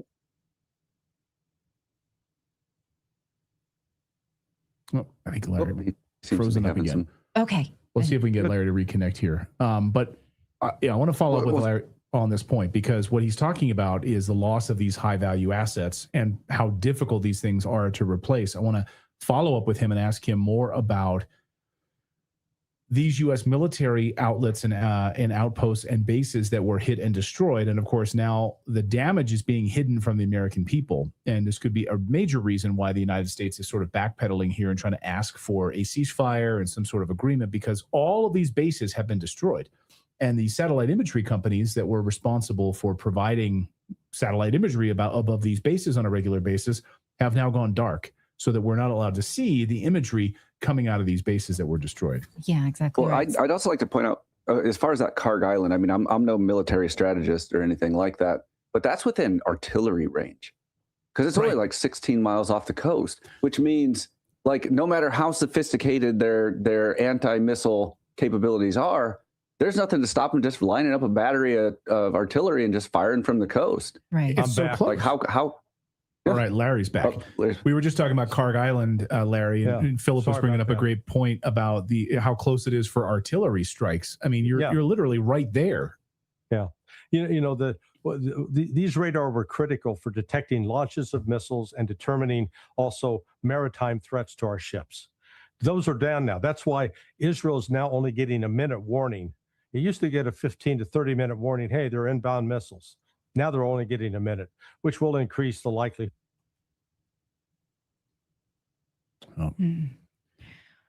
Well, we feel a little better that it's not us today with the internet attacks, but he had said some things that hopefully we all learned from quite a bit. The mines and other things. Larry, you got you back? Oh, there we go. A little bit. Yeah. Okay. Sorry. I'm getting attacked. That's all. I never had these problems. So the word's getting out as far. Look, we're in trouble in Iran, and the bottom line is this: we're not going to get out of this easily. Yeah, Larry, we understand, and we appreciate. Story. We had a big attack on our network here yesterday. Caused our whole show to go down as we were reporting on the American wounded numbers. So yeah, this is happening in real time. They do not want this information out. Let's see if we got you for a few more seconds. How bad, before they cut you off again, how bad is the infrastructure attacks on American bases? There's been a total blackout. Yeah, no, it's significant. We can't deploy troops there to have them safely there. So they got very, very limited presence. The Fifth Fleet in Bahrain, that facility is destroyed. Al Udeid, the other critical one was Al Udeid, where the Combined Air Operations Center is located, what's known as the CAOC. That took matter and supervised all air operations throughout the region. Well, this actually is a good opportunity to tell you about the Trump administration and their new, what are they calling it? The cyber strategy. So it feels like this could be part of it. I'm not saying it is, but the Trump administration actually says that they will be targeting cultural subversion and propaganda. Okay, our narrative here is not aligned with their propaganda. So maybe, right? We don't know. We're going to look at the document in just a second. And we want to thank Larry for being here with us. Yeah, thanks to Larry for that. So I just will say, speaking to... I'm back, and thank you. Sorry again. I know it's frustrating for the audience. It happens. It's more frustrating for you. We really appreciate your expertise. No, our audience is understanding and they're forgiving because they understand. So Larry, thank you so much for this, and thank you for telling the truth. Yeah, keep you guys apprised. Stay well. All right, thanks, Larry. Great talking with you. It is incredibly frustrating. Clayton turns into the Incredible Hulk. It's just, we work so hard on this, but we thank you for your. Well, I mean, if we were the mainstream media, if we had, if we were CNN or if we were any of those, then we wouldn't get these types, of attacks. And so, if we were spinning this yarn and narrative, then we wouldn't have to worry about that. Yes, but relevant to what we're going to talk about is the new cyber strategy, which I think is a Trojan horse for eroding civil rights. But we're going to take a look together. You decide if I'm being hysterical. I'm a woman. Sometimes I am. Right, darling? No comment. No, never hysterical, always even keeled. Rational and logical. Before we get there, though, we want to tell you about our friends at Tempo Meals, because in this time of year, we're definitely trying to stay consistent with our January goals. But between work and workouts and commuting, carpool, cooking is really tough. And especially for Clayton and I, we are able to cook for the kids, but we don't know what to eat for lunch when they're gone. That's why we are members of Tempo. We get regular delivery of pre-portioned meals, and they are delicious and chef-crafted and healthy. You can choose whatever your nutritional philosophy is. If you want something vegetarian, you want something pro-meat, which is what you see there. We do, and that's how we order ours. Tempo really keeps us grounded with real meals that we can heat in just 2 minutes, so you don't default to snacks or takeout. Clayton had one today for lunch. What did you have? I had the chicken basil, or the pesto chicken. It was delicious. Yeah. And again, we're prepping for the show. We don't have a lot of time. And so that's what I had. It was absolutely delicious. Yes. And then last week, you may judge me, but I didn't have all the meals cooked for my mother-in-law when she came to visit. I did cook for her, but I didn't cook lunch. And she had several of these for lunch and it was mother-in-law approved. So She loved how them. about that? Yeah, she was very happy. Well, she was here visiting while we were doing the show. Like, we have it's a work day for us. Right. And she's like, okay. What do you guys have for there's lunch? Some Tempo meals in the fridge. Just grab one. She loved them. She was super happy. So that's why even busy athletes like Maria Sharapova, some of the Dancing with the Stars dancers, they swear by Tempo for balanced meals that stay within your wellness goals. So for a limited time, Tempo is offering our listeners 60% off your first box. Go to tempomeals.com/redacted. That's tempomeals.com/redacted for 60% off your first box. I eat them. It's husband approved, mother-in-law approved as well. Tempomeals.com/. But not every American likes destructive propaganda and influence or expansion. How can this further erode our civil rights? So let's take a look at the parts of this plan that gave me heartburn, and then we will decide collectively, are we overreacting or are we about to get censored on the internet? Here's the document published late last week. The White House says that this is to protect the U.S. from cybercrime. Specifically, they're saying they will unveil an embarrassed online espionage, destructive propaganda and influence operations, and cultural subversion. Okay, in my view, the government is guilty of the worst propaganda around this war right now as we speak. So really, are they the ones to be policing propaganda? And also, propaganda is legal. If I want to tell everybody to become a Muslim or whatever, I can do it. I'm an American. I can say whatever I want. You decide if that's propaganda. It's my right to. Cultural subversion, also that gives me pause. Here's one example of cultural subversion that I absolutely support. Now, this is a satire X account, so it can't be verified. But according to this document, even if this were true, that military officials are saying that their soldiers are yelling for Epstein while they're training, like, the Gen Z craze or Gen Alpha 6-7. Okay, this could, because of this document, be labeled cultural subversion. We want a war. The culture must support it. Any kind of subversion of government narrative would count. In my reading of it. Ben Swan joins us. He's been reporting on government censorship and war powers for quite some time. Really good to see you again, sir. What is your take on this?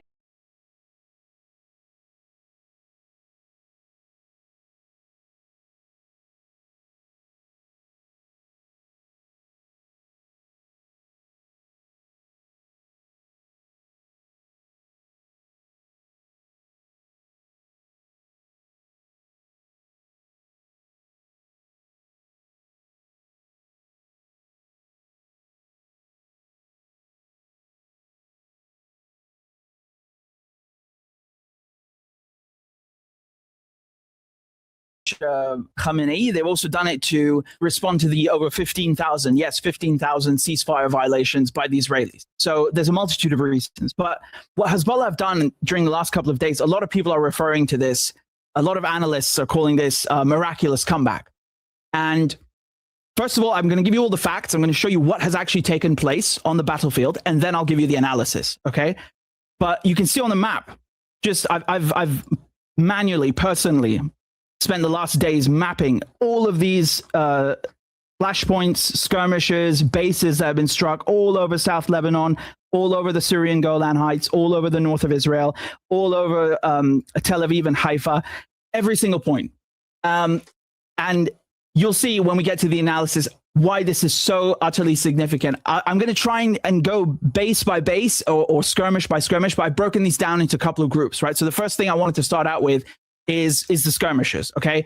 So the most significant thing that happened immediately was this small tank battle, although it was less of a tank battle and more of a tank graveyard. So this happened in this location over here. You can see where the blue line is, right? You have Kafr Kila, you've got Mtulle, and Kafr Shuba Hills, okay? So what happened is Hezbollah went and took out an Israeli Merkava tank. They took out a second Merkava tank, and then they waited for the recovery teams to come from the 188th, which is based, if you look, just if we go back, south a bit here, to Riwaya. Rawa. So these are the two forward bases where the 188th are based out of, and they also have their main headquarters at Nafah, at Camp Yitzhak. Okay, so that's where the headquarters is, but they also have the tanks kind of waiting all the time here, and also directly on the blue line. So overlooking the Lebanese, constantly kind of menacing them. So Hezbollah knew that they're going to send tanks to come and pick up the destroyed ones. We've seen this before in Gaza. As a matter of fact, the same exact thing happened today, and I'll come back to that in a bit. But Hezbollah knew that the Israelis are going to send in an armored vehicle to try and rescue the first destroyed one. And so what happened is they again ambushed those repair crews as well. And so in total, they took out 5 tanks. Okay, 5 tanks, and I marked them here on the map, so you can see in Kafar Kila, in Mutalle, and the Kafar Shuba hills, right? So that's the most significant entrance that you could possibly imagine into the actual conflict, right? After that, so again, I'm not going to go through this chronologically. We're just going to talk about the skirmishes first of all, okay? So after that, after this, they took out these 5 Merkava tanks, okay, from the 188th Brigade, and they did this using Cornet anti-tank guided missiles, ATGMs, right? So after that, there was also an ambush that they carried out against these border surveillance sensors, and we'll talk about Aitarun in a second, but I was there a year ago, right? It's right on the blue line, and you can see these Israeli towers that are just basically, their only purpose is signals intelligence and electronic warfare. So you'll recall during the Gaza genocide from 2023 to whenever the ceasefire was again, Hezbollah were constantly targeting these towers, right? Like, some people didn't understand why. They thought, it's a radio tower. No. That infrastructure is more valuable than Israel's entire fleet of jets. Like, if you take into account not just the towers, but all the manpower and the electronics required to analyze the data and process it, I would say it's even more valuable than that. So, all of their surveillance capabilities, their eyes and ears depend on this stuff. Now, of course, the towers themselves are manned by actual crews, right? You have Israeli troops that are actually running these things, and that's what they were targeting first. I'll get to the actual infrastructure in a bit, but they took out. They did this with Fallout 1 rockets, right? And then also in Hula, they took out an APC. I marked that over here. So in Merkaba and Hula, they took out these 2 APCs, armored personnel carriers, troop carriers, and they did that with Elmas 3, and then we also had in Nebi Sheet this, I don't know what to call it really. It's not really a skirmish. It was more of a raid, an attempted raid by the Israelis. And you can see how far north I'm going here, right? You see where the helicopter is up there. Look how far away that is from the battlefield. And you can also, you'll realize also that it's to the west of Syria, right? So we're not talking about the Golan Heights anymore. We're talking, way further up. This is like, I didn't measure the distance, but it's very, very far. It's halfway up the country. Okay. And this happened a few days ago, on March 6th into 7th. And they tried to do another raid in that exact same spot again tonight, like just in the last couple of hours, and it failed. I'm not going to go into the whole narrative about why they tried to do this raid. It's a bunch of bollocks. They massacred a bunch of people is what happened. And the really important point here is that Syria, now that it's under Jolani's control and Al-Qaeda, and it's a CIA puppet now, that's how the helicopters went in. Because if they had gone in through the south of the country, if they've gone in through, if they've flown over the blue line, Hezbollah would have seen them coming a mile away. And they couldn't have gone anywhere inside of Lebanon without Hezbollah actually knowing about it. So what's really, and same thing with the Golan Heights, right? They would know about it. So what's very striking is that basically they went around through Syria with no resistance whatsoever from this new CIA Jolani government. And that is one of the differences that you have between Assad and this puppet now who is basically serving Israel and Washington. Twice he's done that. Not to mention the land that's been given. I'm not even going to get into it again. You already know. I've reported on it extensively. But that is very striking. And to give you the conclusion of what happened during these raids, Hezbollah wiped the floor with the Israelis, right? Both times. today they shot down a helicopter just in the last couple of hours during this Nebi Sheet raid. And again, the same thing. I mean, not the same thing in terms of helicopter, but they basically failed the Israelis in carrying out the raid the other day as well. So it's quite astonishing that they were prepared both times. But that's what happened, right? So in addition to that, okay, moving on from Nebi Sheet, this is a bloody long list, right? You can tell I've worked on this for a while. Yeah. So what else did we have in the skirmishes? So yeah, we already talked about Merkaba, and then also, yeah, I think that's it for the skirmishes for now, right? This is not a complete list because every time I go to finish and go live, right, you can blame Hezbollah for why I didn't go live. Every time I thought I was finished, they just go and like start attacking again, like 10 new targets, and I'm like, okay, fine, I'll go update the map, and then they just. By the time I'm done, there's another new target. It's never ending.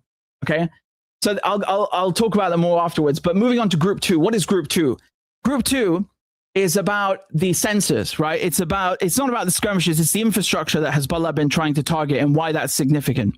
Okay, so the whole point is to blind the Israelis. And you look how extensive this is. It's quite astonishing. Okay, first of all, in Nabatiyah, they shot down a drone. Okay, this is a surveillance drone that was shot down. Another drone was shot down today. Actually, I have a video of the first incident that I'll play for you. I can fetch it. Where is it? Yeah, here it is. This is from March 3rd. Okay, so this is the first instance where they shot down a Hermes. Yeah, you should be able to see it now.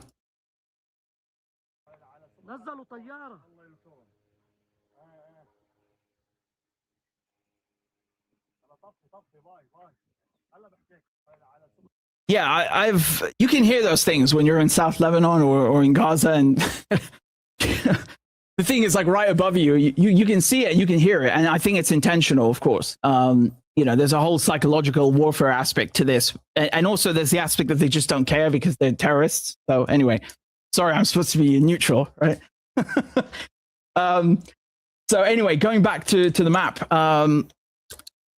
Yeah, so Nabatiyah, they took down their eyes with that drone. They took down another drone today. And then in addition to that, they hit Meron. Okay, so Meron is one of the more important bases that the Israelis have. It's very, very high up.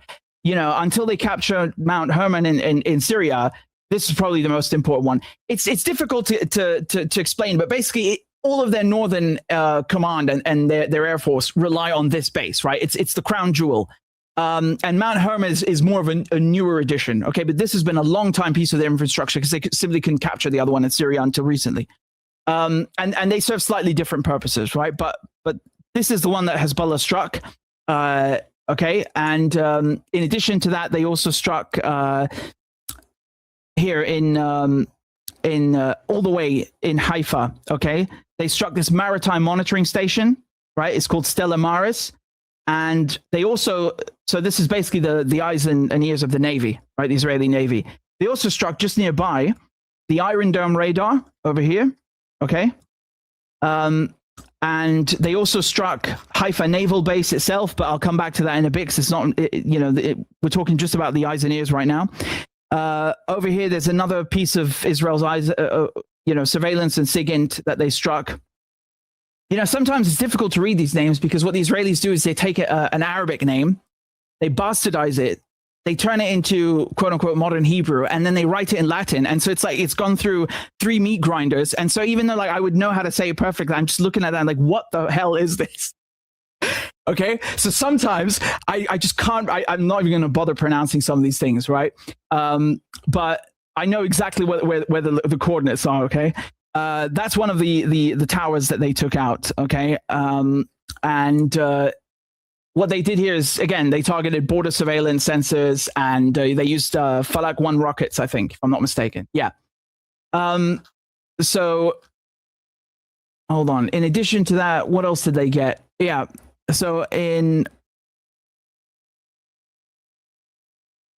hit in Yiftah, right? I think as well. And where is that? Give me a second. It's over here.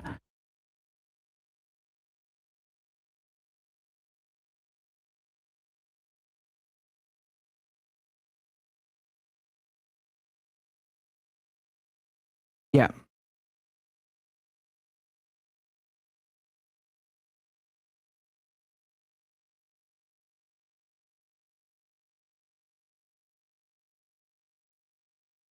Right, you can see here all along the blue line, you've got all of these towers, okay? The ones I was just telling you about earlier, that that are omnipresent, and they're perched up on all these hills, so they have kind of a vantage point over everything. So this is Zerait, I believe, right? Again, it's been bastardized by the Israelis, but that's one of the towers that was hit by Hezbollah. Here in Shamira, they hit the barracks. Then if we keep going along the blue line, yeah, here's Yiftah that I was telling you about. They hit the barracks there as well. And also, if you look here at Malikia, they hit the tower there as well. So taking out all the eyes and ears and the crews that man these surveillance posts. And here as well, right? This is another one of the places they hit. Keep in mind also they're hitting these observation posts and towers multiple times, right? Several of these places have been hit multiple times already, not just once.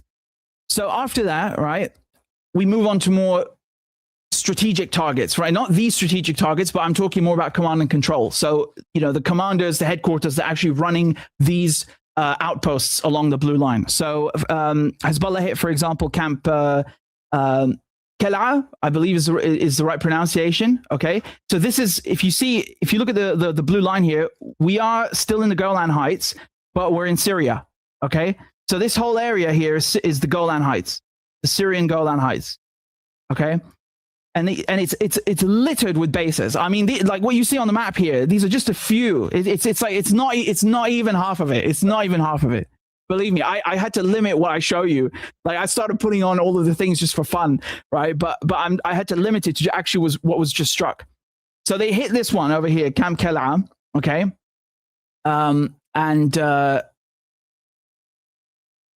yeah. So that was struck. They hit Ramat David Air Force Base. This used to be a Royal Air Force Base. Again, look how far away that is now from the front line. Okay, you see how far away we've gone. So I believe their target was the aviation fuel depot at Ramat David, right? But look how far away that is from the front line. Okay, and it's still not the furthest one. It's still not the furthest one. They also hit the Leviathan gas platform, although I should have put that in the more strategic one. Yeah, let's keep that for there. But if you look at also Nebi Sheet, and you look at these skirmishes that happen here, all of those, the Israelis would not even be able to insert themselves or try to insert themselves into Lebanon without these observation towers, without the bases at Meron, in Haifa. They rely on all of these nodes. It's absolutely impossible for them to function without them, right? They're not guerrilla fighters that are able to just kind of blend in the field and operate by themselves and think on their feet. No. They're completely dependent on a whole chain of command and control and logistical supply. So, the reason that Hezbollah are hitting all these places, it's not random. It's very, very specific. Okay. And it's all in relation to the Israeli occupation that you have in Lebanon. Here's also, if you look at Camp Yitzhak or Nafah base, right? So this is the headquarters. It's the divisional headquarters for the 210th, right? And it's also the brigade headquarters for the 188th. So 210 division is basically in charge of all the Golan Heights of this section. And then inside of that, you have the 188th Armored Brigade. Sometimes you'll have a command post like this one where they have co-headquarters or joint headquarters for multiple structures. So that's the case here. So Hezbollah hit that. I think, if I'm not mistaken, they were targeting the divisional level comms relay. Okay. So, and also you could also consider it a decapitation strike in a way, right? Get lucky, maybe you hit with the commander. So it's of course both personnel and infrastructure, and they did this with Katyusha rockets, 122 millimeter, if I'm not mistaken. In addition, they hit Ben Gurion, right, or as we should probably call it, David Grün, right? That would be the right name. But Ben Gurion Airport. Now you might be under the impression that this is a purely civilian airport, and you'd be wrong, actually, right? They always say Beirut Airport is full of weapons, right? And you even had journalists coming in and doing a tour, like, to the point that we have to disprove, like obedient slaves to the world, that there are no weapons in Beirut airport. Please don't strike it. It's dehumanizing in a way. Like, I wouldn't even, that claim should just be utterly ignored. And the irony here is that, as usual, every Israeli accusation is a confession. So the Israelis not only have, you have to understand, they share runways. First of all, the runways are shared by military aircraft and civilian aircraft. They have weapons coming through Ben Gurion Airport. They have American jets, bombers, logistical supply lines running through Ben Gurion as we speak. As a matter of fact, this is the primary hub for the war in Iran right now. It's Ben Gurion. It's not any other airport. It's Ben Gurion. In addition, they have IAI, which is it's basically part of Israel's military-industrial complex. They do research and development, and their offices are located in the complex. Right now, it's if you look at JFK is also running weapons, which might surprise some of you, but it's true. Right now, Heathrow, for example, as far as I know, is not an RAF base. It's not a joint RAF base. I think there's an RAF base like about 6 kilometers north from Heathrow, but Heathrow itself it was handed over to civilian authorities in like 1946 after World War II. My point is that for a lot of us, this is shocking that you have a civilian airport being used in every capacity possible, like R&D, logistics, bombing runs. Okay, this is shocking to some of us, especially from people who claim that the other side is using human shields all the time. Do you understand why this is so shocking? Because the hypocrisy of it all is so Israeli. So in any case, that is what Hezbollah were hitting. They weren't hitting the civilian part of it. They were trying to hit the there's a reason I put a factory icon here, if you can see that, right? The reason I put it there is because they manufacture parts for weapons. Yeah, give me a second. I've written all of this down here somewhere. Give me a second. Yeah. So the reason they hit Ben Gurion Airport was to go after these Arrow and Iron Dome production lines. Yeah, Lahav and Elta wings. That's it. Right. Now you can go and say, well, that's purely defensive. Yeah, but it's military. I mean, if Hezbollah were manufacturing, hypothetically, forget Hezbollah, let's say anyone in Lebanon, anyone, right? If they were manufacturing,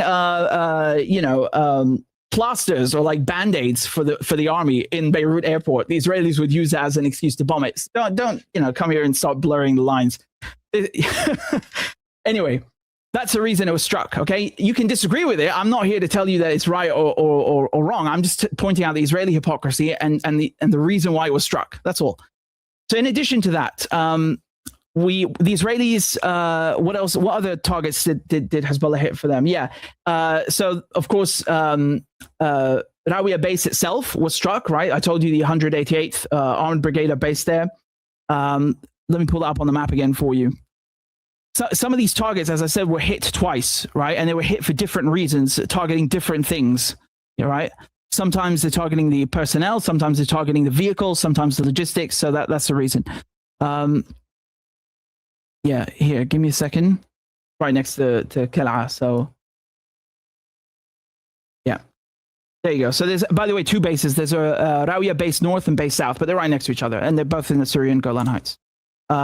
So, yeah. In addition to that, they hit the Shemera barracks. So the Shemera barracks have housed the headquarters of the 91st Division. Okay, so that's a forward command. That's why they were hit. And then also the Katsavia base, right? Katsavia is over here. It's honestly astonishing. Like when you're trying to map this yourself personally, right? It's not the first time, but there are so many Israeli bases next to each other that it's very, very, very easy to get mixed up. Very easy, right? Like they're loitered absolutely all over the place, right? It's astonishing. This is nothing what you're saying here. Absolutely nothing. So in any case, that was hit because Katsavia, the reason they hit that is because it's basically Golan Heights HQ, right, for artillery and armor coordination. Okay. Now moving on to the strategic ones, right? If this wasn't strategic enough for you, the real strategic ones. Now look where we are. We're in the Syrian Golan Heights. Okay. Zoom out here. So you can see Hezbollah, they've divided their campaign into all these small structures, right? You've got basically southern Lebanon, you've got the Syrian Golan Heights, you've got northern quote unquote Israel, okay, and then you've got Tel Aviv. Okay, so look at all of these targets that have been struck in Tel Aviv. These are strategic ones, right? So we talked about Ben Gurion Airport. There's Ramla base as well, okay, and that's basically where they have the home front command, right? If I'm not mistaken, they do processing as well for conscription. So that's kind of just the idea behind striking that is just to disrupt, cause chaos in the supply line. I mean, of soldiers, not the actual logistical supply line. When we talk about logistics, you look at Trifin. God, what a name. That one was definitely to hit actual logistics, okay? They have national logistics, supply, training there, okay? That's also like on the outskirts. And if this is actually not too far from the Weizmann Institute, by the way, right? It's not too far from it. So in addition to that, Hezbollah hit the Tel Hashemir base over here, right? So that one does national induction, medical, they've got medical core warehouses and so on. They also hit the Tel Haim base, okay? So that one is also called Gililot, right? And that's where they have the military intelligence headquarters. So that's Unit 8200, which you might have heard of before, right? They do a lot of cyber warfare and so on. And in addition to that, there's Bilu base. So they hit that one. That one houses the, I think, what was it, 35th? Yeah, 35th Paratroopers Brigade. And in addition to that, Cyprus, right? Now, when I say Cyprus, I mean literal Cyprus. Okay, I'm going to zoom out here. And you already know the reason why Cyprus was hit, because there are Americans on the RAF base in Akrotiri. Okay, give me a second to... There it is, right? So as soon as Keir Starmer went and said, oh yeah, there's, we're happy to let the Americans use our base, that you can see the airstrip there. Hezbollah went and hit it. And we know it was Hezbollah because the MOD, the Ministry of Defense, came out and said it wasn't Iran. And you had a bunch of morons going, oh, Israel is trying to drag us into a war, like as if Keir Starmer isn't already riding Donald Trump into a battle. I mean, there's, you don't have to rob people of agency, right? Again, I'm not justifying anything. I'm just saying that there is reason enough from a purely objective point of view for Hezbollah or for Iran to strike this base from a strategic viewpoint, because it's actually killing them, right? It's attacking them. So you don't have to go and start reaching and making up conspiracy theory bullshit, okay? And you don't have to rob the people in the region of agency and of their capacity. I mean, absolutely within their range, okay? If you think that's too far for Hezbollah to strike, I've got news for you. It's absolutely not too far. It is not. I don't think we've even seen their most capable rockets yet. I genuinely don't think we've even seen them. So look at also these targets I was just pointing out in Tel Aviv, right? All of these, it's not just about the distance. It's also, and of course the Palmachim Air Base. I forgot to mention that one. They hit, I think, drones on the runway here, right? Like, you see how many targets there are, you just get lost. But the point is that Hezbollah are back, okay? Everyone thought that Hezbollah are gone. They thought Nasrallah is gone. Al-Daif is gone. They did a decapitation strike on the leadership, and they hollowed it out, and it's over. No. And people that are on the Israeli side said this, and people that even support Hezbollah said this too, because they were they were out of desperation. They were just war fatigue, whatever. My point is that both of them were wrong. They were wrong. This is so intense. All of this has happened in the span of a week, right? I'll show you a quote from Israeli media to kind of illustrate my point. Okay. Here it is.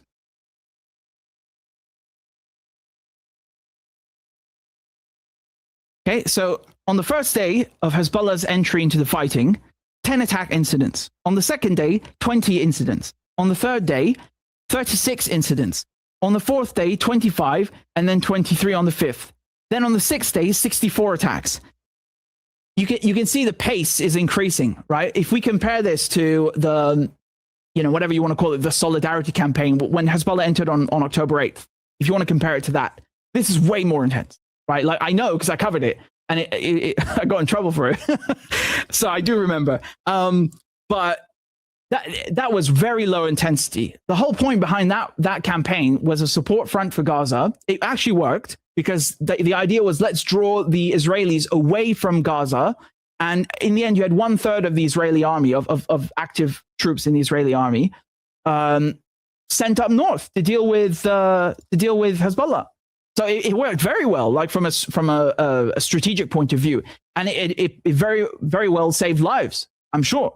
Right? You had 1/3 of the Israeli army that was not genociding people in Gaza, that wasn't going through people's lingerie and underwear after they had blown up their houses, et cetera, et cetera, et cetera. Okay, so in terms of objectives, they fulfilled that, and in order to do that, to keep the Israeli troops up north and drawn away, they had to make sure that it was low intensity and that it's drawn out and it's sustained and protracted.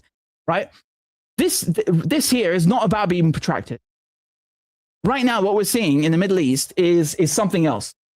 Okay, and man, if you think this is spicy, wait till we talk about the U.S. radars. Like you ain't seen nothing yet. This is nothing compared to what we're going to talk about, right? And it's already something, isn't it? But you have to understand that this kind of conflict right now that we're seeing is of another nature and another intensity. It's completely different. The objectives are completely different. And again, I'll give you the truth straight from the horse's mouth. Okay, this is from the Israelis. This is from the Times of Israel. Okay, you don't have to take my word for it or anyone else's. Listen to what they're saying. Okay, so they knew they were next. Hezbollah rearmed for months after concluding war was inevitable. Okay, so Hezbollah spent months restocking its arsenal of rockets and drones, using support from Iran and its own weapons factories to prepare for a new war with Israel. 6 sources familiar with the Lebanese terror group's preparations. So Hezbollah concluded that another round of fighting was inevitable and that this time it could face an existential threat, according to the sources. Okay, so these sources include Lebanese and also Israeli Defense Forces, IDF. Okay, right, all anonymous. Yeah, they talk a bit about how they used money, and then they kind of contradict themselves by saying, well, everyone was homeless because Israel blew their homes up. Yeah, I guess that's where the money went. I don't know what their point is, but definitely the production has gone up, and also the tactics have changed completely. I mean, if you look at how Hezbollah are approaching this, they're sending swarms of drones, right? They're sending swarms of drones. Iran are doing the same thing, by the way, right? Albeit slightly different, but Hezbollah are trying to overload and saturate. Now, we would see this before in 2023, 2024 with the Iron Dome, for example. They were doing this already back then. They would use decoys, get them to deplete the interceptors, and then they would actually launch the real payload and blow up the battery. So it's not a brand new tactic. What is new is that they're doing it for not just the Iron Dome, right? Their main objective here is to get rid of the infrastructure around the border, is to saturate the Israelis, keep them blind. It's really just like it's a complete campaign. It's the full package, is what I'm trying to impress upon you. It's the full package. It's not one kind of target. It's the full package. Everything from even the Leviathan gas field, right? They literally struck the offshore gas field. They're striking the air bases. They're striking the UAV logistics. You name it, it's here. There's completely different intensity, completely different target bank. And also the fact that they have been able to I think I understand now why they launched those 6 projectiles, those 6 missiles on the first night. I think it was supposed to be a dud on purpose. I think that was the whole point.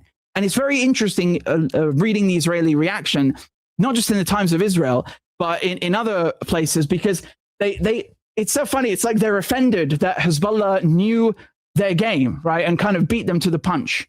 Because usually the Israelis and Americans will go and bomb someone and say, hey, it was preemptive. We had to do it. There was no choice. They were going to hit us. And it's usually a lie. In this case, it's 100% correct that the Israelis were going to come after Hezbollah. I think if you asked anyone, they would have told you that, right? It was obvious. It was evident the Israelis were not done with Hezbollah. They would be back. And so Hezbollah simply beat them to the punch. And the Israelis are kind of mad about it. They were also very angry, and I can show you some of these reactions on Twitter, just like kind of completely, anecdotal, just random reactions I found on Hebrew Twitter from Israelis. and you can see they're quite perplexed and surprised, and saying things like this: Hezbollah is dismantling us in the north. We need to say it fairly. It's a disgrace that they're not wiping out everything there. He means it's a disgrace the IDF are not wiping out everything in Lebanon. That's what he's saying. Right. And, here's another Israeli saying, they lied to us about Hezbollah, or I should say Hezbollah. It turns out that taking out Nasrallah and doing a pager attack doesn't faze them at all. I mean, I could have told you that a long time ago. You should read your own literature. I'm serious. They should read their own literature. I'm referring to this CIA manual that WikiLeaks released, where they say in the manual, it's CIA's own assessment, that killing Hezbollah and Hamas leaders doesn't work because they have a basically decentralized, compartmentalized command and control structure. Every cell, although I don't really like the word cell, it's more that has this like war of terror connotation, but basically, the point is you cannot just kill the leadership and expect the group to disintegrate. And this has been the assessment for decades, right? For decades, they've known this. So, I don't know why they're surprised, but okay. No one ever accused the Israelis of being military geniuses. So these are just purely anecdotal, just like random ones, right? Bibi and his gang promised annihilation, but the reality, Hezbollah is here with a force that can't be ignored. And another one that I saw also was someone who was complaining that they were in next to the blue line, so near Kiryat Shimona and these Israeli settlements, and they could see electricity in Lebanon, whereas their electricity had been cut off. Right? Israelis are not used to this. They're used to blowing up other people's infrastructure and then laughing at them. So they were outraged. They were outraged that, how dare the Lebanese have electricity when we don't? This is a foreign concept to them, right? Anyway, they seem to be very, very upset about it. So, there's no denying it. And again, it's not me saying this. The Israelis themselves, the media are saying it. Random Israelis are saying it. Hezbollah are back, and they're back with a vengeance, and they are firing at an extraordinary intensity. Whoever thought that they were down and out, it was completely mistaken. And my, in a purely journalistic capacity, right? Just my professional assessment, their operational security of being able to rearm, even if Iran was giving it to them or if they built it themselves, it makes no difference. The point is that the fact that they were able to do that when they are in one of the most highly surveyed zones in the world, and under some of the biggest scrutiny from their own government, which is working with Israel, from the Americans, from the Israelis, from all these big-brained, galaxy-sized brained intelligence agencies, and they were still able, under their noses, to rearm, is extraordinary. I mean, this is an objective fact, right? I know that what I just said carries a 14-year prison sentence because we have fascist bullshit laws in England, but I'm sorry, I'm not going to lie to you, lie to millions of people watching this, and skew the truth. It's not my opinion. It's a fact that if you're able to pull that off from an operational security point of view, it is impressive, right? It's purely objective, and it speaks to the arrogance. It really does. It speaks to the arrogance of Western and Israeli intelligence, and media and politicians, the whole orchestra, like, oh, we killed them, we got rid of them, haha, look, we blew up their fingers with pagers, look, we took out Nasrallah, they're hollowed out. That was hubris, that was arrogance. And I think they would all agree with me, maybe privately, right? Maybe not publicly, but they would agree with me that it was arrogance. It was foolish to say that.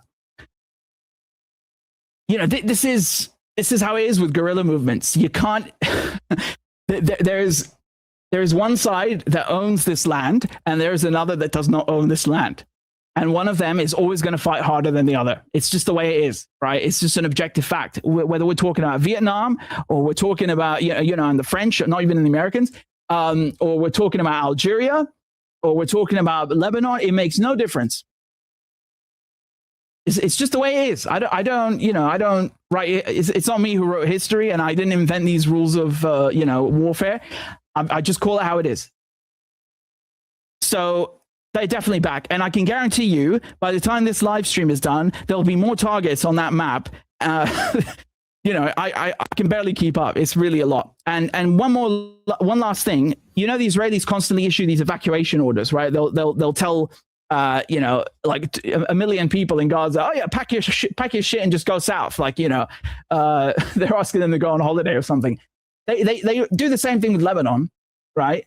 And Hezbollah issued a reverse evacuation order and said everyone in Kiryat Shimona, everyone who's within a 5-kilometer buffer, you have to leave, right? I suppose the whole point of that was like a bit of tongue in cheek, the way that Yemen have also been doing it. But anyway, that's besides the point.